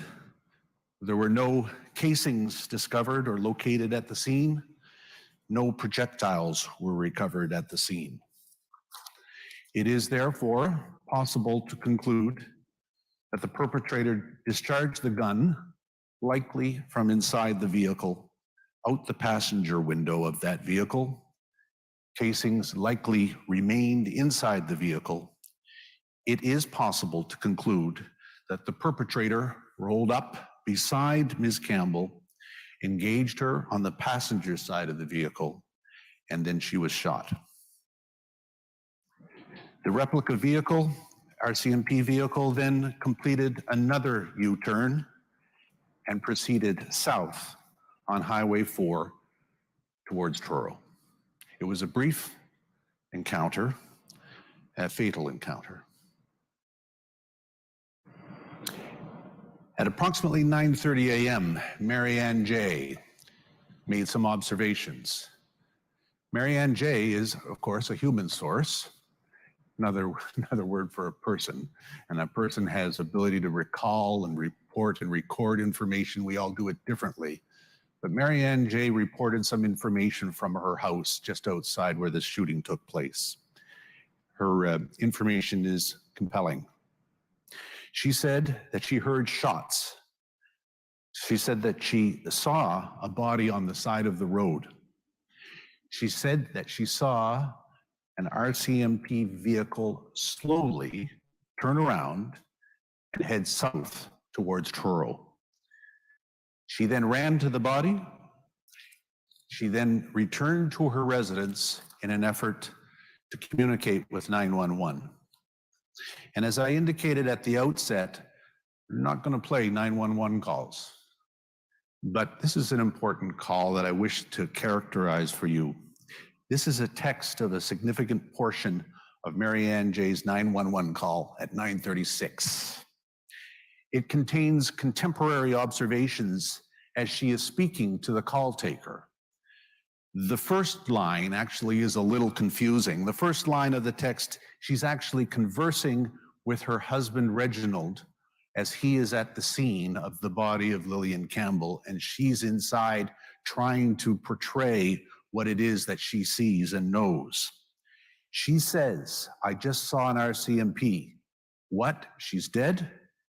The call taker, "Okay, stay on the line. We're going to send you some help there." "Okay, so you just, Marianne J. Oh my God, the RCMP just left because he turned around and left and went down the road. I saw him going."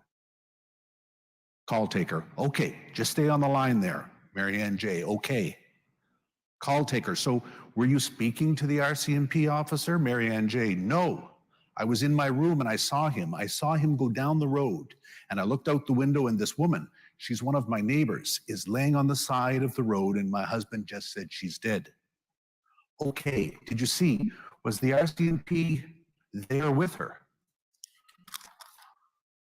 Marianne J. "I didn't see. All I heard was like a big bang, like a gunshot, and I looked out to see." Call taker, "But I understand you need to ask your husband to come in the house, though. Mary Ann J., I can't because people are going to stop. Call taker, I understand that, but for your husband's safety, he needs to come into the house.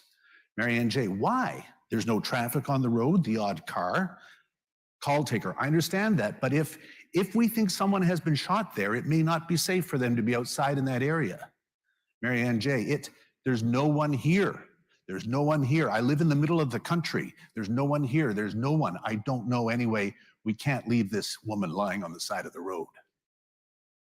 Contemporaneous information about what took place by a witness. But more than that, Mary Ann J. does not want to leave her neighbor on the side of the road. It shows a great degree of dignity and a wonderful instinct. At approximately 9:40, Scott Brumwell drives by. He was on his way to work and he stopped at the scene. He remained at the scene with Reginald J., who was the husband of Mary Ann J., and they stayed there with the body of Lillian Campbell. You may recall earlier this morning I said to you that 9:42:30 was an important time for this whole narrative at the Mass Casualty Commission. It's an important time because this is what we hear.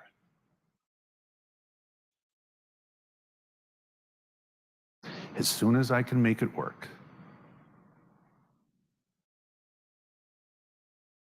Colchester members from 355, we have just had a shooting on Highway 4 in Wentworth. A female is deceased on the side of the road. Unknown if she's been shot or hit by a vehicle. They heard a loud bang, saw an RCMP vehicle left heading towards Truro. So at this stage, at 9:42:30, we know that the perpetrator is active, and we know that a law enforcement response is being engaged. At 9:41:57, less than 40 seconds earlier, 30 seconds earlier, there has been a similar dispatch to the to the Cumberland Division with respect to responding to the call at Wentworth. So at this stage, you'll recall there's a great deal of resources isolated or dealing with the Portapique response, both at the Portapique scene and at the command post at Great Village. We discussed that in weeks previous. But there was also containment undertaken at that time at different levels. You will recall we talked about inner containment, outer containment. Constable Counter was at the Cobequid Pass Toll Plaza undertaking containment. The call comes through, and as you'd heard before, somebody takes the call, the dispatchers come through, she takes the call. So she then is assigned to, or assigns herself to take it upon herself to go to the scene at Wentworth. She travels north up to the intersection at exit 7, and then travels east along the top of Highway 4 past Hunter Road, and then travels south to the scene. She arrives there as the first responder at 10:09 a.m. And when she gets there at 10:09 a.m., she encounters Scott Brumwell and Reginald J.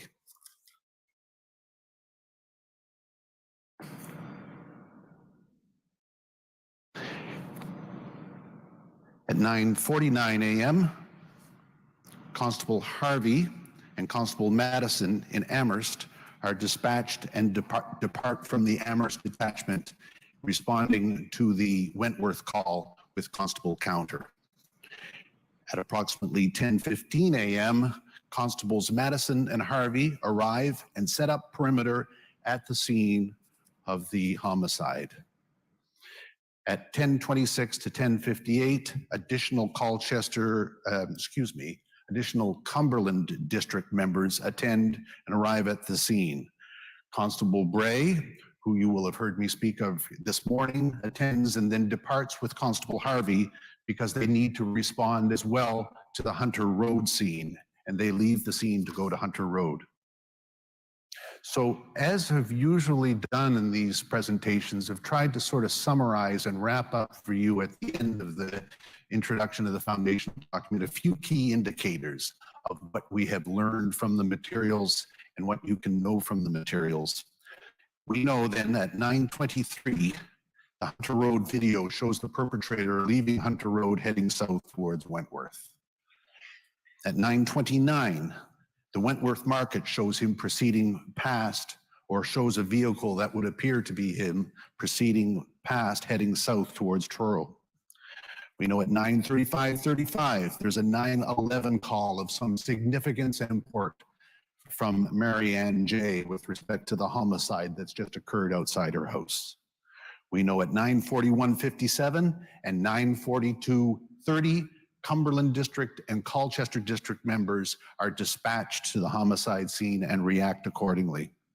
We know at 10:09:57 that the first member of law enforcement, Constable Counter, attends at the scene. Commissioners, this has been a relatively short and brief introduction. It nonetheless, I believe, sums up the information with respect to the homicide and the tragic loss of life of Lillian Campbell.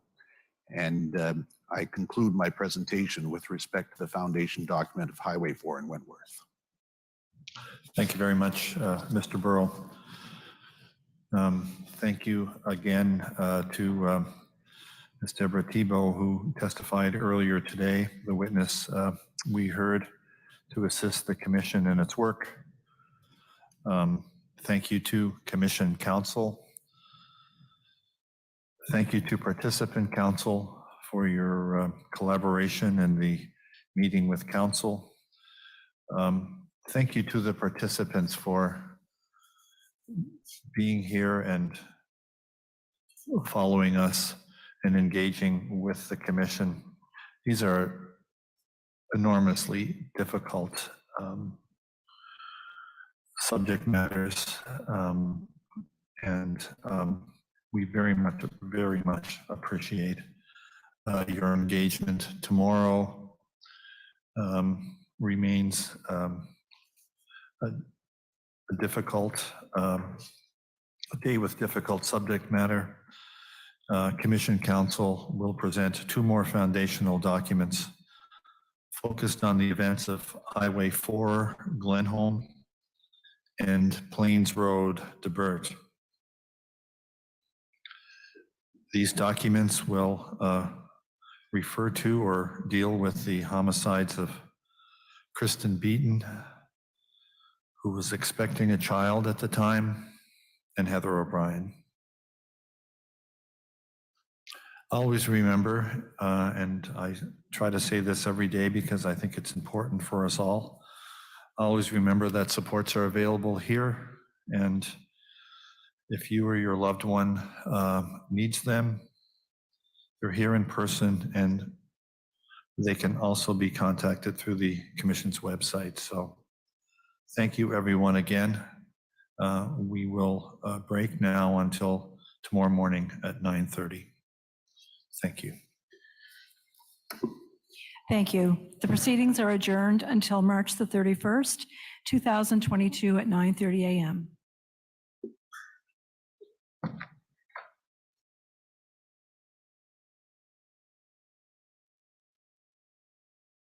Purple dice, purple dice. Purple, purple, purple, purple.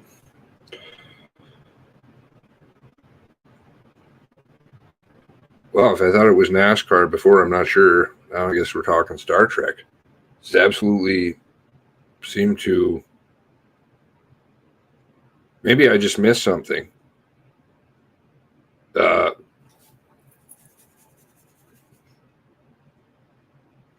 Hunter Road and Lillian, like, done?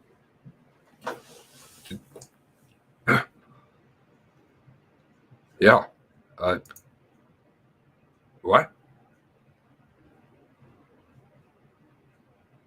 What? More times on the thank yous. The thank you to this, thank you that, thank you filler, thank you for coffee, thank you for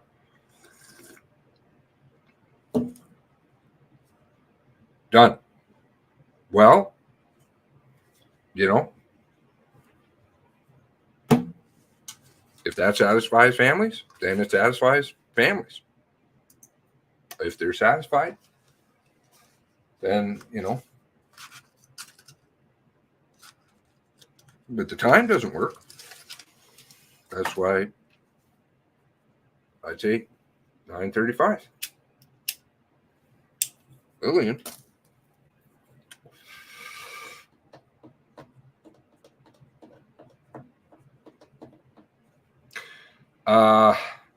No media scrum scheduled? No idea. Maybe somebody else can let me know. You're not satisfied. Okay. Not mine to answer. That's for, and I'm sure there's probably a diverging view on that one, maybe too.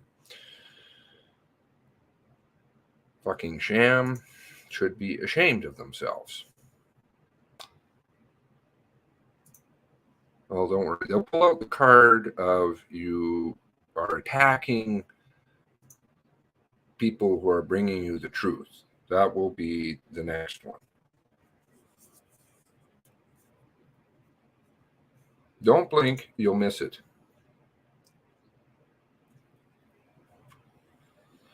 Well, I'd still say there's a lot in this. So it stopped at, today was, what is it? 155 approximately. I'll update the thumbnail.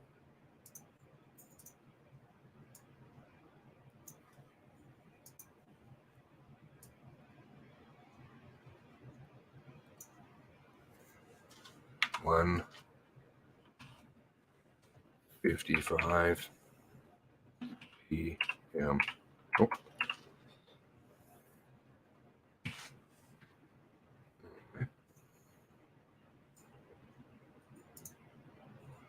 Oh, there we go. Let's make sure I got this right here,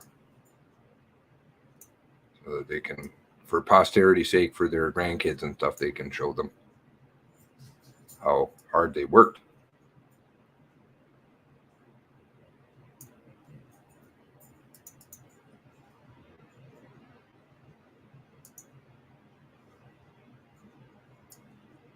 I don't know what to say, because you know,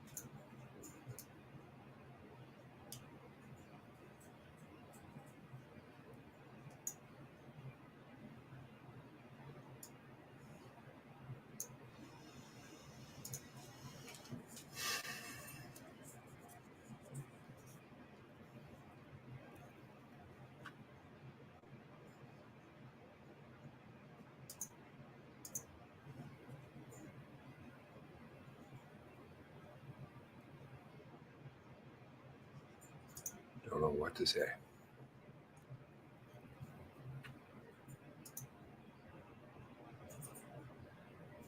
There's a lot of good stuff in there from this morning. You know, we can fit the pieces into the timeline from this afternoon.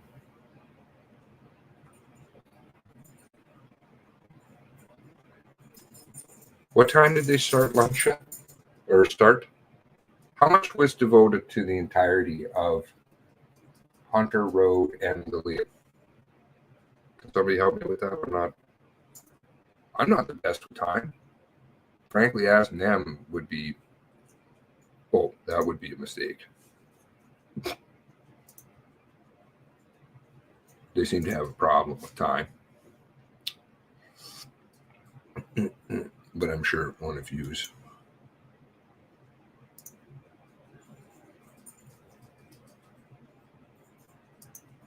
can help me out. 20 minutes for Lillian. Okay.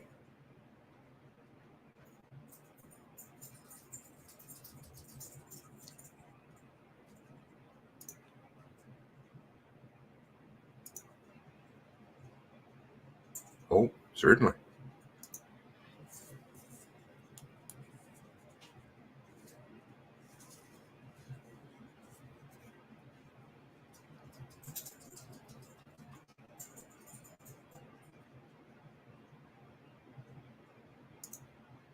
I'm sorry. You know, my heart goes out to family members in here that are either watching silently or speaking up. And their emotion isn't, you know, at least obviously in some cases, not the same as sadness and feeling like you can't do anything to help these people. Theirs is obviously your anger. Anger.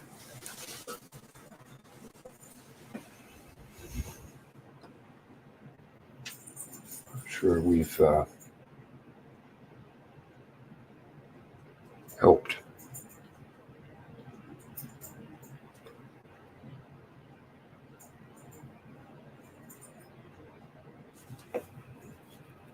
I don't wish ill on anybody, but I think there is some kind of a, there's God. God decides. Not my place to say.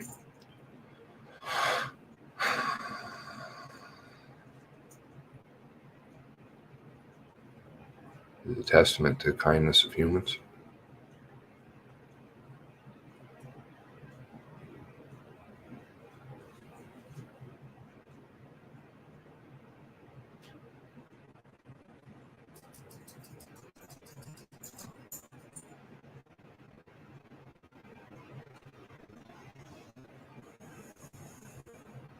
Yes.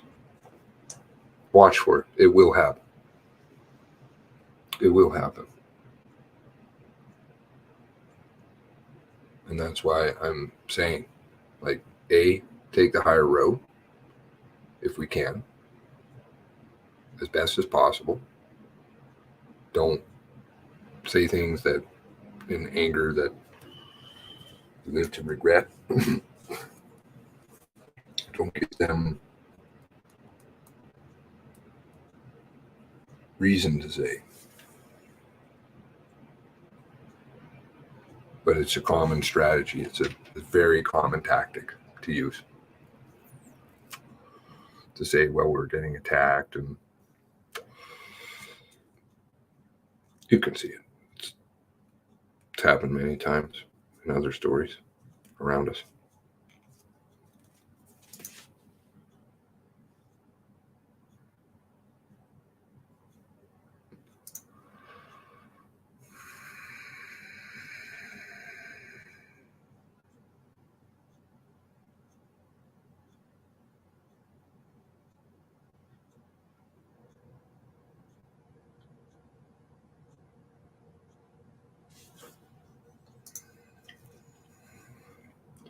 Good question.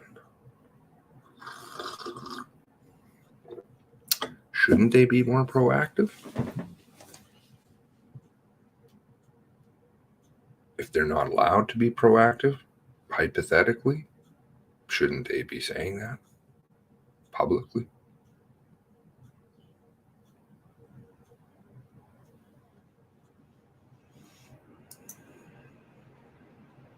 I think I ask questions I couldn't be asked, let's say, hypothetically.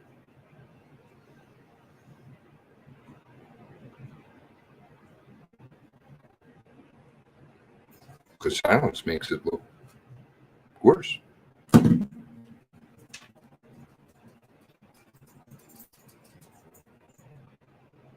Maybe, but I don't know.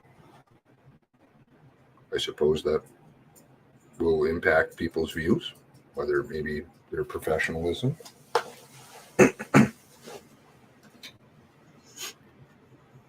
If it's not that they're not asking because they don't know how to ask, in which case then that would be probably more of a professional thing. If they're not permitted to ask, then why aren't they just speaking up? Just ask anyway. It's live. Perhaps watch what happens.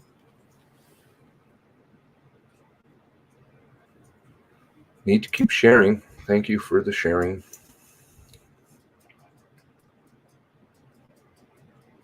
It's depressing. It is depressing, but at the same time, it's motivating and eye-opening for a lot of people, and exposing light that should always shine. Just truth, not difficult.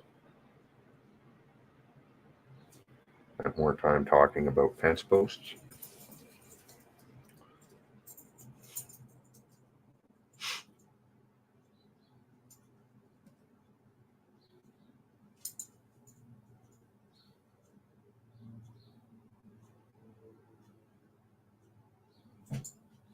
Yeah, so with that even, I'll have to go back and watch the half hour.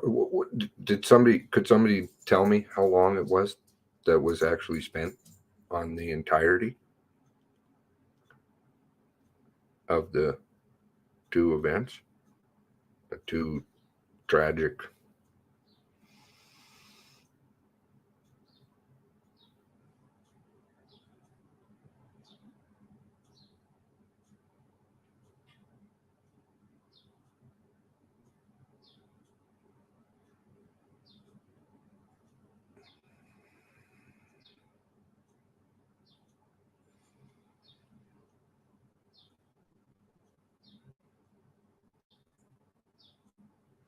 I noticed the women's groups are awfully silent.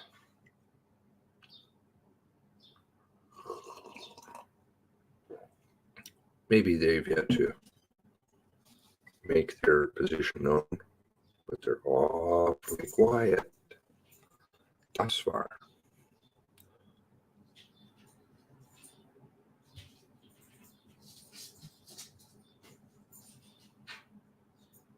Is there money changing hands? I don't know.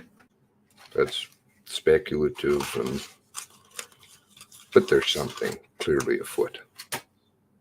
I'm very reserved. Tara can tell you. Far too reserved. Sit on tons of stuff just because I'm like, well, better make sure of that, better make sure. Because you got to be sure. And you have to, when you're talking about people's reputations and things, you have to be very careful too.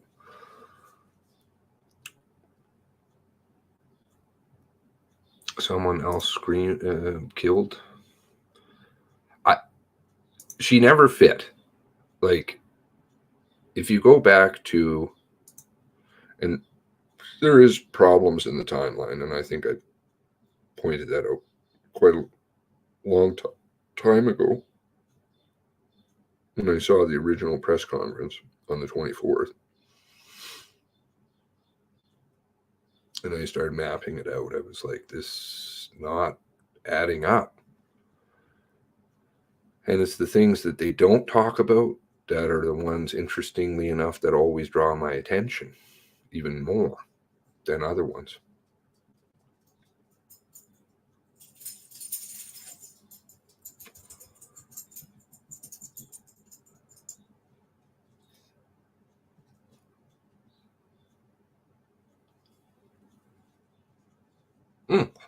Question. Did they say that the Army was down there putting up tents in the blueberry field? Is that what I heard? I don't know. Maybe I mistakenly heard that. Why would you put up tents in the blueberry field? What would be the need of putting up tents in the blueberry field?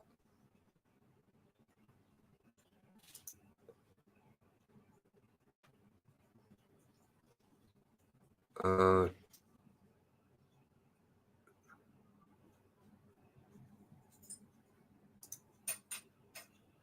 that's an interesting thought.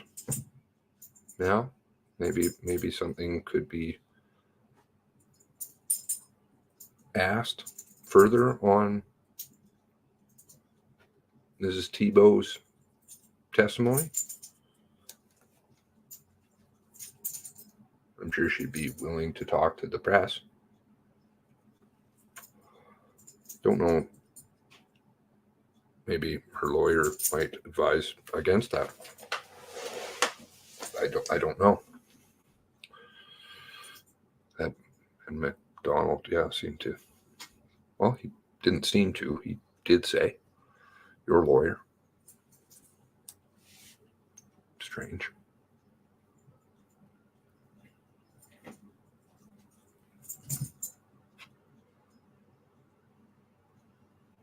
Remember the smash cruiser parked at the fire hall?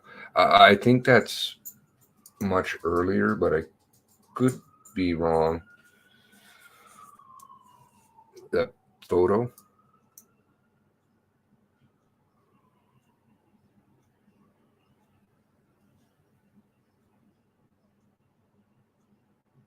That hit a deer. Again, very, very speculative, but you could probably find what time the car was damaged or the photo was taken. I'm not feeling very kind towards these people right now. You see, that's a good way of expressing it. Like, you're upset. You're very displeased with these people. They've really let people down.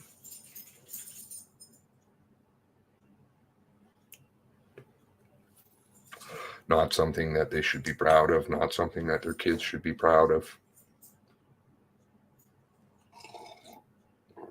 Work with their emotional end too. Say, you've got kids, you've got families. How do you feel about that? If it was your family. Some self-reflection perhaps should be used. Perhaps you're tired of carrying bags. Stressful, very stressful, I'm sure. And it's going to get worse as time goes by. No money or nothing is going to help you with that one. Nothing. Shame's making a comeback. Conscience is making a comeback. Wait 80 minutes to come back for 20.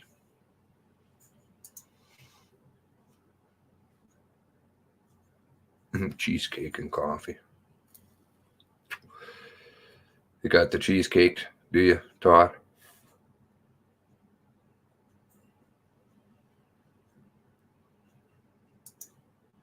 Yeah, and a lot of people should be really proud. The ones that are working hard. There are some maybe that aren't, but again, that's between them and their maker. And perhaps, I don't know, maybe things come out later. I don't know.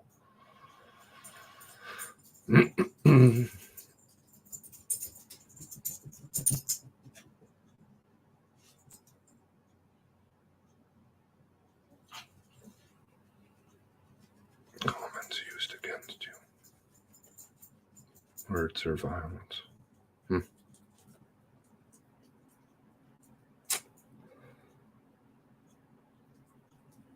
The silence was deafening from the beginning, and it just utterly amazed me. I think I kind of understand human nature. I've watched it for a long time. As a lot of people. I was just like, why is everybody so quiet? So quiet. There should be a lot of people saying a lot of things. Some true, some 5 minutes of fame, some drunken admissions, lots of different stuff. And now it's always just been zip. Insulting to everyone involved today. Well, listen, they made a choice. I don't know. Maybe they're very proud. Maybe they feel very good about themselves. And if that's the case, then, and perhaps, this was the best that they could do with all of their resources. But somehow, even their website alone speaks volumes.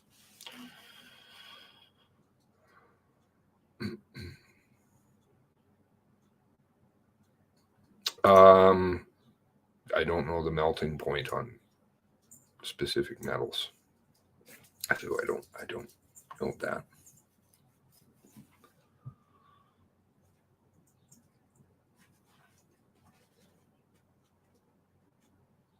If they ask, you think if they ask, they won't be permitted to ask at all. Hello. Uh-oh. Oh, this is so sketchy. If I just even move, she'll jump. What is going on? Are you wearing your sweater? I don't know why my girlfriend buys these things. Threaten you with the code of silence. Everyone make sure to download these documents before they change. Yeah. Maybe somebody can put up a list of the exact documents that they put up. I'm really not good on that level. We can get them all downloaded. I'll put them in links. If somebody can just post the links to put the links into the comment. Is that how you say it? I don't know. Lots of quietness about this. What they leave out, indeed. Why would he drive down a road to shoot her? Then, U-turns. In the ITOs, I thought it stated Lisa grabbed a gun from the bedroom. That's nowhere in the statements. No. She observed. That's all. She didn't touch anything. Army was called out for it to help.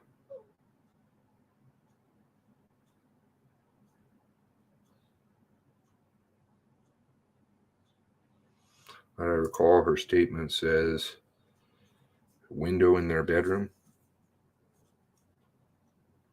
And I thought, that was a great point by Kendall to say that could explain fingerprints, possibly.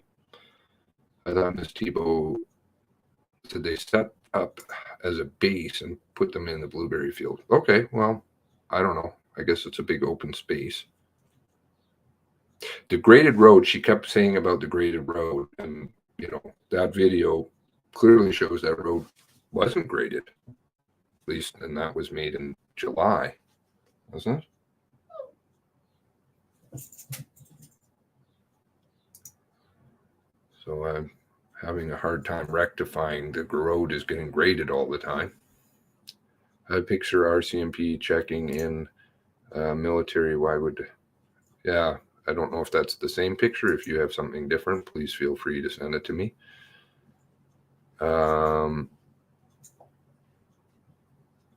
Tenants, if they're investigating foods. Okay, yeah. Yeah, sure.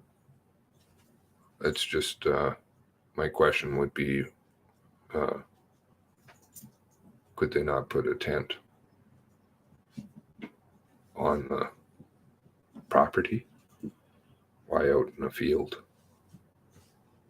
There should be drone footage of the army tents. Interesting point. Morning of the 19th, and I called and I asked about it, to Maureen from the MCC.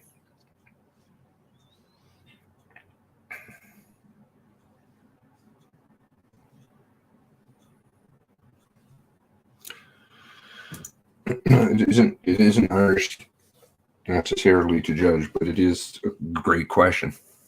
How do you sleep at night? Oh, here we go. Oh, hello.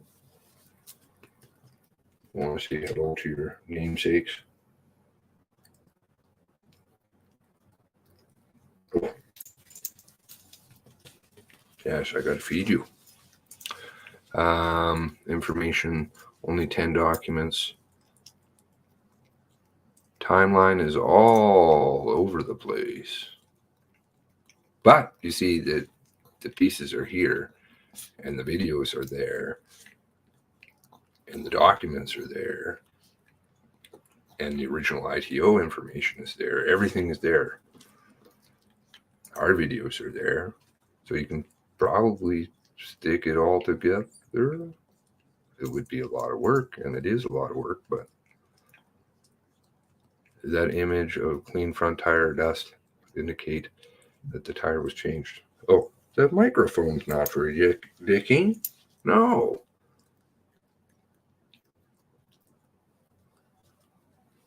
Tebow's admission of being home was stunning.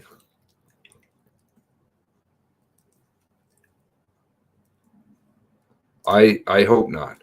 I really do, because there's enough people who have perished through all this. People who have subsequently perished, which is tragic.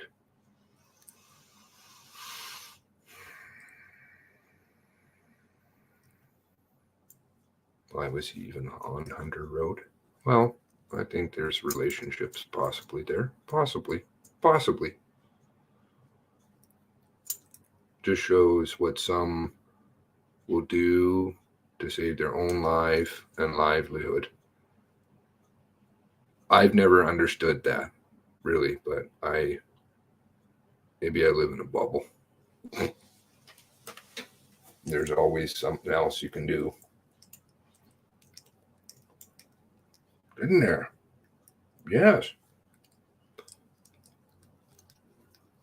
Oh, you want to see her closer? I don't know. Oh. There.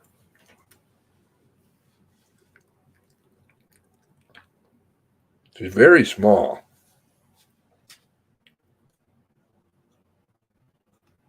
You're not going to be a big girl, are you? No.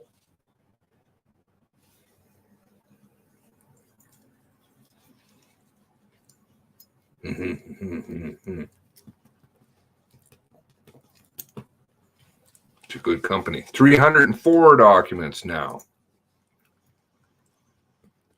Okay, wow. A lot of stuff getting added. But nothing was even disclosed, hardly. Nothing was discussed. Or was lots omitted from discussion. If you have 304 documents now from 363, 4, 7, wherever you're at today, earlier, then, excuse me.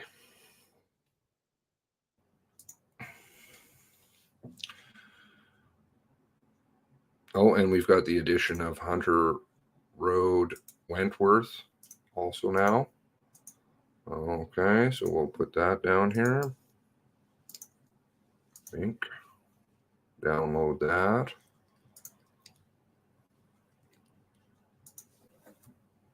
Highway 4.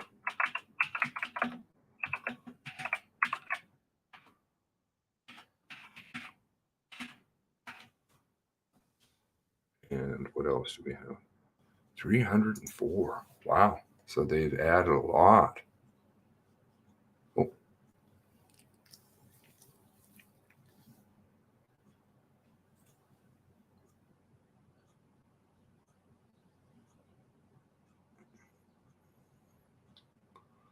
Thank you. I'm sure Nova very much appreciates that. You're cute. Apparently. Did you know that? Yes. Even with your goofy sweater. Okay. Let's see about this. Okay, so we have 13 videos now. Let's just have a look at some of these. More with more of a discerning eye. April 19th, 2020. Why is this so terrible? April 19th at, what does that even say? 9:01?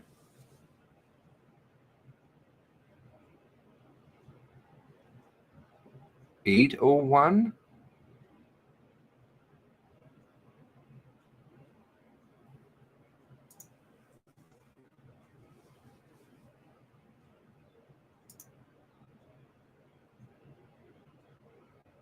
Oh, 7:59. Why did it go from, there's half a minute missing there. 7:58, 57.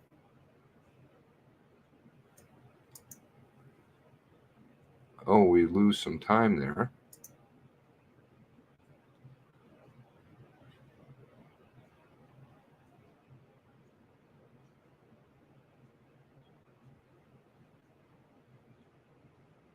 There's a little bit clipped out. Interesting.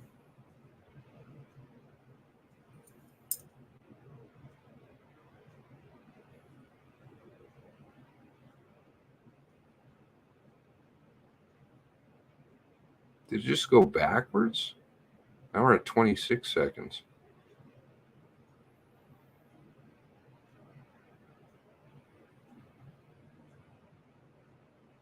Maybe not. There definitely was a little bit clipped out there, though. Oh, God. This is going to go on quite some time.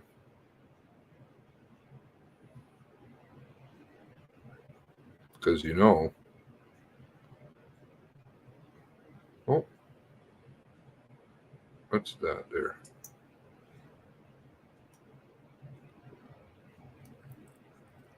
$8:32.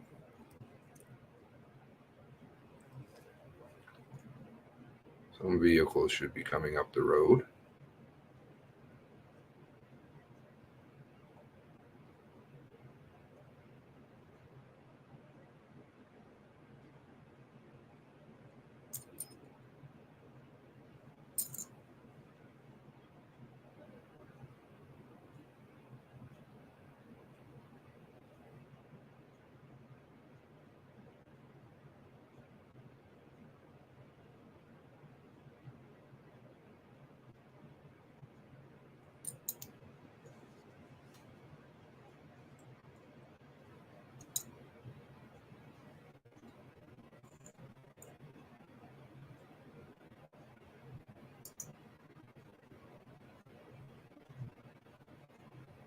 Huh.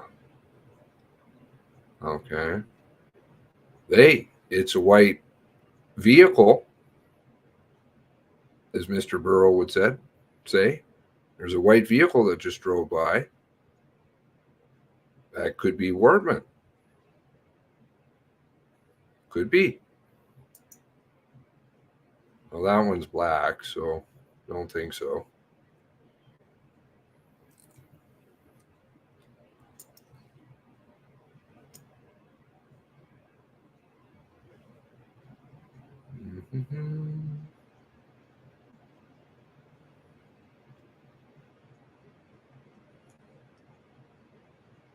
Let me get some gas. Oh, well, that was white, but probably not.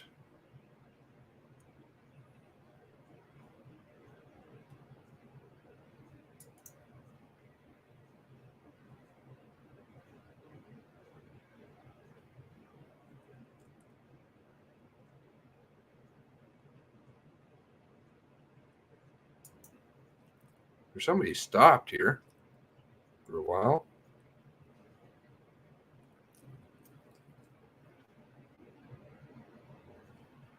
Okay.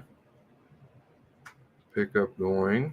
I guess the person in the golf wants to go home. I don't know what they're doing.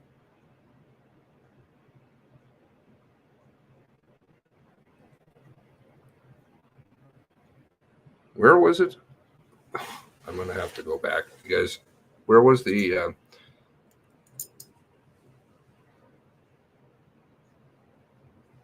need to get one of those hoodies with a pouch. Black truck following. I can't see where in here this is supposedly taking place, and I didn't catch the time when he first said it. That's something else. That's another white vehicle.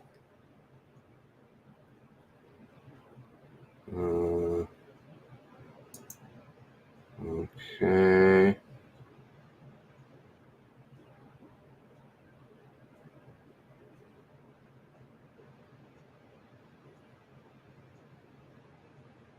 Did you guys get the timestamp when they said that this was supposed to happen?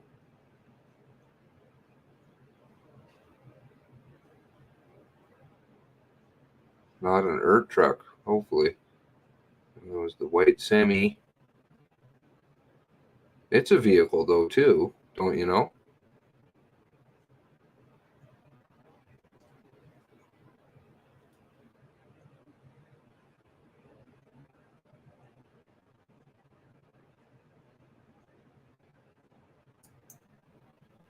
Something's coming by here.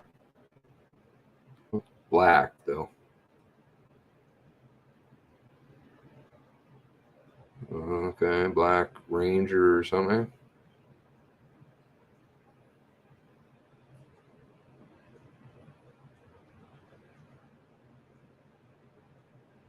I'm not seeing it. Okay. Looked like it was a Ranger. I'll have to go back and find the timestamp. Let's try, what else do we have here? The Hunter Road. Let's try that.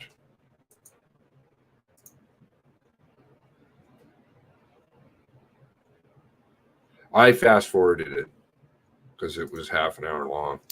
Okay, so this is, once again, you get the great, this is even better than before. Now we've got a cell phone. Don't get the original metadata. No need for that. Now, let's see here. Let's do a little compare Rooney.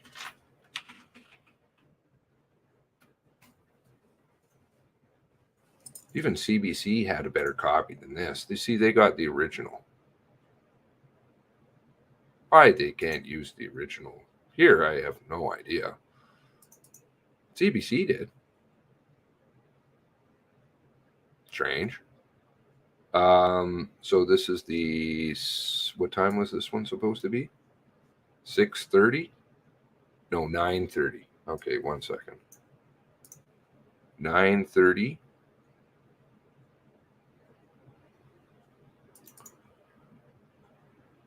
$9:23 is so. Okay, so they say in the original one it's 9:23. Okay, which seems to may have changed. Oh, maybe it still says. Sorry, my apologies. I think it does say 9:23 in this video of a cell phone sitting on a, I don't know what you call that, kitchen countertop. I don't know what that's called. So, oh, got somebody even talking a little bit there at the beginning. Sure. Okay, so you get the box, the blurred out box. Okay. That's what we do here. Is that all right? Then we have this one. Oh, this one's even better. Check out the quality. Wow, stupendous. No picture-in-picture on this one. Don't know why it's in the other one. And it's a different angle. And there you go. Don't you know? Gosh, this is even better than before. It's even more shitty. It's gotten shittier as time's gone by. Wow, look at the quality. Don't you know? Let's go to CBC Fifth Estate.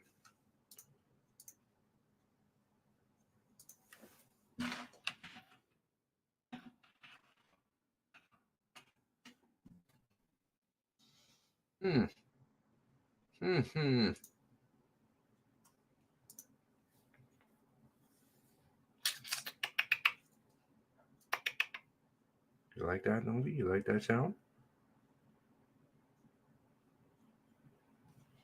Okay.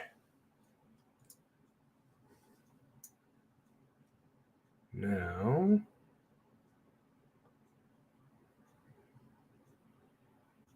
let's go to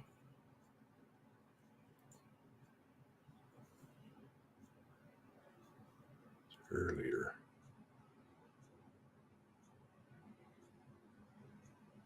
Pretty sure they got a good copy.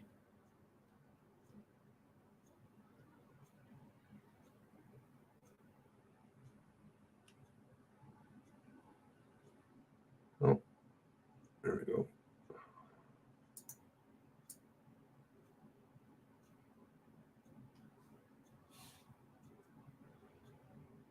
Leon.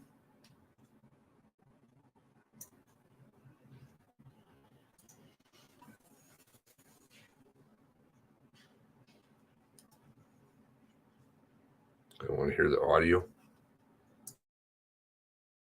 Morning, Vanessa. I'm hearing, I can hear something now. Then all of a sudden there was a big explosion.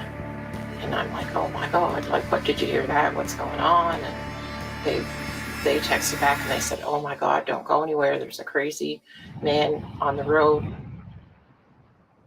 Security cameras would record what looked like an RCMP cruiser on Hunter Road at. Oh, that certainly looks better than what they gave you.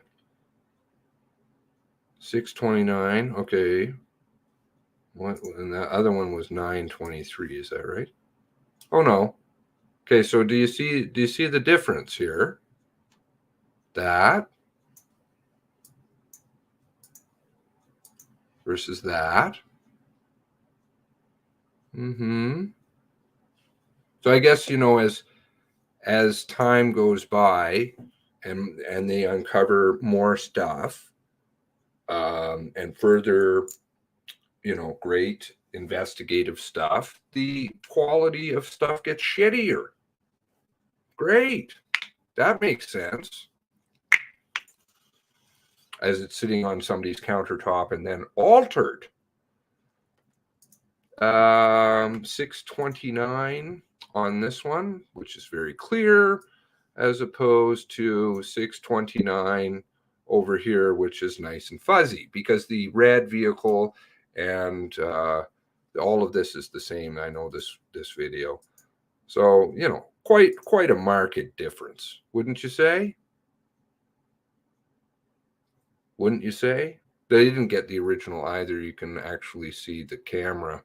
So they've just taken the camera video and made it shittier. Not sure how you do that exactly, but I'm sure they've got that one figured out. And then it goes on. We'll get the other one. 6:30 that morning, near the home of Alana Jenkins and Sean McLeod. When the car left 3 hours later, they would. Okay, so then there's the 923 version, which now you have the picture-in-picture, slightly different camera angle. though it's almost the same thing. Not sure why you need two. Appears as though the red Saturn thing is gone, I believe. I think it's red Saturn.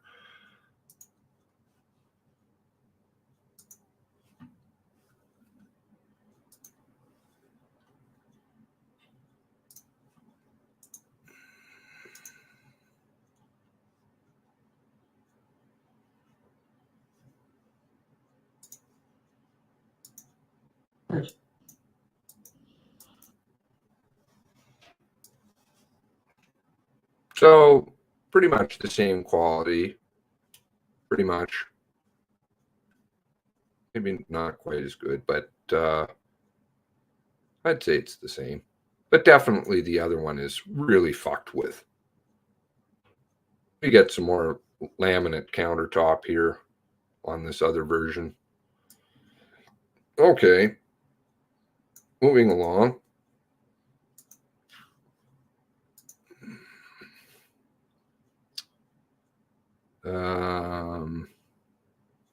Okay, we get Highway 4, 256.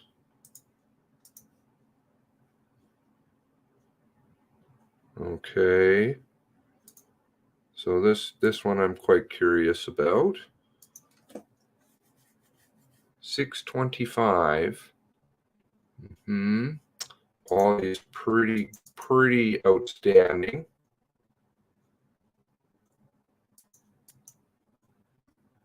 Okay, so you get back here. Let's back that up here.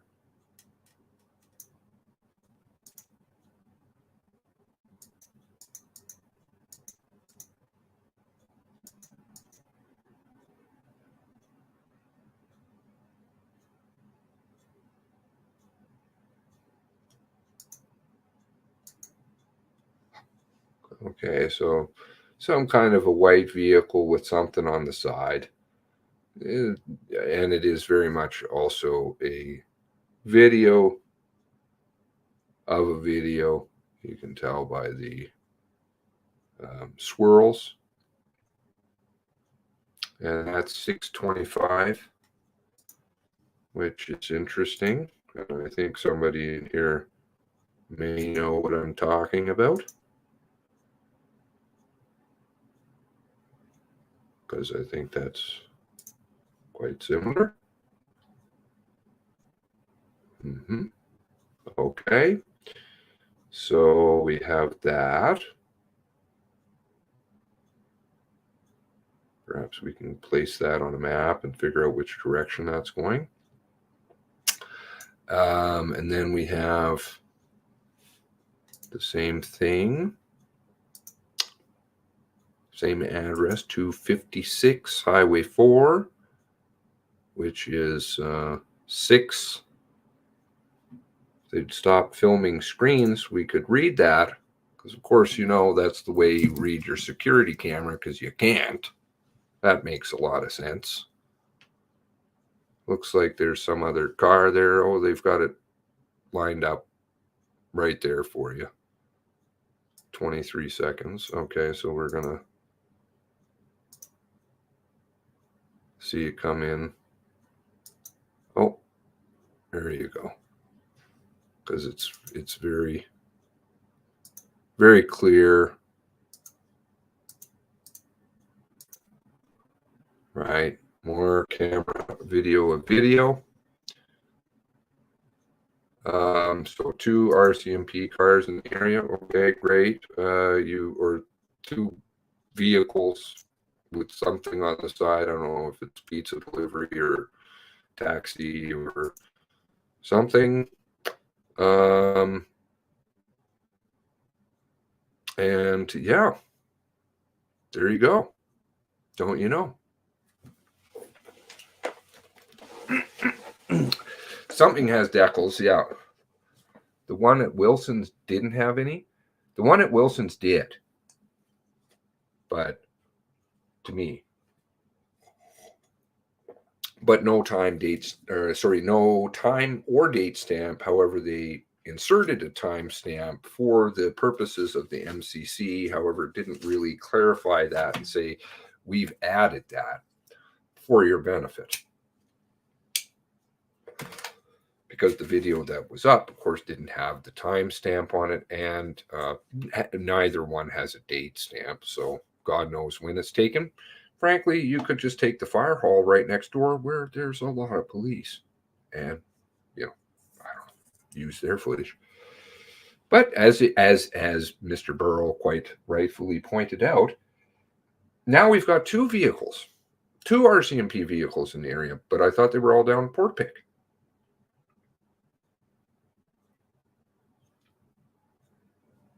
And that's making sense. How?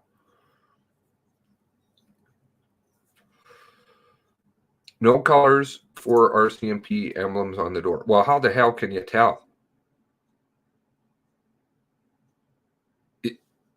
You know that video is bullshit, don't you? It's just like the one I showed you from Hunter Road. They make it crappy. Nobody buys shit like that. You're like, oh, I can't even see. What kind of security camera did I buy here? This is crap. But if it sits on your kitchen countertop and people are making videos of videos, well then, wouldn't you know?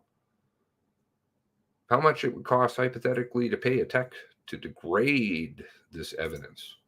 Well, that's what CSE is for. Can't you attest to that, Mr. CSE? Don't you know all about that shit? Time the same. No black push bar. Not sure which one that's referring to. Lisa Banfield statement, new statement up. Interesting.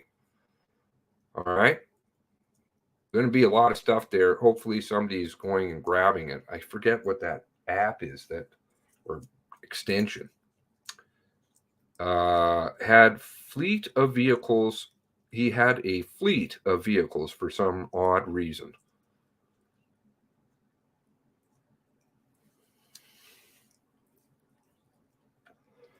Her car. I like the mention of her car. New car, new police car, or something to that range. Yeah, whatever. Doesn't look like any push bar around the 629 CBC Clear video. No. And I think, wasn't that pointed out somewhere?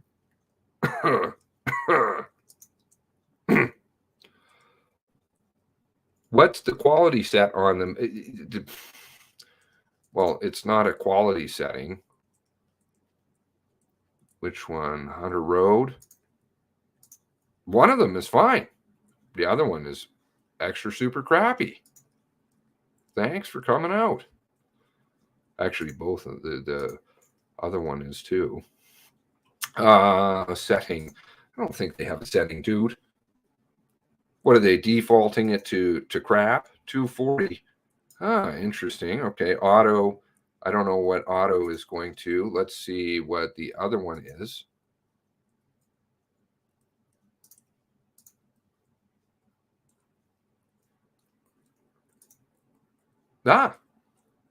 Right you are. So I don't know what the auto is detecting it at. I guess 540, which of course, everybody films in 540 or 240. 240, even better. Or what is it? 240. Just make it crappier. That's actually a very easy way. Whereas the one on CBC, of course, is nice and good, but it's also filmed on a countertop.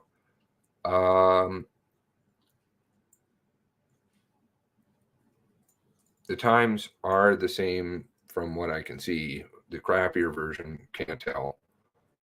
No red SUV. I guess they decided to go out. Where was this taken? Oh, 1547 Hunter Road. Okay, so we've got an address, 1547. I think that was always in debate. Last I checked, anyways. Let's see here again. Single care. that none of this comes anywhere to looking legit, well, then that's what needs to be pointed out. No? Don't question CSE shenanigans.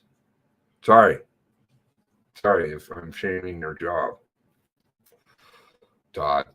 Apologies about that. Looks like only option is 240. Crazy. Why are they purposely down?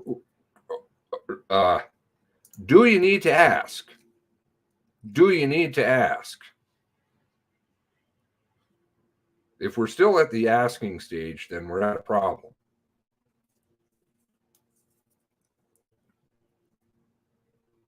I lick my fish cams and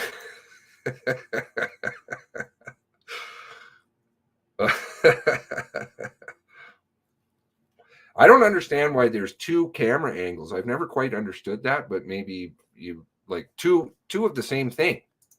They're literally almost the same damn camera angle. The picture in the picture, but it's slightly different because you don't have the shipping box and all of the I don't know what these are, fertilizer bags and all this stuff. I wonder if this property was up for sale at that time. That would be a good thing to go back and look at. Versus this. You see, you get the shipping container, no picture in picture, and fertilizer bags. So it's literally the same camera, just a slightly different angle. I never understood that. Maybe it's a rhetorical question. Okay. Maybe somebody can explain that to me, why you would have a camera of the same thing.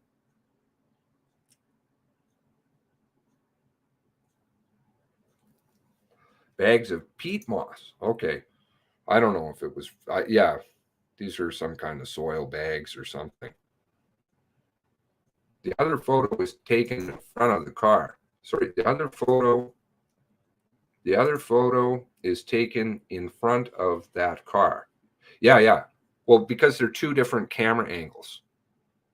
If you look at the railing and the bags of stuff and the shipping container over here, but then you look at the other one, see, you get picture in picture on this one. You get just the ever slight hint of the railing here. No shipping container. You can see the edge of the phone, right? So the shipping container should show up. You don't get that. And of course, you don't get the bags of peat moss or whatever this is here. And additionally, you don't have the red Saturn or whatever that vehicle is. So I'm not sure why. I guess somebody invested in two cameras and had them filming the same thing. Just one's a little bit more zoomed in than the other. Because you can see the other camera angle here. This is the other camera angle. The one with the shipping container and the bags of peat, you can see it here in the top left, right? The picture in picture. That's the other camera angle. I never understood why in this one, the camera angle doesn't show up. It's from the same camera system, right? There should be on the top left here, there should be the picture in picture part. That doesn't seem to be here in this one. But you never know. Maybe some people like to invest in security cameras and put two at the same place. Kind of. Hopefully their security camera isn't this crappy because, well, it's obviously not. It's obviously not. I've proven that. But you wouldn't have a security camera like that now, would you? Okay. I don't know what to do. I've got a video going through Mr. Dion's statement, which is quite enlightening. I was up until 1 this morning but I didn't clip it or like edit it and stuff. I just was a bit tired. So I could put that up, but it's not, you know, it's not techno, not all, like, I think I had to stop it because I was researching a couple of things. So while I was reading, so I might repeat a statement or two. But if you want me to put that up, I can put that up now. I'm just going to have a quick boo at the other documents. It's definitely worth a review, though, for sure. Mr. Dion's statement is very interesting. Dion Sutton, Corporal Dion Sutton.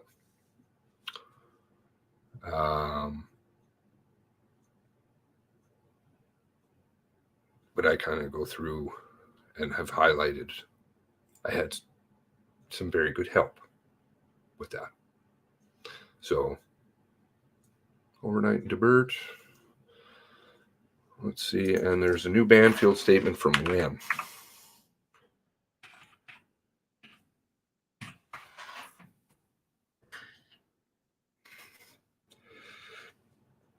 You got April 19th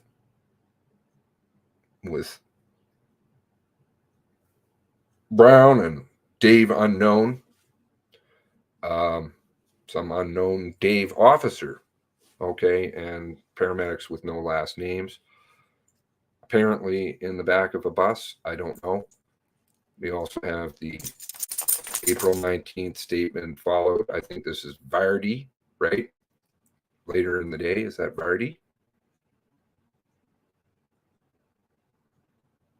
I think this one is Vardy. Oh no, this is Constable Shaw. My apologies. Then we've got a statement from the 28th. I believe that's Vardy. And then we have another statement from the 28th, which is cautioned. Oh, Firth. Yeah, Lisa Banfield Patton. Okay, I'm not sure. Maybe she changed her name for an interview and then changed it back. Staff Sergeant Vardy. Okay, and Vardy has a very specific task. And then we have the Vardy, another Vardy statement, but this one she's getting cautioned. This was recorded at H Division interview suites. I got the impression that one of those statements there, I thought it where Vardy was interviewing, so it was the earlier in the day that she was in the hospital, was the impression. Am I wrong about that? I used the bathroom, I'm going the wrong way, the washroom's down at the end. Big comfy chair over here. Kind of the implication is that I think that she's in hospital. Just so we can get you, what about a medical release? Get you a medical release. So I guess, so just because of the injuries and stuff, we obviously want to capture that. Oh, I talked to you last time about the medical, just so we can get you a medical release. Release form. So is she getting released on the 28th? Because a little bit later in the day, it appears, well, she's getting questioned by Vardy, but this time it's in RCMP headquarters. Here, H Division, interview suites. Not sure what's going on there. I guess no big comfy chair. In interview suite 4, 19 pages. Wonder if we should just blaze through that. What do you think? What do you think? You'd like to see my video? Did you just have some gas? That's not very nice.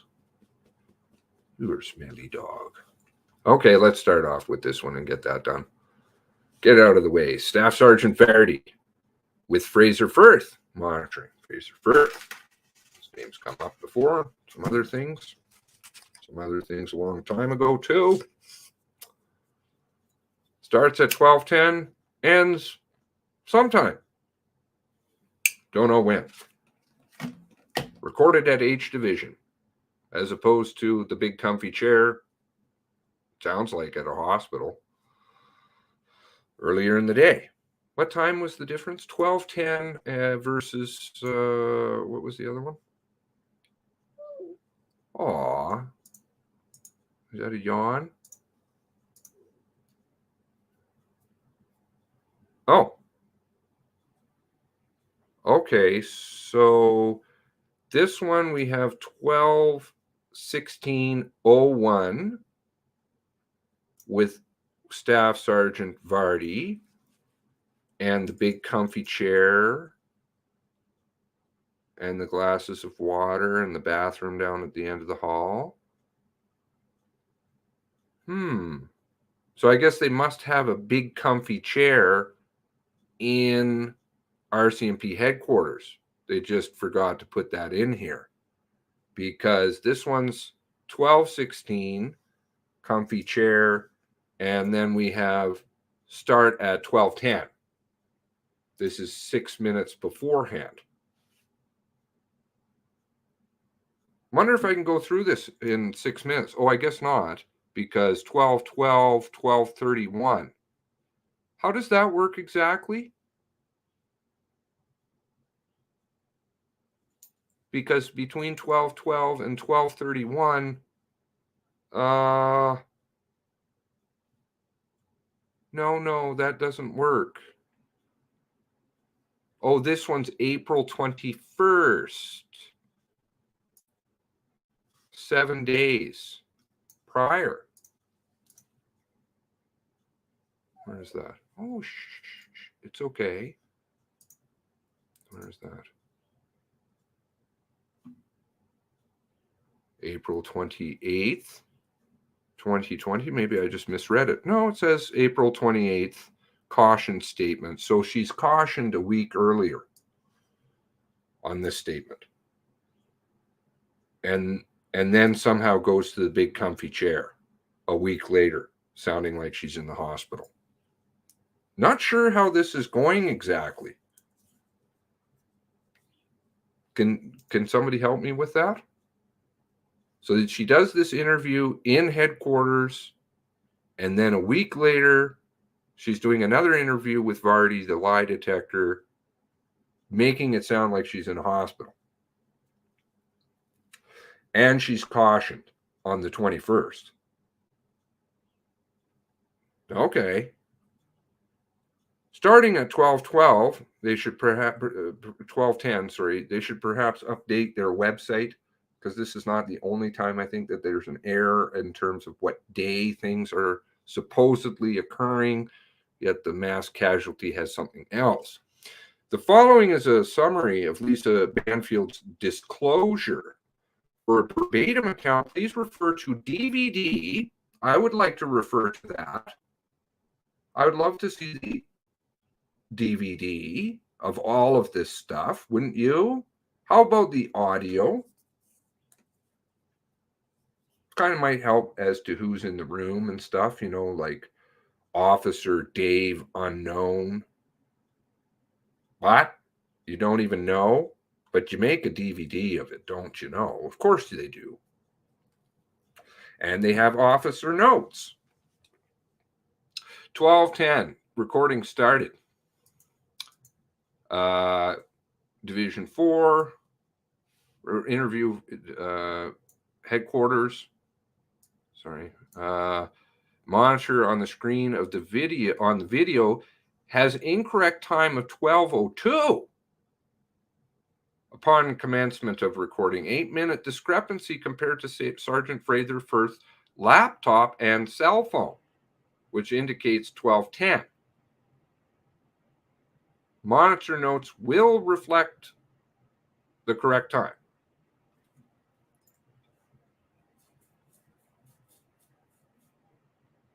Okay, more clock issues.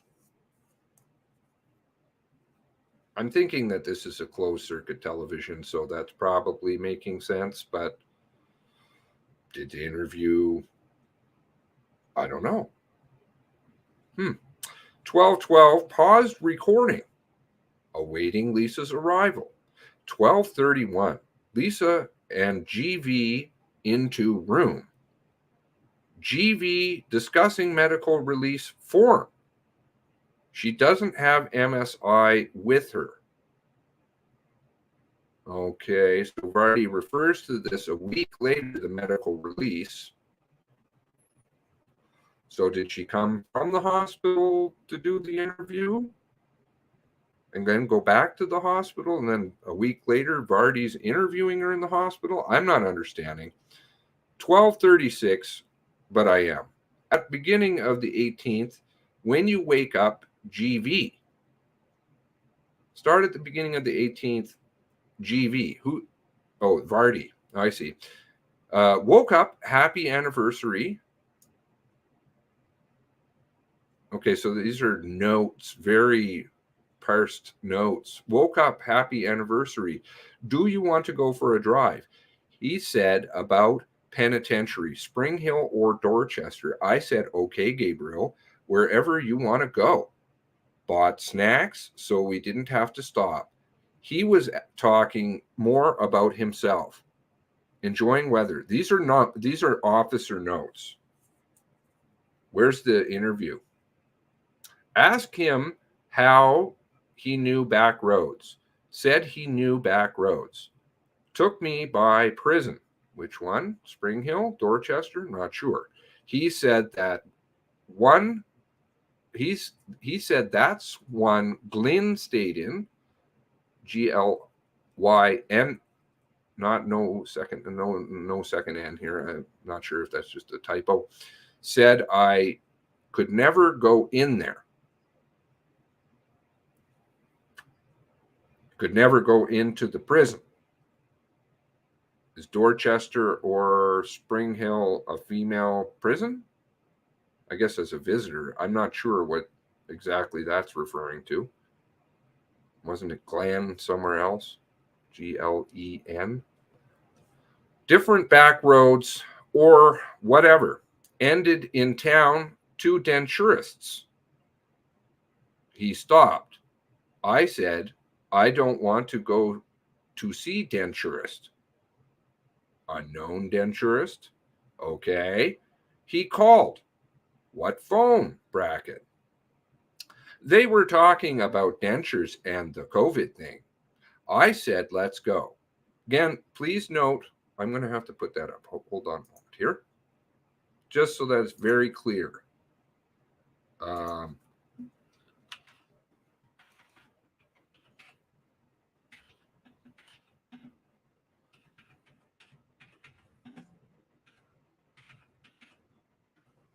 believe this is Fraser Firth's notes, right?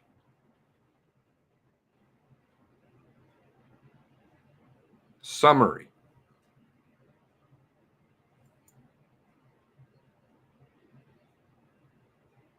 I think this is Fraser Firth's summary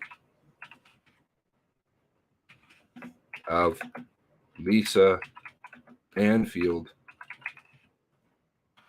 interview, April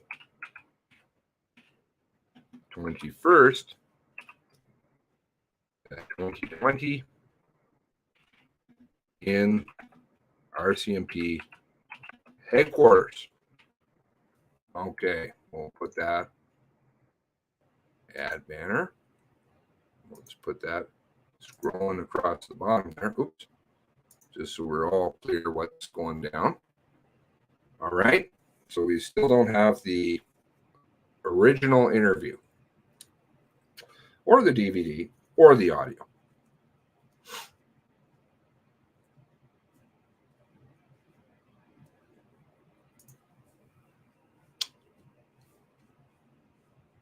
I said, let's go. We left down dirt road. He didn't want to eat, but we have grapes and some watermelon. told him, that's the snacks, I presume, told him I was ready to go back. It wasn't enjoyable like I thought it would be. Back to warehouse. I packed some stuff at home, then back to warehouse. Pack stuff for what? Doesn't seem to be an issue. He was cleaning Jeep. He started a couple of drinks. Who? Both? Both of them? Sean from States called. We've FaceTimed Sean. Sean was getting emotional about us taking care of him after operation. Okay, what time? No mention of times. I said we should call Angel.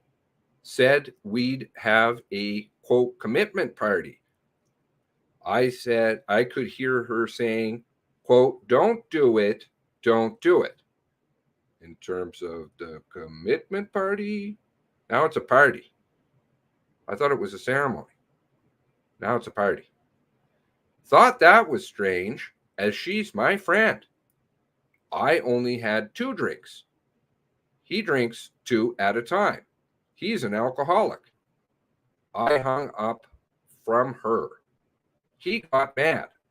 I was saying I was ruining anniversary. I left and returned after going halfway back and apologized. He was going off getting mad. I walked through woods and went to bed. He came and pulled blankets down. Don't know what he was saying as irrational. I pulled blankets back on. He pulled off again. No nudity. Now, he had me on ground, crying inaudible. Who had you on the ground? Who's he? Pulling on my hair, started kicking me. I got up, kicked me, inaudible, went to ground. So if it's inaudible for Fraser Firth, why isn't he asking for clarification? Not sure, but he's actually sticking in here, inaudible. Okay. Said, get up. Rope from bathroom around my waist or wrist. From the bathroom. Throwing gas around house. How did it get there? Then said, let's not forget my gun. Very wet. Turned around. Saw it in flames. Wonder if he used gas before coming in bedroom. Well, that. And how does he get it there if there's no car? Not sure. Guess he's carrying it around. Back and forth, back and forth, back and forth. It's a lot of work. I'm screaming, trying to kick him away outside. Remember digging my heels into the ground. No physical injuries, marks. Leon, clean feet. Okay. Remember digging heels into ground. Said we're going to burn house. We're going to burn house. We're going to burn house. Didn't say he was going to burn house. We are going to burn house. Then Dartmouth, Maureen's inaudible. Hope she's not trying to burn her sister's house. Holding me by right arm. I started running, but tripping in dark. He had flashlight and found me. Said, I have flashlight, idiot. Quote, you'll never look the same way. Dousing truck. Unlocking inside doors and still had me by rope. Rope. Is rope ever found? Don't believe so. Then it's LLB and it's a bathrobe. I said, it doesn't have to be like this. You'll never look at me same way. Okay. I'm trying to read verbatim. He said, it's too late. What's too late? Put cuffs on one hand. Where is the rope? Drop to floor when he tried to put on second cuff. Guess he didn't feel like doing that. Said, I'm not going to tell you again. Get up. Heard shots on side of me. Pulled me up by hair. Into back of police car. Watched him go over by bar part. No, he had guns there. Then he opened doors to garage and moved Jeep. No gas on the Jeep now. Got on my butt and kicking doors and windows, but didn't want him to hear me do it. He's not saying anything to me, but then went to apartment upstairs. I'm still trying to work cuffs, plural, off. I guess she's just referring to them as plural. Went to driver's side and got out of window and ran across. Went to the driver's side. Of what? Got out of the window. Where's the silent patrolman? Missing. No back seat. Just in police car. Ran past blue shack. Crossed street. Truck in grass area. Got inside. And tools inside and interior light came on. I could hear shots. Thought he might blow truck up, so left. In woods, but branching too thick, so got on ground and dragging myself. See this treat with root system coming out. I got in cavity of that, but could see road, so must have been close. Okay. On the 21st, when was Allison's statement? He was also about the root system or tree. Saw a fire, could hear voices, then bang, bang. Thought it was Gabriel, maybe. First introduction of a name. All right. Then inaudible crying. So the crying is clearly audible. So there's something being said that's not being clarified. Crawled back to where I was, and I can hear guns all around me. Seemed getting closer. Killing people trying to get to me. Killing people trying to get to me. Pardon? So people were trying to get to you? And somebody was killing them?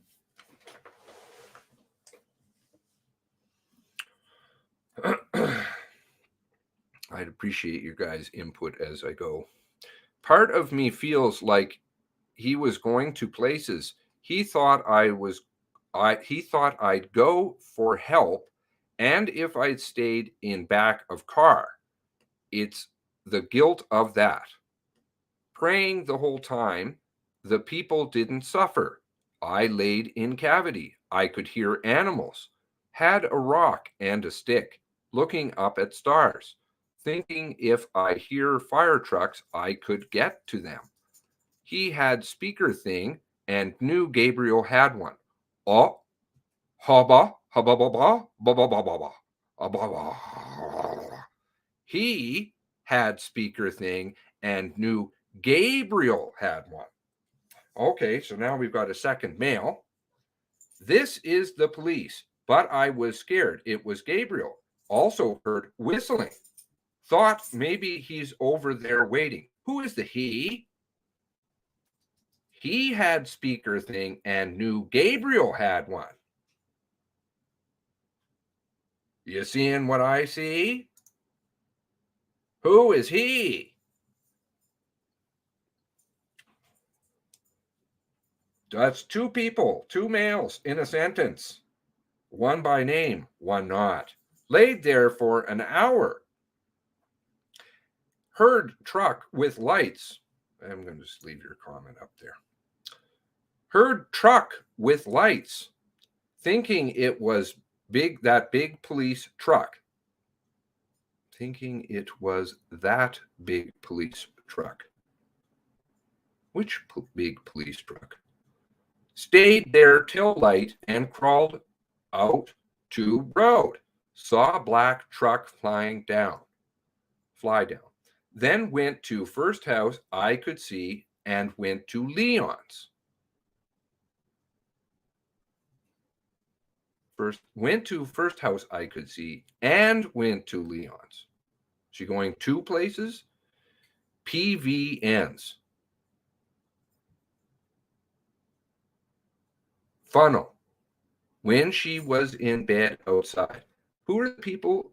Page 4. All right. We have Vardy and Firth. Now it sounds like there's other people in the room. PVNs. What is PV? Funnel. When she was in bed outside. Until outside. Funnel sounds like a name. Is there an RCMP officer by the name of Funnel? Anybody want to look that up, please, for me?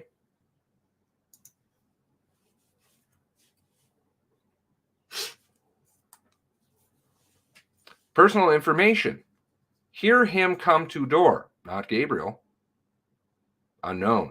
Laid there pretending asleep. Flicked light. Pulled blanket down by feet. Said go to bed. Pulled blankets back on. Pulled off. He was right in my face and I was crying, not knowing what he was saying. Couple of days prior to this, he was so caught up with this COVID-19 thing. He was talking about death. I know we're going to die. I thought that was odd. Also, he was watching someone on TV dismantle a gun and asked him why he had a gun. Who is he? Who is he? She has no problem saying Gabriel. And there's clearly two males in that sentence before. Said he was admiring it. Back to Saturday.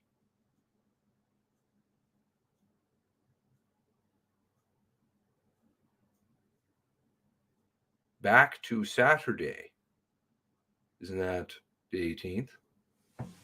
Where were they before? Said he had enough. Never look at me the same. End of this night. I'm going to die. Tell me to get dressed. Trying to talk him down. Him. End of this night. I'm gonna die. Times in the past, he was physical. Work sometimes, but others it wouldn't. Being nice. After kicked me and I was down, took breath away. On top of me, on my chest. I was trying to appease him, saying it would be okay. Kept saying, quote, I'm done.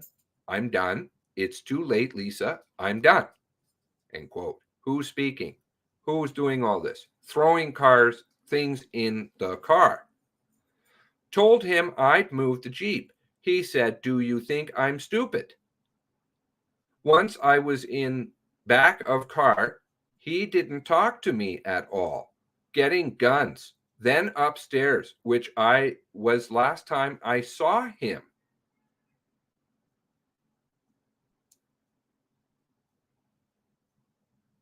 Enters his bedroom onward. Dragged me into that room. Threw me down.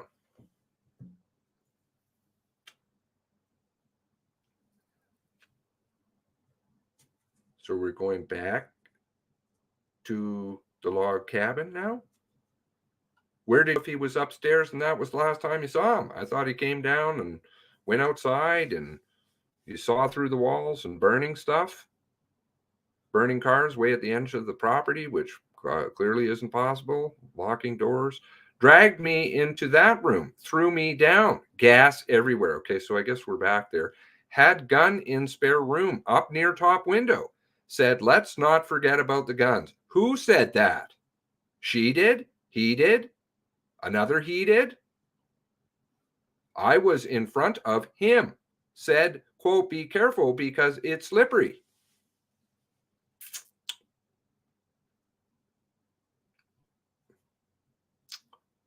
Did she say that? Don't know how he lit it because I didn't see match. He said, turn around and look at all I could see was fire. That's when I was begging him, saying it's gonna be okay, but he didn't want to hear it. Who is he? This is really freaking me out, man. I knew he was going to continue on because it's one thing to burn something meaningless, but he loved that cottage. If he did that, he didn't care about anything else. Doused a police car there, but I don't remember it being on fire. Her car. This is her car, if this is at the cabin, because she specifically said it's hers. I don't know where these cans came from. Don't know if he brought them over. I don't know. You'd need a garbage pile of gas. Whoever it is likes to carry gas by hand from warehouse to the cabin, back and forth. Wasn't like there was time to prepare all this stuff. We were together all day. He paid Peter for splitting wood that day. Peter said, have a good anniversary. We were making plans. It's like he snapped. I don't know. Gun she saw him grab. Think it's a Glock gun. He had a silver and black, and both had red laser on it. Handgun. Doesn't know which one he grabbed. Whatever was on my wrist was material and not a rope. Okay, so I guess now it's not rope. I remember it hanging down. Don't remember how he got it on.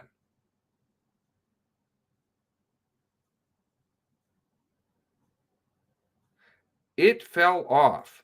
Must be in wood. I'm thinking it was a belt from housecoat. He took my shoes off and threw them one way, each one way, and said, quote, now you can't run off, bitch. Who is he? 1336. 1:16 p.m. Atlantic. Greg Vardy shows map prop to Lisa. My coat should be on path in woods. Didn't she take him down, take everybody down there?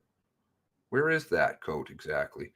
Describing where sneakers, house coat, belt should be on diagram. Those should be easy to find too. 1319, Lisa signs map prop. Handcuff would have been in the car. Love to see the map prop. One I took off while in back seat. Right? And handcuffs, not going to burn. Have serial numbers on them too. Kept pulling as hard as I could to get it off. Okay, so I guess not on that great. Warehouse property, vehicles, police car I would drive was by cottage. Bingo. Jeep in front of garage. This is not me highlighting it, by the way. Jeep in front of garage. Backhoe. Okay, backhoe. White F-150, tractor, white car. Gas on all of them. Descriptions.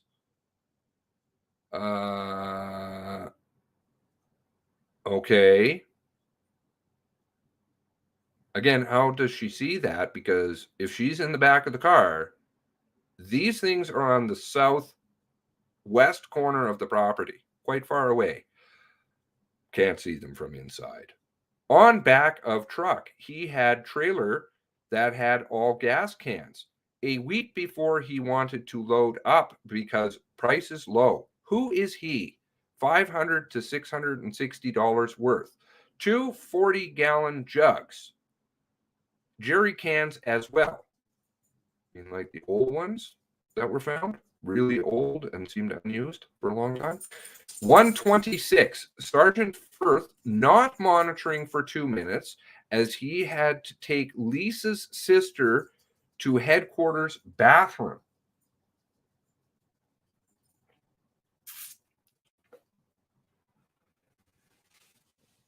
Lisa was diagramming vehicles at scene. Okay, so I guess we're missing notes for 2 minutes. Police vehicles. One for me to drive, so not putting miles on Mercedes. Another to save miles on the truck. Where is the Mercedes, by the way? Pointer vehicle, as well as truck. Another wasn't roadworthy, but back and forth from Cottage. Car I drive at Cottage and burnt. How would you know that? If it didn't catch fire until much later. How would you know that the car caught fire if it wasn't until sometime early in the morning?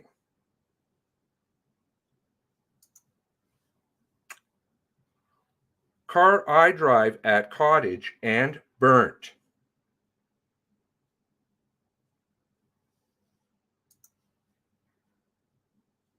Did everybody hear what I said? Because I know sometimes it doesn't seem like I'm very well heard. Obsessed with police vehicles. They're safe. I can fix them. I can fix them.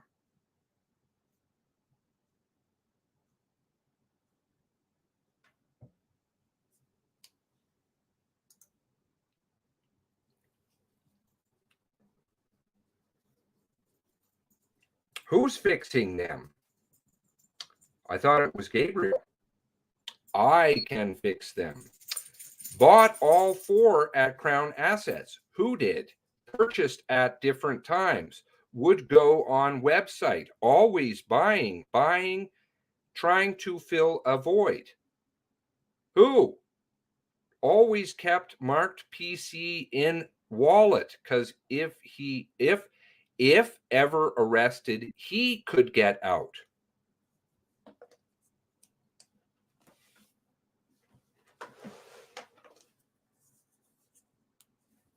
Marked police car key in wallet. Whose wallet? Time you escaped. Arm out of puffy jacket. Point.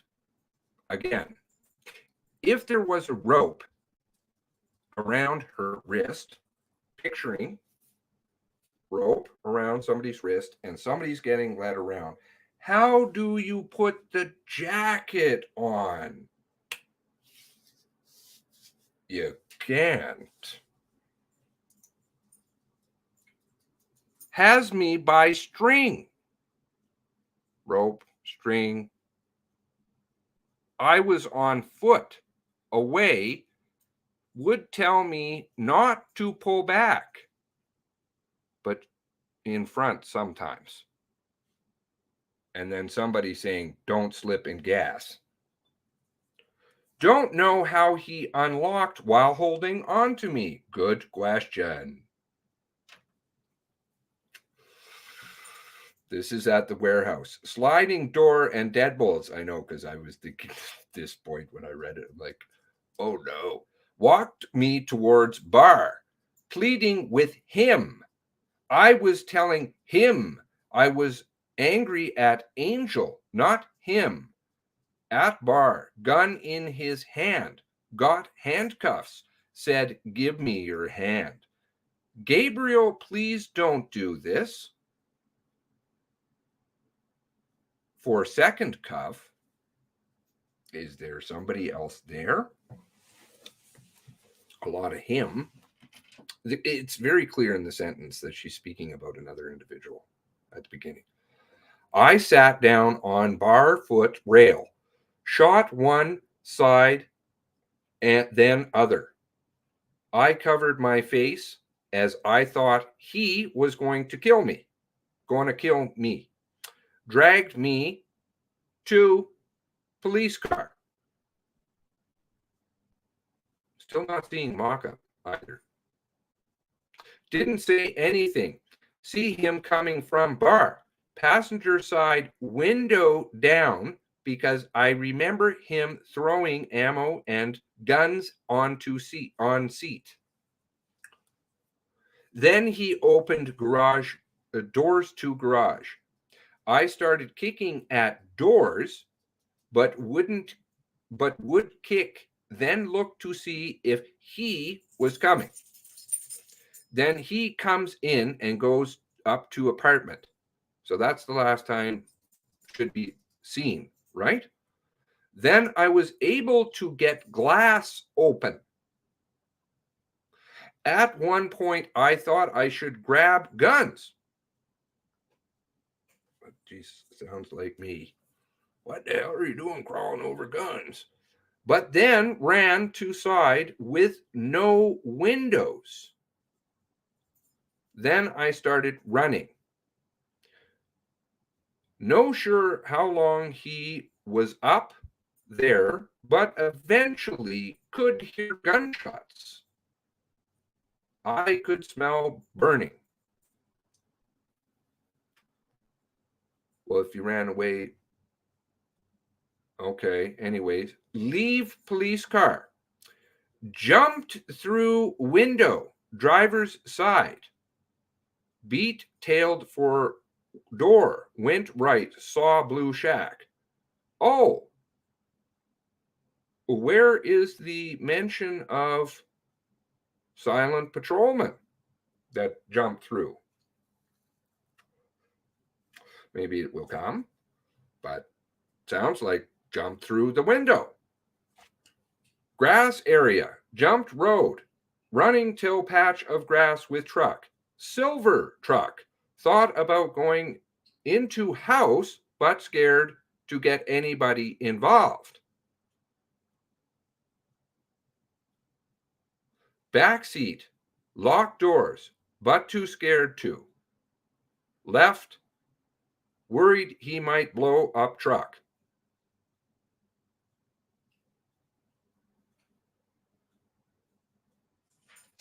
How does he blow up the truck? Oh, maybe it's the grenades. He running through woods, but kept whacked with branches. Kept getting whacked with branches. Then hands and knees, but would stop occasionally. Figured he'd think I'd go on our own path. Heard loud bangs and noises. Found tree where whole root system came up. Hands and toes in my clothes so he wouldn't see them.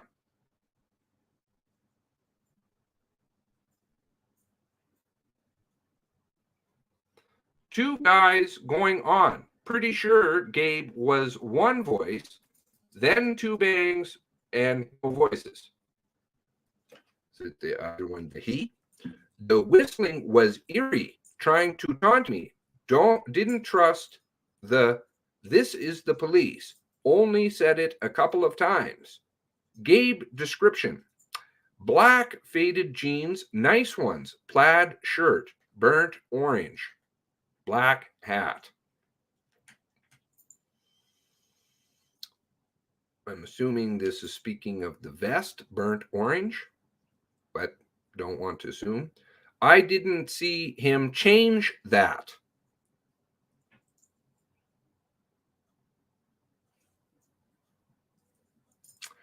Uniform was his uncle's uniform, unspecified. Oh, okay, well, that he gave to Gabriel.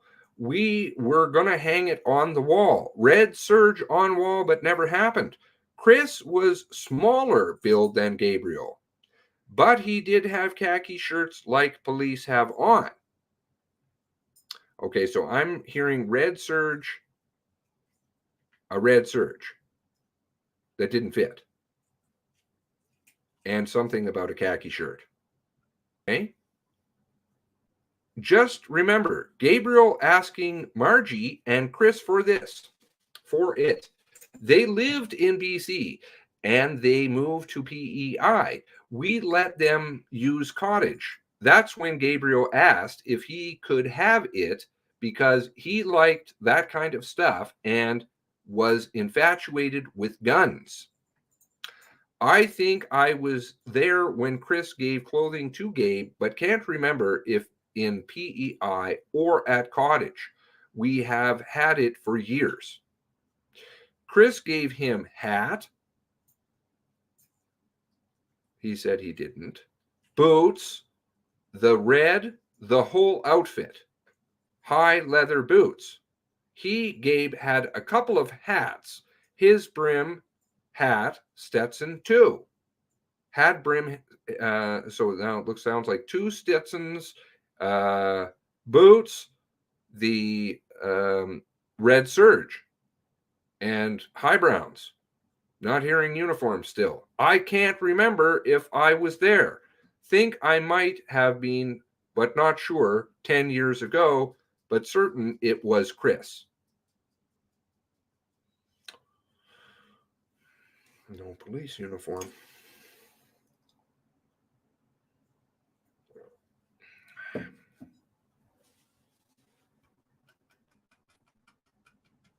And a Red Surge that doesn't fit. Not sure if Sean or Chris that gave him the handcuffs with the key. Serial number will tell you. They're all marked and wouldn't burn up in a fire. So where are the cuffs?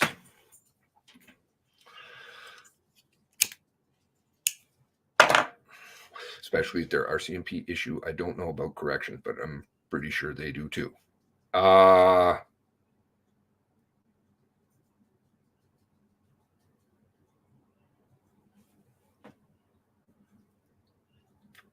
Didn't see him change. 1:51, Greg Vardy out of the room. 11 minutes later, Greg Vardy back in the room. Uniform from Chris. Could you call Chris and ask him? Greg Vardy, we will. Why Chris? I'm pretty sure I remember Gabriel asking for it and Chris didn't need it because he was retired. I think Chris just gave it to him. I think it was at the cottage, I'm pretty sure. Possibly Alan. He never had a relationship with Alan.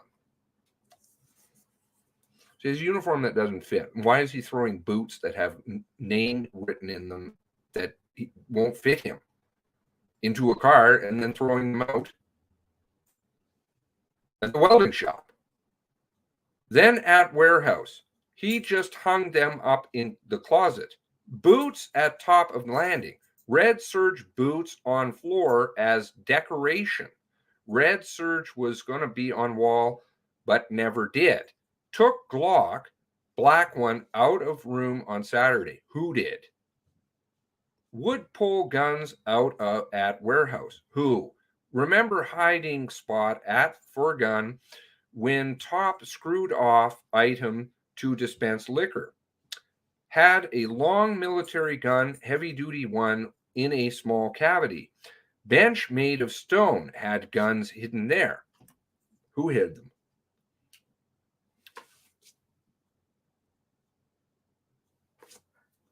At cottage, he had hidden spots, shelves with false shelves, one gun there.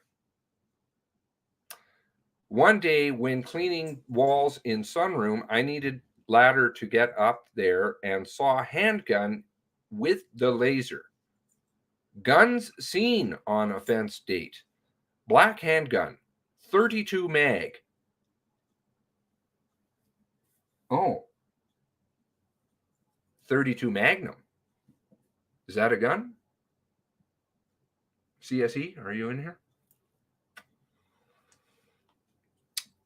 Maybe that was misinterpreted then by us all. Or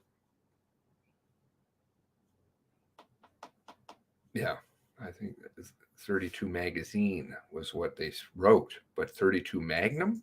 Strip of bullets, bunch of guns with bullets on passenger side. She can't itemize them as she didn't look. Gas purchase. So paranoid about COVID. Everything he said would happen would actually happen. If I'm right, she's very paranoid about COVID, from my understanding. 240 blue drums, 2 or more, 20 or more big jerry cans plus little diesel ones. Went to Masstown and filled up across from Masstown Market. He was preparing for the end of the world. Rice. I told him we have lots of food, separate bedrooms, and a him, who's not really named. Every day he'd listen to negative stuff in media. He was also a compulsive buyer. He'd obsess. 2:18 in the afternoon. Greg Vardy showed map prop again. Where tree she hid in was located. Okay, so this would be easy to find. Years and years ago, Gabe had guns hidden that Tom had given him. Guns, plural. Tom was his confidant and trusted him with everything. Military kind were ones from states. Tom was gay, relationship with blank, and somewhat of a relationship with blank, in quotation marks, somewhat. He lived in New Brunswick to visit, and Gabe and Tom would go party and drink on their own. Tom got mixed in with cocaine, and Tom took over power of attorney. Tom took over the power of attorney? For who? Doesn't sound like Gabriel took over power of attorney for Tom. Does it? Gabriel got his estate, even though Tom had siblings. When Gabe younger, he was married to, I'm guessing, Karina Kincaid Lowe. Tom and Karina, though I'm not sure if that fits, in relationship then. Tom respected Gabriel. Tom was a predator, but Gabe said he always protected me and never made a move. But I thought he was gay. Why would he make a move? That's what Gabriel told me. He willed everything to Gabriel. Tom was executor on his mother's estate, and in the midst of dispute with siblings, Tom died and left everything to Gabriel. Tom's sisters didn't want Gabriel getting mother's money. Okay, that one's explainable. If you die while a estate is in probate, your inheritors get that. So Tom bequeathed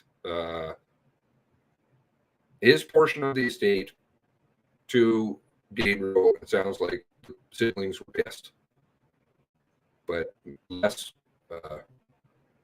malicious than what was portrayed. Gabriel, everything you know. Seemed like perfect guy at first, met at Economy Shoe Shop, and I was divorced. First date, convertible, 24 long-stemmed roses.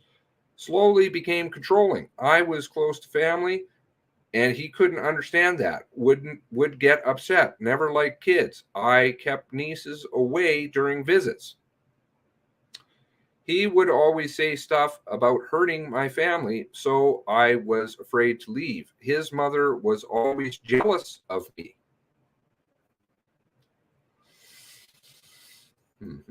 Paul came down to Dartmouth, showed me bike. Gabriel didn't want to wait for him, told me to tell him to come to cottage. Again, sorry that I'm jumping in here a little bit just because I'm thinking aloud too. Who is Paul to any of these people in Gabriel Wortman's family? Because Chris really doesn't speak about that portion of the family as family. We all went to Cuba, and that's when Gabriel beat the shit out of his father. Paul didn't want him to go to jail. Gabriel was smashing his head on the pool and blood everywhere.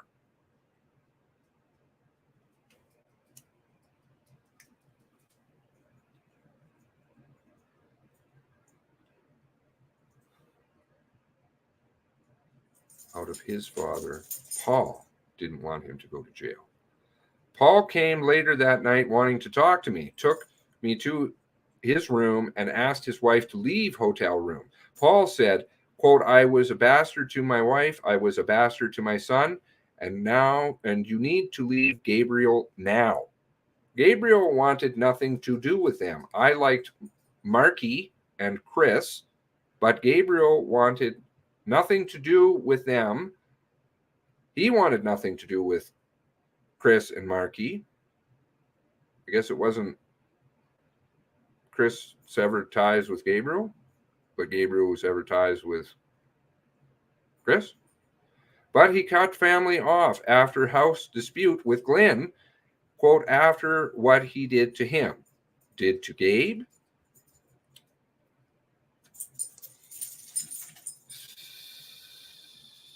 Cuba trip, 5 years into relationships. Gabriel choking me outside, and Glenn came up and saying, quote, you're just like your father, quote, and I ran away. Gabriel's eyes would change and like a switch. Choked me while in bed a few times. Not sure where you're going with that. Maybe spicy? Like things would set him off. Big things. It was calm. I threw a party for his 50th and he was blown away that all these people came, and it's like he had a glow after that, but it didn't last. He always wanted to be praised for everything. Is it 1 to 10 assaults? Or up to 10 assaults, including verbal. Up there for 5 weeks. He liked fact that he had me all to himself. I could only talk to family on FaceTime, and he liked that. I'm finding this non-mentioning of his name, his as in Gabriel, very strange. Gas bought a week before that. I remember it was Thursday because gas changes on Friday. I was with him then. Paid how? Sister indicated in monitor room that Lisa had previously told her it was 2 days before offense and a Thursday.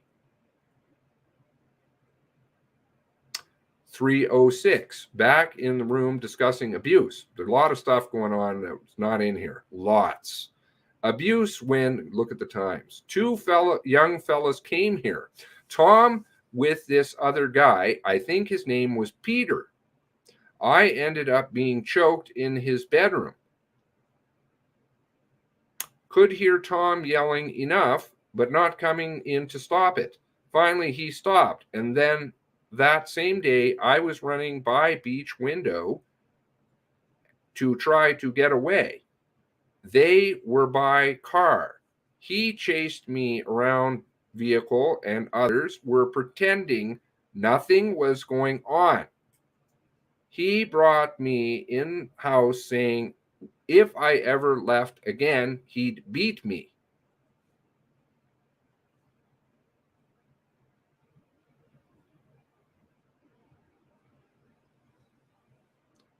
Abuse when 2 young fellas were there. Okay. Who are the young fellas? Another time, Gabe said, make them something to eat. Pulled me by hair when I said no. Gabe didn't even eat. He just wanted me to cook for them. Nothing said. I just went to bed.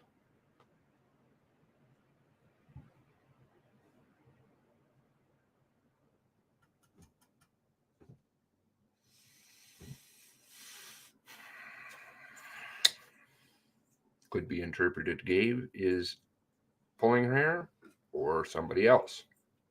I said I'd never stay if someone did that, but for whatever reason I did. List of knowledge of deceased's. Jamie and Greg Blair. I never really bothered with neighbors. Gabe would say, I don't want to be around anybody, and I was great with that. I'm around people all the time and work.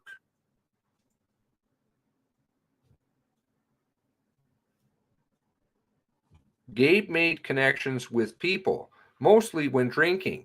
If there were ones besides Lisa, I'd say hi, but no conversations. Okay, so now we're going to get into the other Lisa problems. I never trusted Lisa. Don't know if they did anything. Even when having party for Gabriel, her dogs came over.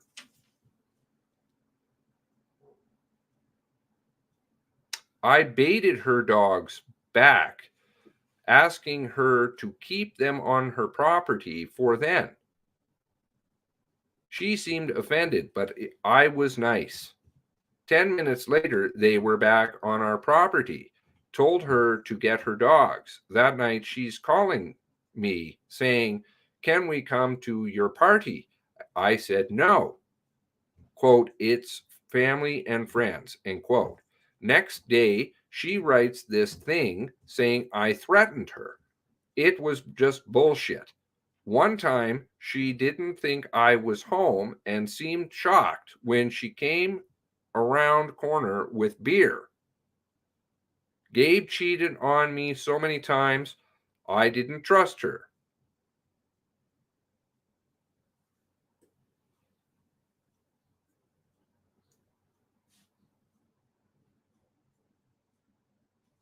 Ellison boys, he was married, blank, kids would wave. I said hello, but that was it.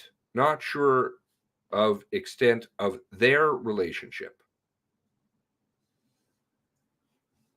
Gabe and the Ellison boys. Margaret, Lillian Campbell, Wentworth, nil. McLeod's, they'd come for drinks. They were married and divorced. Odd couple. Not my cup of tea. Not personable. John was more social. Think Gabriel got handcuffs and corrections uniform from him. Gabriel told me he'd visit in Wentworth, but I never went. Saw them at Costco. Gabe always seemed to like them both. Never any arguments. Gabe always wanted collecting uniforms. John, bracket, got something from him. Wow, that's specific. Thomas Bagley, didn't know. Gina Goulet, she's a denturist. She and I connected at one point. Gabe never liked her from beginning, but seemed to like her after that because we connected. She seemed nice enough. Wondered how he knew where she lived. Gabe pointed out Gina's place during return point of Saturday drive from the denturists. Not a pleasant visit. She came to our place. I went to her place in Shubenacadie once, helping me with diet. Remember thinking her place didn't look like a denturist place and wondering how she got business.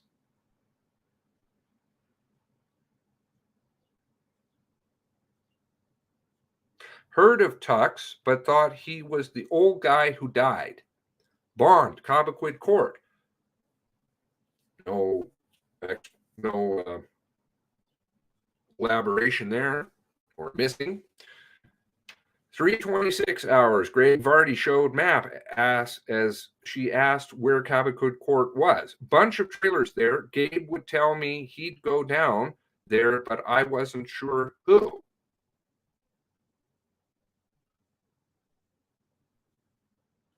Okay, well, that's not, they didn't live in a trailer. John Zoll and Joanne Thomas. You mean the ones from New Mexico? Couple moved in, A-frame house. This couple had 2 sons and one went back. I never met her. He'd stop and say hi in his convertible, but no relationship. A-frame house. Okay, so that's Brenda. Frank and Dawn. Quote, did they hurt Peter and Joanne? Did they, plural, they hurt Peter and Joanne?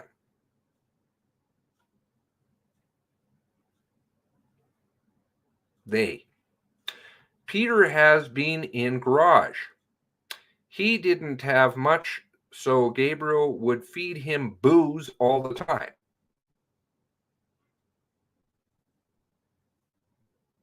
That's nice.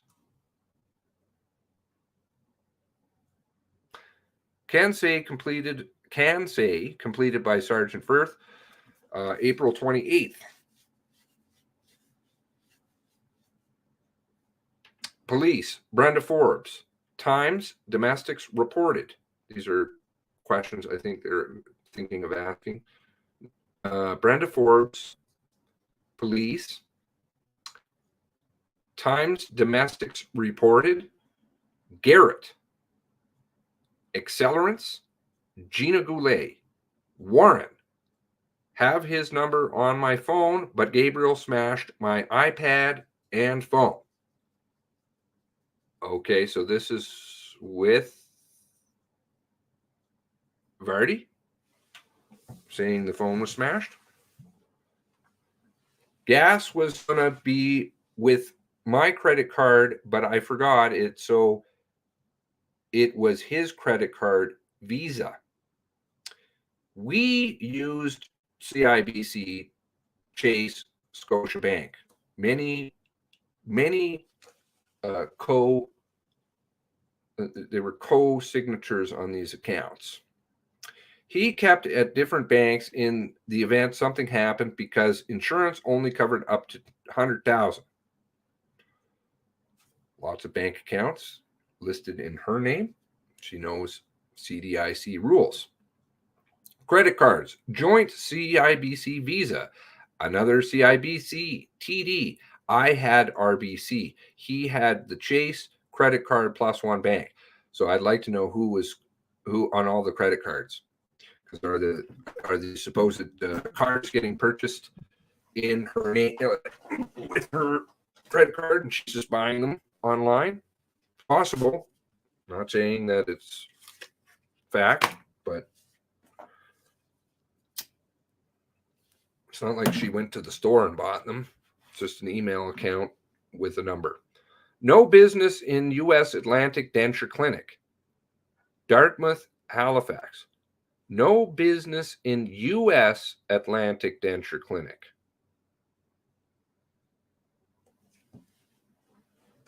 Is there a U.S. Atlantic Denture Clinic now? Holding companies. I don't understand any of that. Well, she's part of it.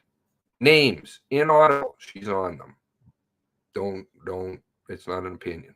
Some property down from our place and listed in Northumberland Investment or Brookshire holding companies. He took care of money. My role, bring patient in, wax up dentures, polish them.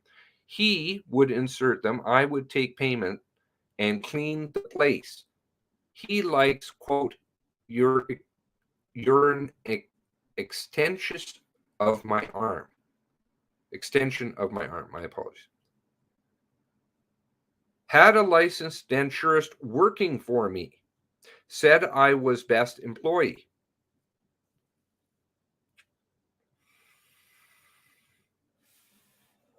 Matthew, licensed denturist. He would humiliate me in front of patient. He needed to make me feel like a piece of shit.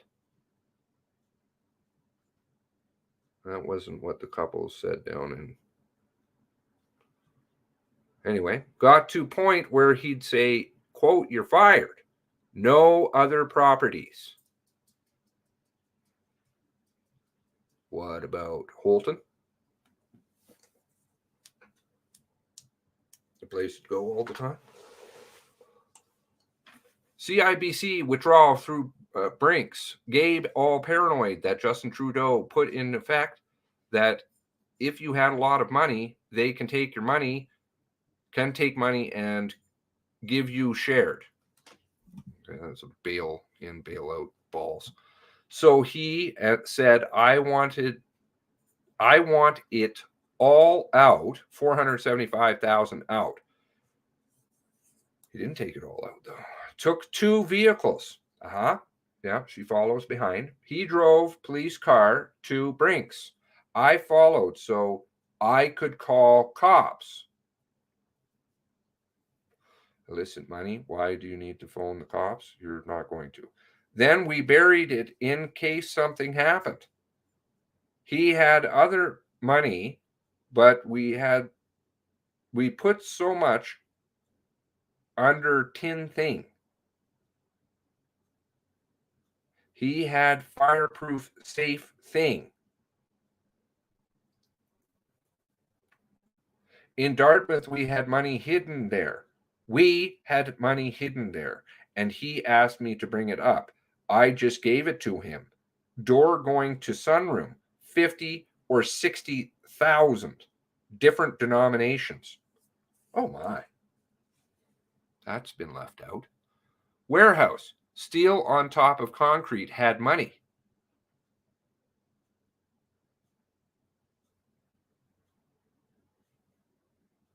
Not sure what that means.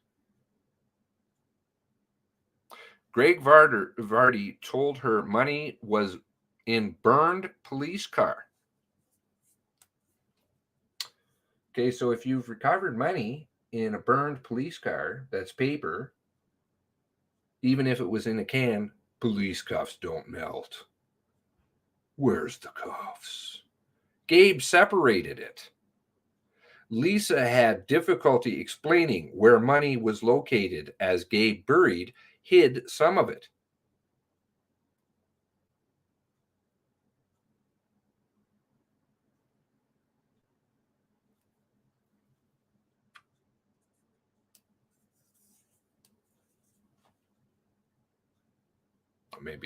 Maybe, just maybe, didn't want the money found.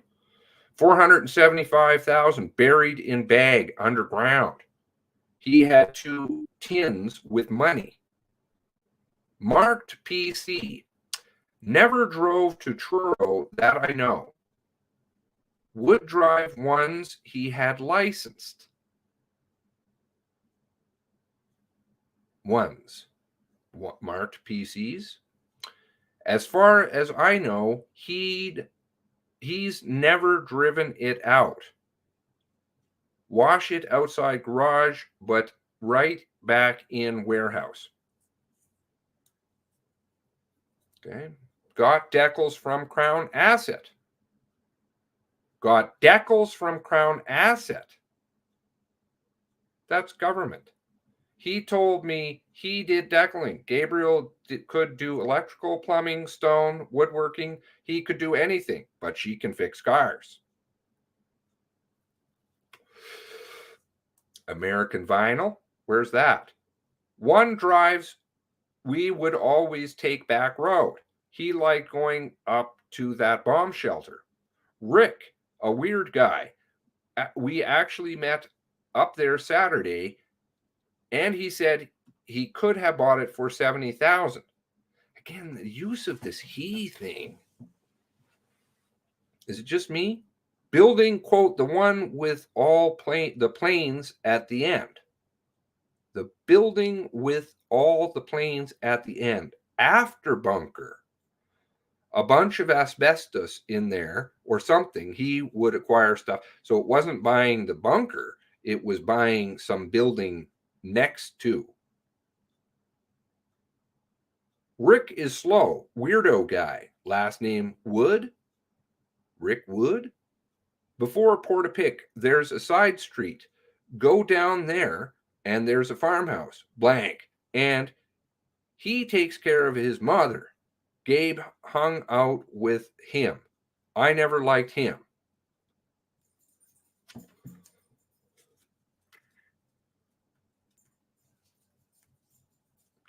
He got so consumed with COVID, he'd listen to Trump, but didn't like Trudeau. I'd say, Gabriel, I don't want to talk about it.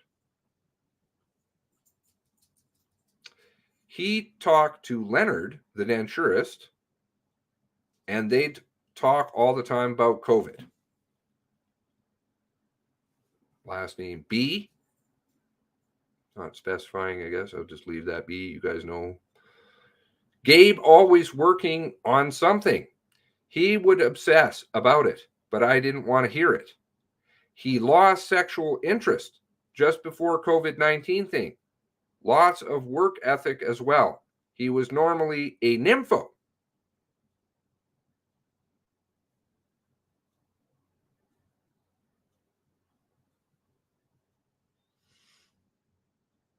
He.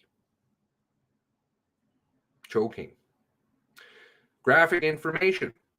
He'd watch porn in next room over. Graphic. He never dressed up sexually. Graphic. Well, that differs from some stuff I've heard before about a uniform. And Gabriel.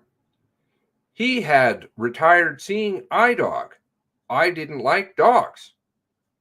He said, quote, I could kill a person, but I couldn't kill a dog. He said, quote, I'm an embalmer. It's just a piece of meat to me, end quote. Gabe had a dog, and Dad made Gabriel kill the dog when he was under 10. This was with a gun. Maybe drowned it. Think it was with a gun, sorry. Maybe drowned it. Utterances. Years before I would say, quote, I'll be gone with a bang. I would dismiss it. I would entertain it. Wouldn't entertain it. Or would walk away.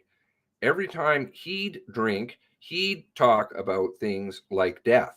Said he gonna die. Bracket, a week prior to 18th. Maybe a week. Talking to Lenny Barner. Okay, there we go. I asked him on the phone, quote, enough about the negatives, and quote, asked him if he had watched Joel Osteen. Told him next time I'd ask him if he'd watched it. Osteen. Gabe's brother Jeff. Only met them once when they came down. That's when all this went down with the dispute with the parents. Okay, so Brenda says they met once. So does Lisa. But Brenda Forbes, there's quite a group of them. Robin, Lee, Glenn,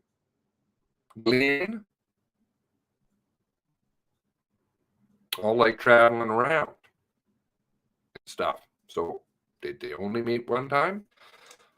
Quote, told me I've got a full-blown biological brother, end quote, and they demanded he go with them to meet him, and his mother didn't want me to go. Gabriel wasn't going. Told them he wasn't interested. They demanded he go with them to meet him, and his mother didn't want to go. Gabriel wasn't going. 414, describing interaction between Gabriel and his family over property dispute. Greg Vardy, wigs. Jeff bought Gabriel one of those wigs over a hat thing for Gabe's 50th, but never out for supper with Jeff. We never went for supper with them ever! Exclamation mark. Gabe 7 to 8 to mall with father and give him time to come back. Gabe talked about how his father just drove away.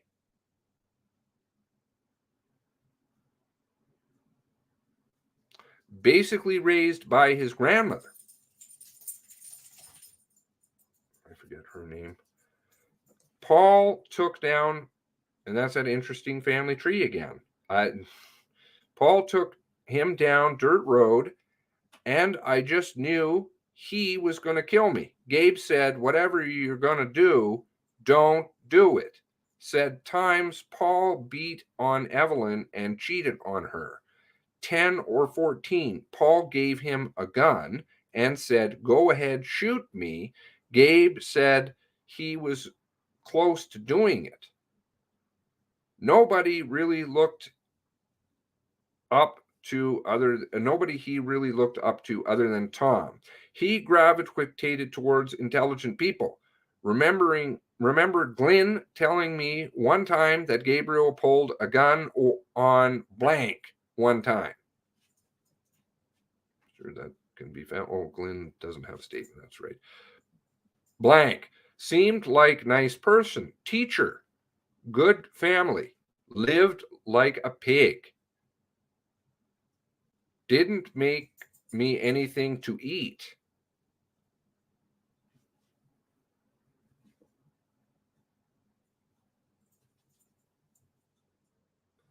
Gabriel never talked about fires.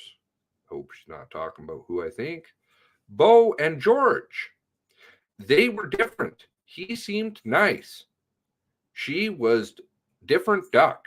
We would hang out. She was a control freak. She never liked it there, and they moved to Clayton Park.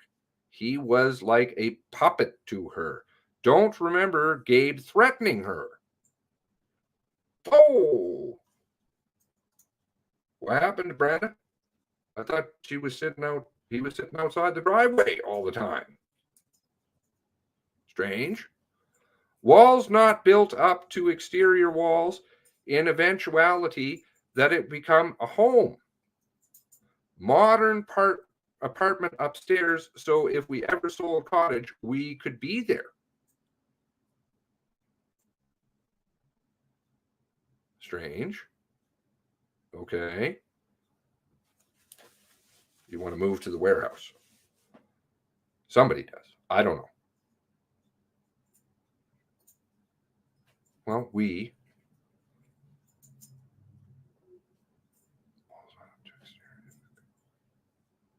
So if we ever sold the cottage, we could be there. I'm wondering if there's somebody else here. Different bedrooms. Two he's. Did you lose a chain, Greg Vardy? Not sure if I was wearing it. I had a pendant with an angel on it. Greg Vardy told her it was found. 4:56. Both back in room, short break for bathroom, etc. DeBert. We went back way, drove around there, we went to building with asbestos, not the bunker. Couple cars down there. We went under tunnel via Great Village to get to Bert. Excuse me? Can somebody help me with this, please? I'm sorry, I'm not looking at your comments. I'm focused, hyper focused. It's just me. I'm going to go back, trust me. A tunnel? Went under tunnel via Great Village to get to DeBert? Is there a tunnel that connects Great Village to DeBert?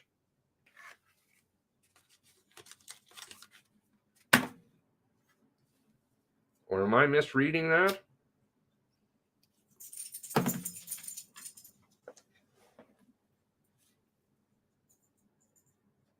And there's cars apparently up in at the building. Couple guys in cars there. Gabe commented, quote, "Oh, that's nice. They're supposed to be 5 feet apart." Gabe told me he went through the bunker with Rick Wood. Didn't like Gina because of Maureen, who was working for Denturist Association. Oh, no. So Maureen Banfield worked for the Denturist Association. He would suck up to her in person, but didn't like her. After a while, Gabe started to warm to Gina.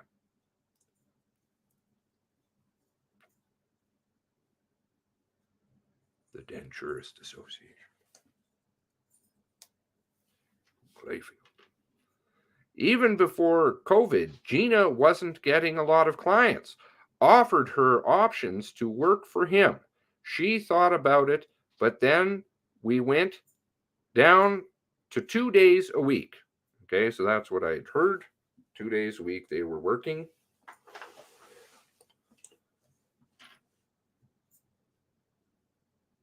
Gabe made good money. Dentures, $2,400. Partials, $1,000 to $1,400. Gone make a lot of dentures to have 50, 60,000 in cash just sitting around over at the denture clinic.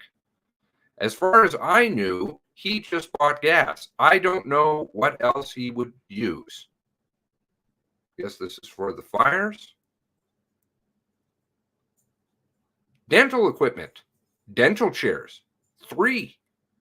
He would do patients up in Portapic and bring supplies. Aaron supposedly helped him with 1. Moving or something to do with that. I think there's a picture of it. Remember seeing Wood Doctor vehicle, but not Garrett. Not sure who Garrett is. Remember a Robbie, but he creeped me out. Lived in Preston for a while. Okay. Robbie. Few other guys. Gabe paid so guys working on warehouse could stay there while working on warehouse. Robbie and Billy and another guy, a big dude. Gabe and Rob got into it during the job and employment ended. But she had him come and work for her dad. Never any domestics reported to police.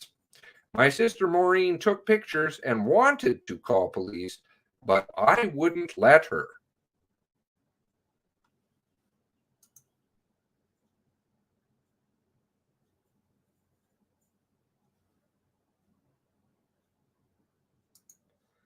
Greg Vardy.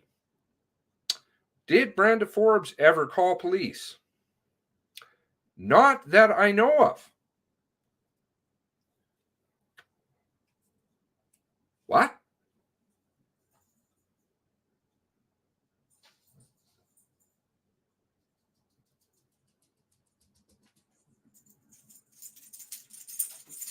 Okay. Talking about a domestic incident where guys come along on ATVs. A Renee present.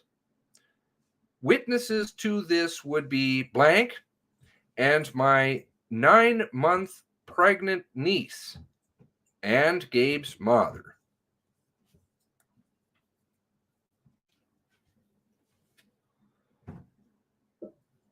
Doesn't specify what that is. Domestic, I don't know. Maybe they got into a heated argument. Gabe's view on police. Didn't care for them. Thought they were pigs. They think they're smart.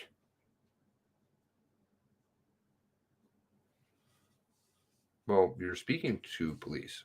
Why are you referring to them as they?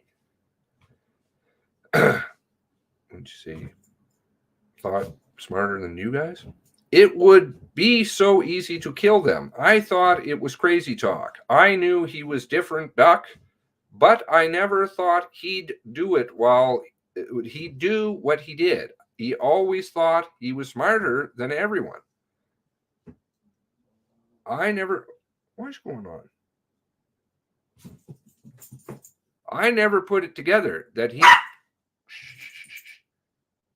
he'd collect police stuff, but thought poorly of them. Yeah, it's odd. Greg Vardy never stores stuff in vehicle. He had a fluorescent thing. He'd put it on the front seat when driving, so they thought he was a police officer. I thought it was a jacket. He liked driving it with lines.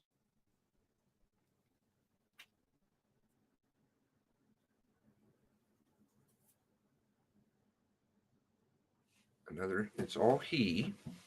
He liked driving it with lines on it because cars coming behind would slow down. Greg Vardy. Did they hurt Peter or Joanne? Comment explored. She replied, I'm not sure why I'd say they.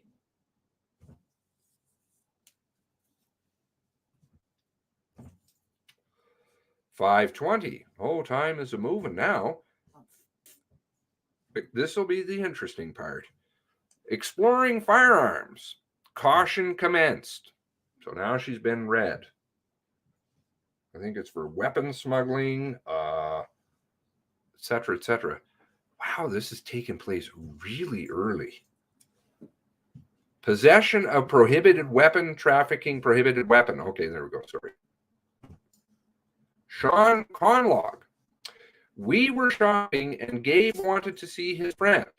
Gabe and Sean had a couple of beer. I didn't want to stay, so we left at 10 p.m.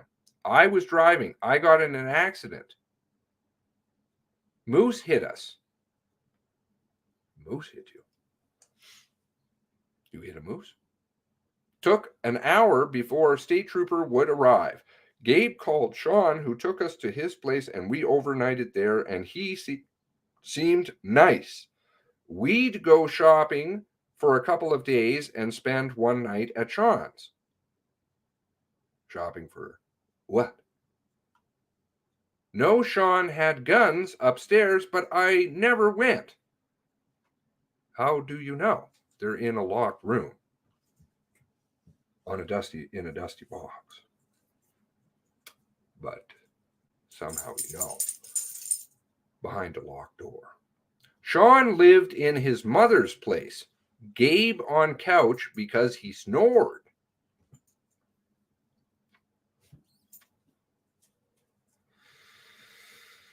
Sean gave me his parents' room.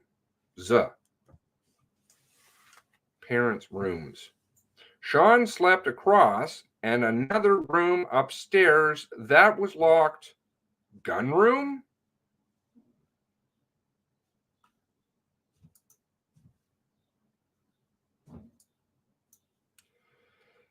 We also got introduced to Angel and her friend blank. Remember when Gabe and I first going out, Sean mentioned his guns were in there. Wow. That is a fucking memory, man. 20 years. That door was locked, always locked every visit. You remember that for 20 years, 19 years. Wow. Okay. Angel, not that I know of, involvement with guns. Was Angel involved with guns? Not that I know of. Mentioned a Neil that had a license. Gabe would tell Neil what kind of guns he wanted, and Neil would buy them. Gabe's guns. Who is Neil? Neil Wortman is. I'm just throwing it out there. Not saying that's true. 2 handguns, silver and black, one at Cottage and one in Brown Thing, but he would move them all the time, both with lasers. Remember Cushion by Fireplace? He showed me, or I was there when he showed someone else guns. When I was hit by garbage, when I was by garbage, he showed me another one, shoots 32 rounds. Don't know what kind of gun shoots 32 rounds. They were, quote, mean guns. Maybe it's the 32 Magnum. Not ones that you would shoot a deer with.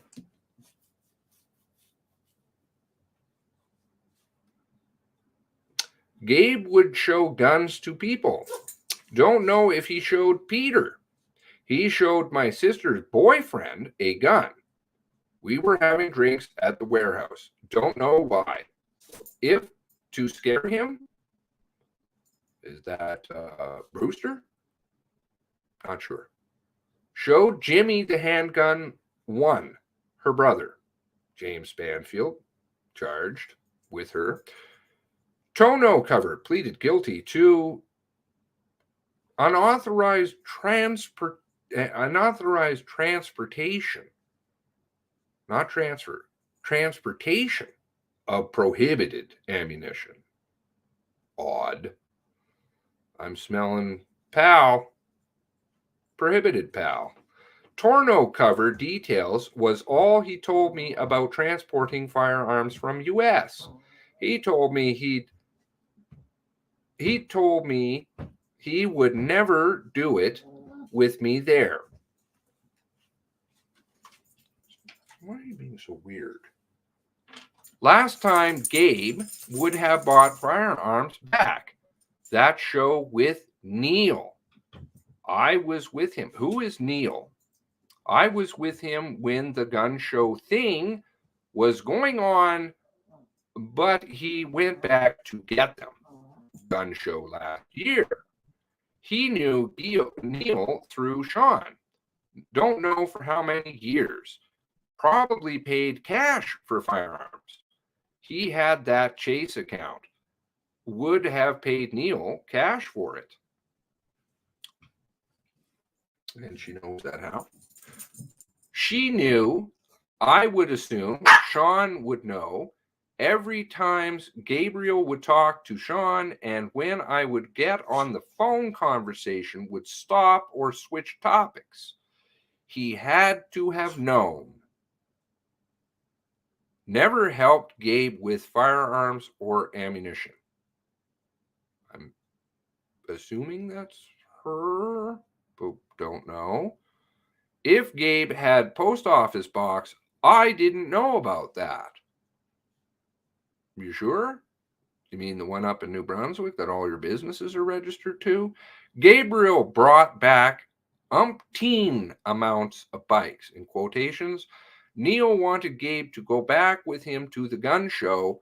I don't know if Gabriel went or he told him what he wanted. I didn't go. Maybe I was with Angel. I think I met Neil once. If he's the guy I think, he smoked a lot of dope. I didn't like going to Portapique myself. Got creeped out. Didn't feel safe. Maureen called Sean while I was in the hospital. He said, thank you for calling. He said, this was crazy, in quotations. Conversation between Gabe and Sean about guns. If so, I don't remember. Handguns. Quote, I just assumed the States because he would talk to Sean about guns. End quote. But I thought the conversation ended. Never observed Gabe unload them.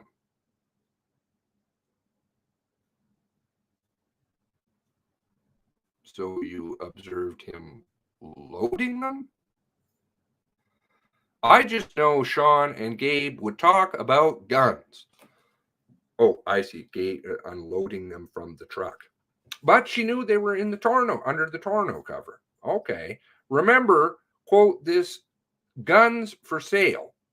Or Gabe asking, quote, can you get this type of gun or whatever to Sean? But then they knew I was on the phone, so it went off to something stupid, end quote.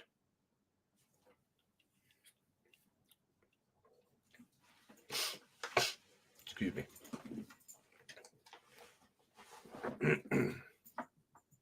Normally cross at Holton. Neil, smoker of dope, I guess.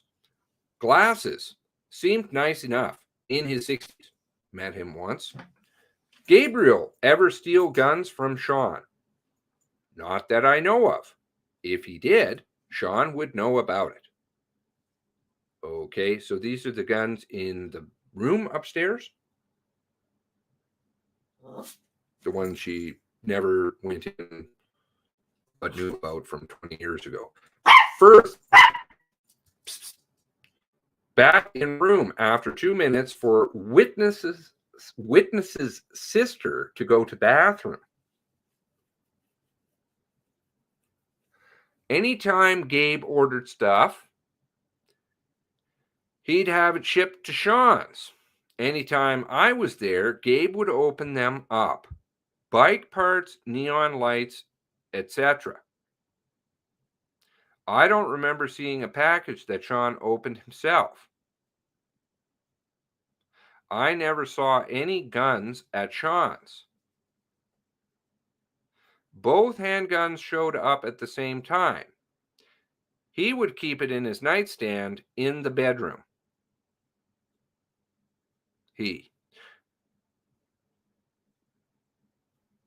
We had a tin with money in it at workplace in Dartmouth. Last I knew, there was 30,000 in the tin. But didn't she say 50 or 60 before? Greg Vardy, you're listed as an importer because I brought back cigarettes. He would put some of his items on my list if I was under my limit. Gabe had a Nexus card. Seemed like they liked to check us all the time, and he'd get frustrated. After that, he didn't bother him. After that, they didn't bother him. Nice. You just get frustrated with the border services, and then they just don't look at you anymore. Asked him if he had a business because he brought 17 bikes back. One time, a guy and girl got in the back. He just paid whatever he was over on the duty, and we left. I don't understand that. What is that? 6:11, Greg Vardy out of the room. 6:13, back in. Gun show was in Holton and must have been in the arena or something. 6:14, he had an AK-47. If he had any explosives, he never showed me any. 6:22, statements checked, both depart. 6:24, Greg Vardy's digital recorder shut off in room. Okay. Now time to go back through your umpteen statements, which I'm extremely far behind on. Oh, did I link this? My apologies. Jeez, I read this whole thing and didn't link. Of course. Copy. Paste. So please download and dissect and let me know.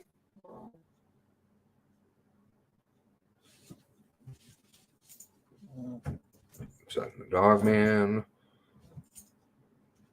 Okay.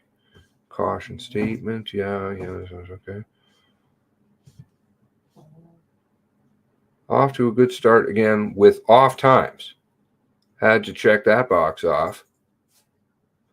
Well, I think it's closed circuit television. In that case, Peter Tebow family has connections to Firth family too. Don't know. I don't think I floated that, but if you know something, this must be what insanity feels like. Wonder if related to Cop Firth.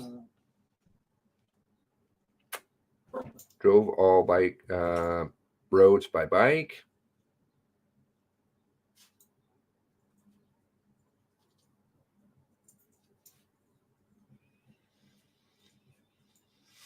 I can't even fathom how family and community members are feeling. If I was over here in New Brunswick, here in New Brunswick am feeling this much rage. Well, Annie, I do hope that take a breath, have a tea, have some tea. Also found Tebow family had connections to Fredericton, New Brunswick, also St. Thomas University. Okay. Question marks? Maybe, maybe not. I don't know. You're asking. What connection to Fredericton? Commitment party. Committed to what? Yes, is an interesting phrase. I was kind of thinking it may be some kind of here we go. Something spicy, maybe. Peter's brother Neil went to trips with a Debbie to Fredericton, who has New Brunswick connection back in 2014, but isn't Peter's wife named Debbie Kelly? What a weird family tree they have. Don't know. Freemasons. Okay, that's always popping around. Just try and stay with the documents. She's not upset that the cottage got doused in gas and lit. Weed. Burn. Maureen's. Interesting phrasing. Peter's brother Neil, partner, is listed in obituary as Carla Firth, though. Okay. Interesting. She also says in her first statement, he was throwing me in, as into replica car. Notice how she didn't use the words at all, ever there. This tense seems awkward. He was throwing me in, as into the replica car. Wouldn't you say he threw me in? If something's that really that happened. Also found connections to criminals that have spent time in Spring Hill. Okay. Looks like there's some research going into some people. A rock and a stick.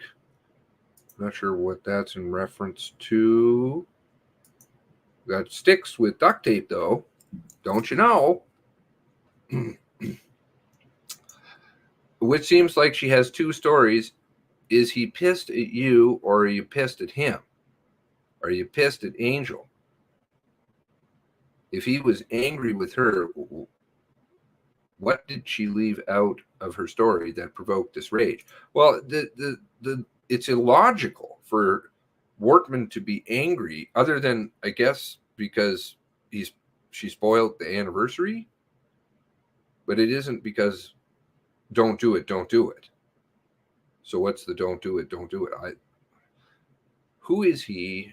Root system, cavities. Who speaks this way? Well, dental root, cavity. Is she an arborist? Well, the arborist thing has floated up a couple times. Arborist is an ex-business. Dean Funnel. Okay. Dean Funnel. Is that RCMP? that statement is so damn disjointed. Well, it's probably me, my reading, but again, please feel free to read it over, but I think it's good to try and read it verbatim. He watched too much CNN. Meanwhile, her other statements have giant paragraphs and pages worth of rambling. Well, that is because this is not, as it says in the bottom, this is Fraser Firth's summary of Lisa Banfield's interview. This is not an interview like a transcription of an interview. So if you want that, you'll have to ask for that, just like everything else. Perhaps ask for the DVDs of everything.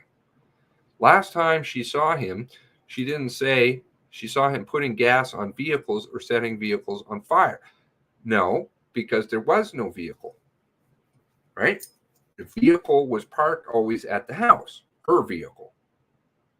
So if the gas got transported over there, somebody carried it. Or maybe somebody gave him a ride. Or, and again, him, who is him? Strawberry, red or blue laser, don't know. The color of the laser is changing. Didn't Andrew see a blue laser? Guns even come with blue laser, I suppose. Katie said blue flash. It was vague. Might have meant a gun flash. Okay. I guess kind of blue, maybe muzzle fire. How's burning down residence going to help you save from COVID? Yeah, that seems like a whole bunch of baloney. Yes, blue laser. Okay, so blue laser, or was it just a blue flash? He ahead of the curve on gas. Yeah, but she said she never saw it in the house, and then all of a sudden it's there. She may have read the newspaper. Oh, well, that's possible. May have been watching videos. Who knows? You know, videos and such, like blue puffy coats. It's getting cold out there. Oh, coat? What? Why all the lying? I don't get it. Actually, that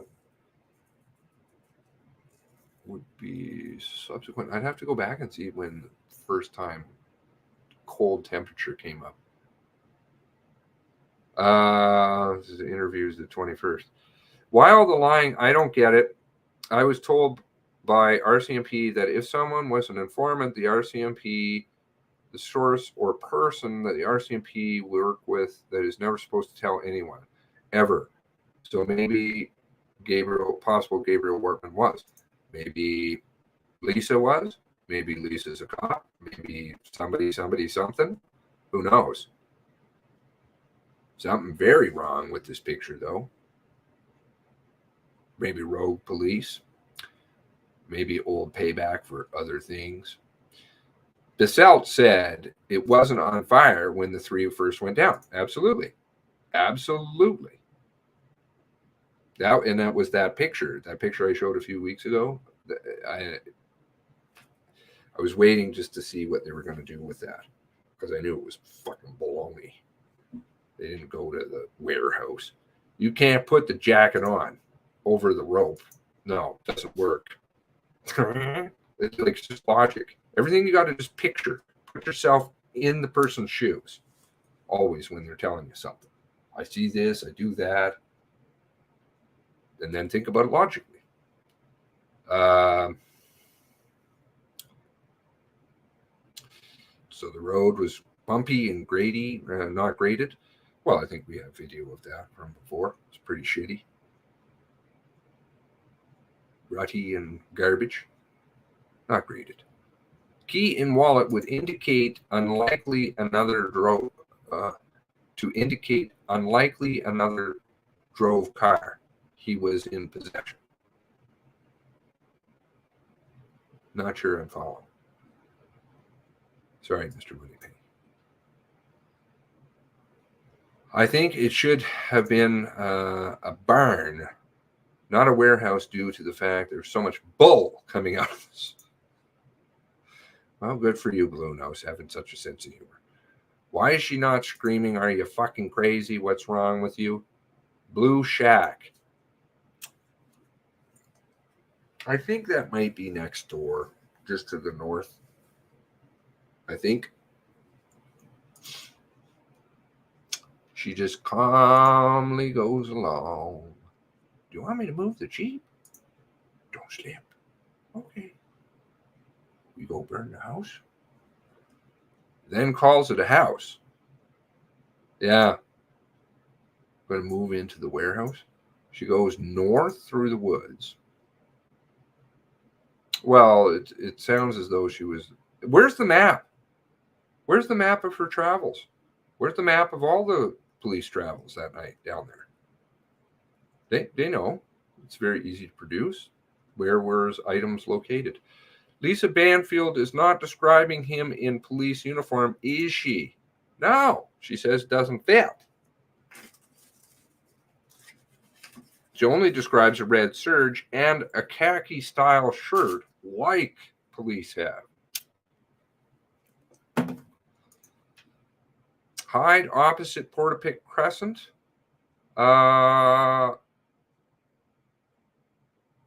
Yeah, I think she was just south of Leon's, just north of the warehouse, somewhere's in there, maybe over Portapique Crescent way. On lunch, what did I miss? Say Nova Scotia Freckle. Is it a gun? For someone who doesn't like guns, she seems to know a lot of names of guns. Less so than some people, but she does know a lot of stuff about them. CBC Fall Glock ECT.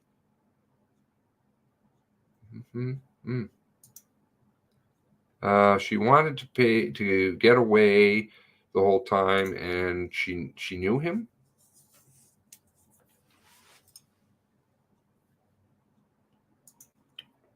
Must be all those joint bank accounts and things, joint businesses and such. If they have video of his replica car in a video of their Jeep passing the same locations, has anyone checked that?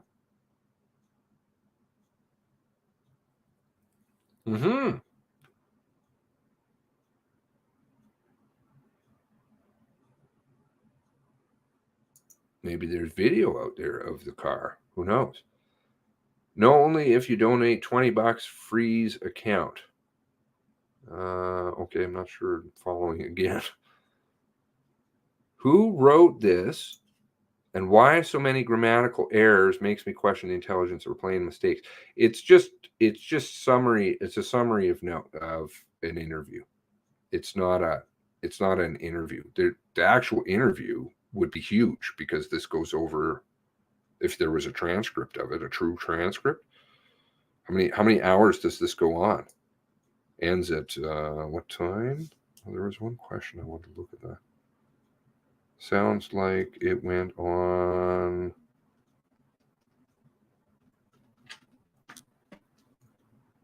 from 12:10 until 5:20. Oh, wait, no, sorry, later than that. 6:20. That's a long time, 6 hours. It'd be a very lengthy transcript to which you can just get the video. Hey. And all those questions at the end, those were after the commencement of the caution. So I would say that the questions were in relation to the caution of trafficking. So even though some of those items don't seem to be like they're just talking about importer license and stuff, that's related. Those items after the caution are related. This is jointed, like for the bikes or things like that. This is what you're doing. Vaccine injury. Gabe had a dog. Dad said, she didn't say his dad or his name. Just seemed weird for someone who didn't like his parents. I'd say it's very, very vague and open-ended as to the person. And for sure, the one sentence is indicating two men, Gabriel and another, at the beginning, which then throws the whole thing into question. It's like she's jumping all over the place. Makes no sense. It goes under the road. The tunnel? I'm guessing it's just like a small tunnel or something. Or is there the tunnel in Great Village? Okay, but see, I don't know any of this stuff. You guys know all this stuff. It just sounds like there's a tunnel running from Great Village all the way to DeBert. There isn't, right? I mean, that would be huge. Found a chain, but no sneakers, no coat. Handcuffs. The handcuffs are in the car and wouldn't have burned and would have serial numbers on it. Watch, somebody in the press is going to say that now. It goes through Londonderry or many others. The tunnel? There's like a really big tunnel down there? I'm sorry, I'm confused. That just would be a very big tunnel. Another Maureen Pope, called Sunday morning. Don't know. Maureen likes to go along to the interviews.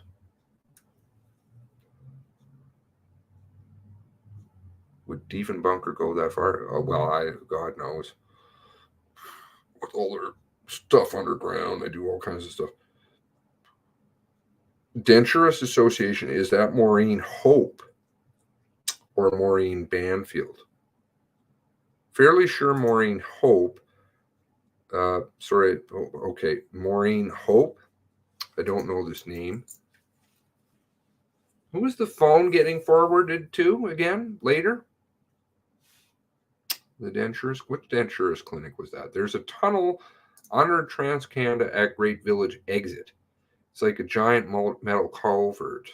Okay, so it's just like a smaller tunnel. I heard about a tunnel from the Diefenbaker many years ago. It was rumored to go to Great Village or Londonderry. Oh, well, God. And we're starting to go into the dumbs, which can be dumb. What is it? Deep underground bases or something.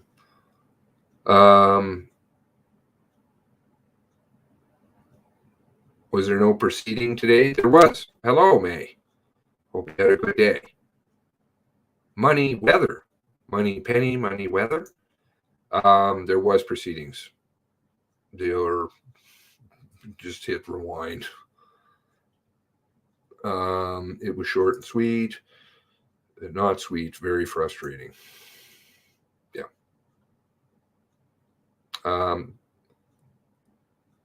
Hope you have a good supper.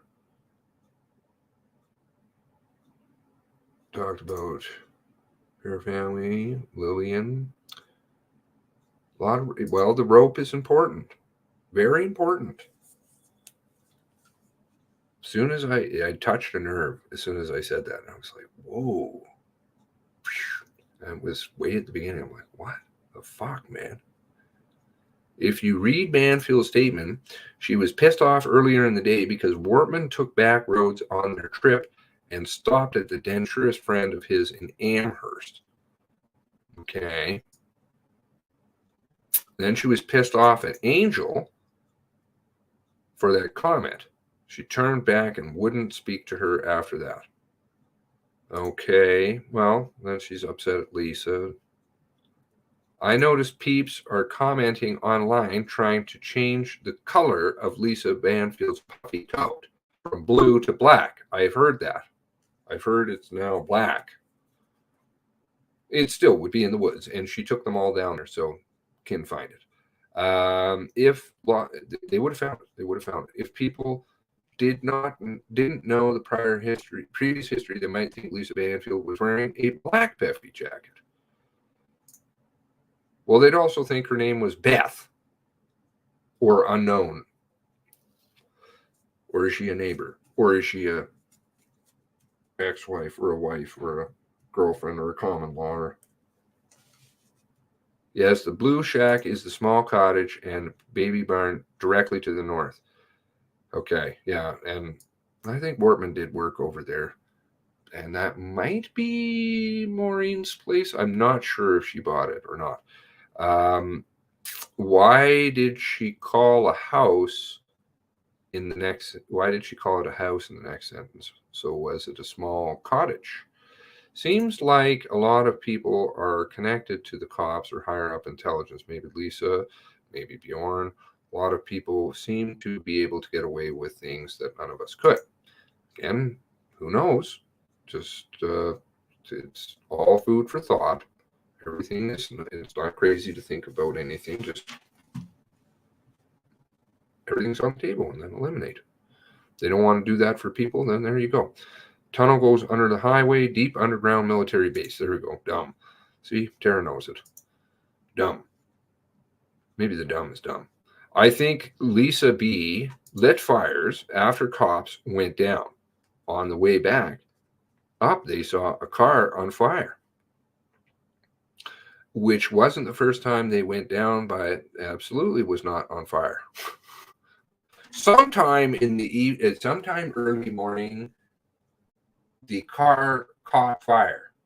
I think that's a direct quote. And I'm like, how does a car just catch fire? You know, just randomly. Day before, on Friday, Gabriel Wortman went to a house on Plains Road and was walking around backyard, had a check for a man. Okay, yes, I did hear about that. Yeah. Well, I heard about that from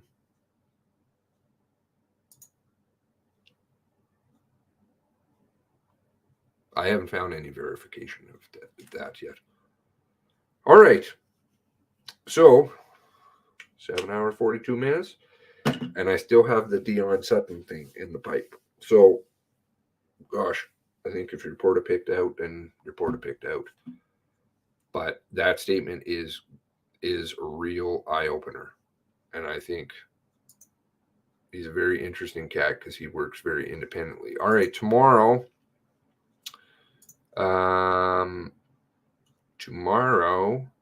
we're on again. Looks like, grab those new documents, please, everybody. Save them on a stick somewhere. We've got Highway 4, Glenholm, and Plains Road, DeBert. Okay? So that'll start at 9:30 your guys' time, 6:30 my time.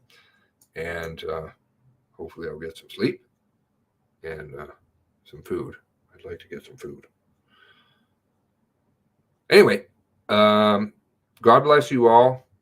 God bless the 23. I'm sorry to those of you who once again felt let down. But it's within our power probably to change that. God bless you all. God bless the 23.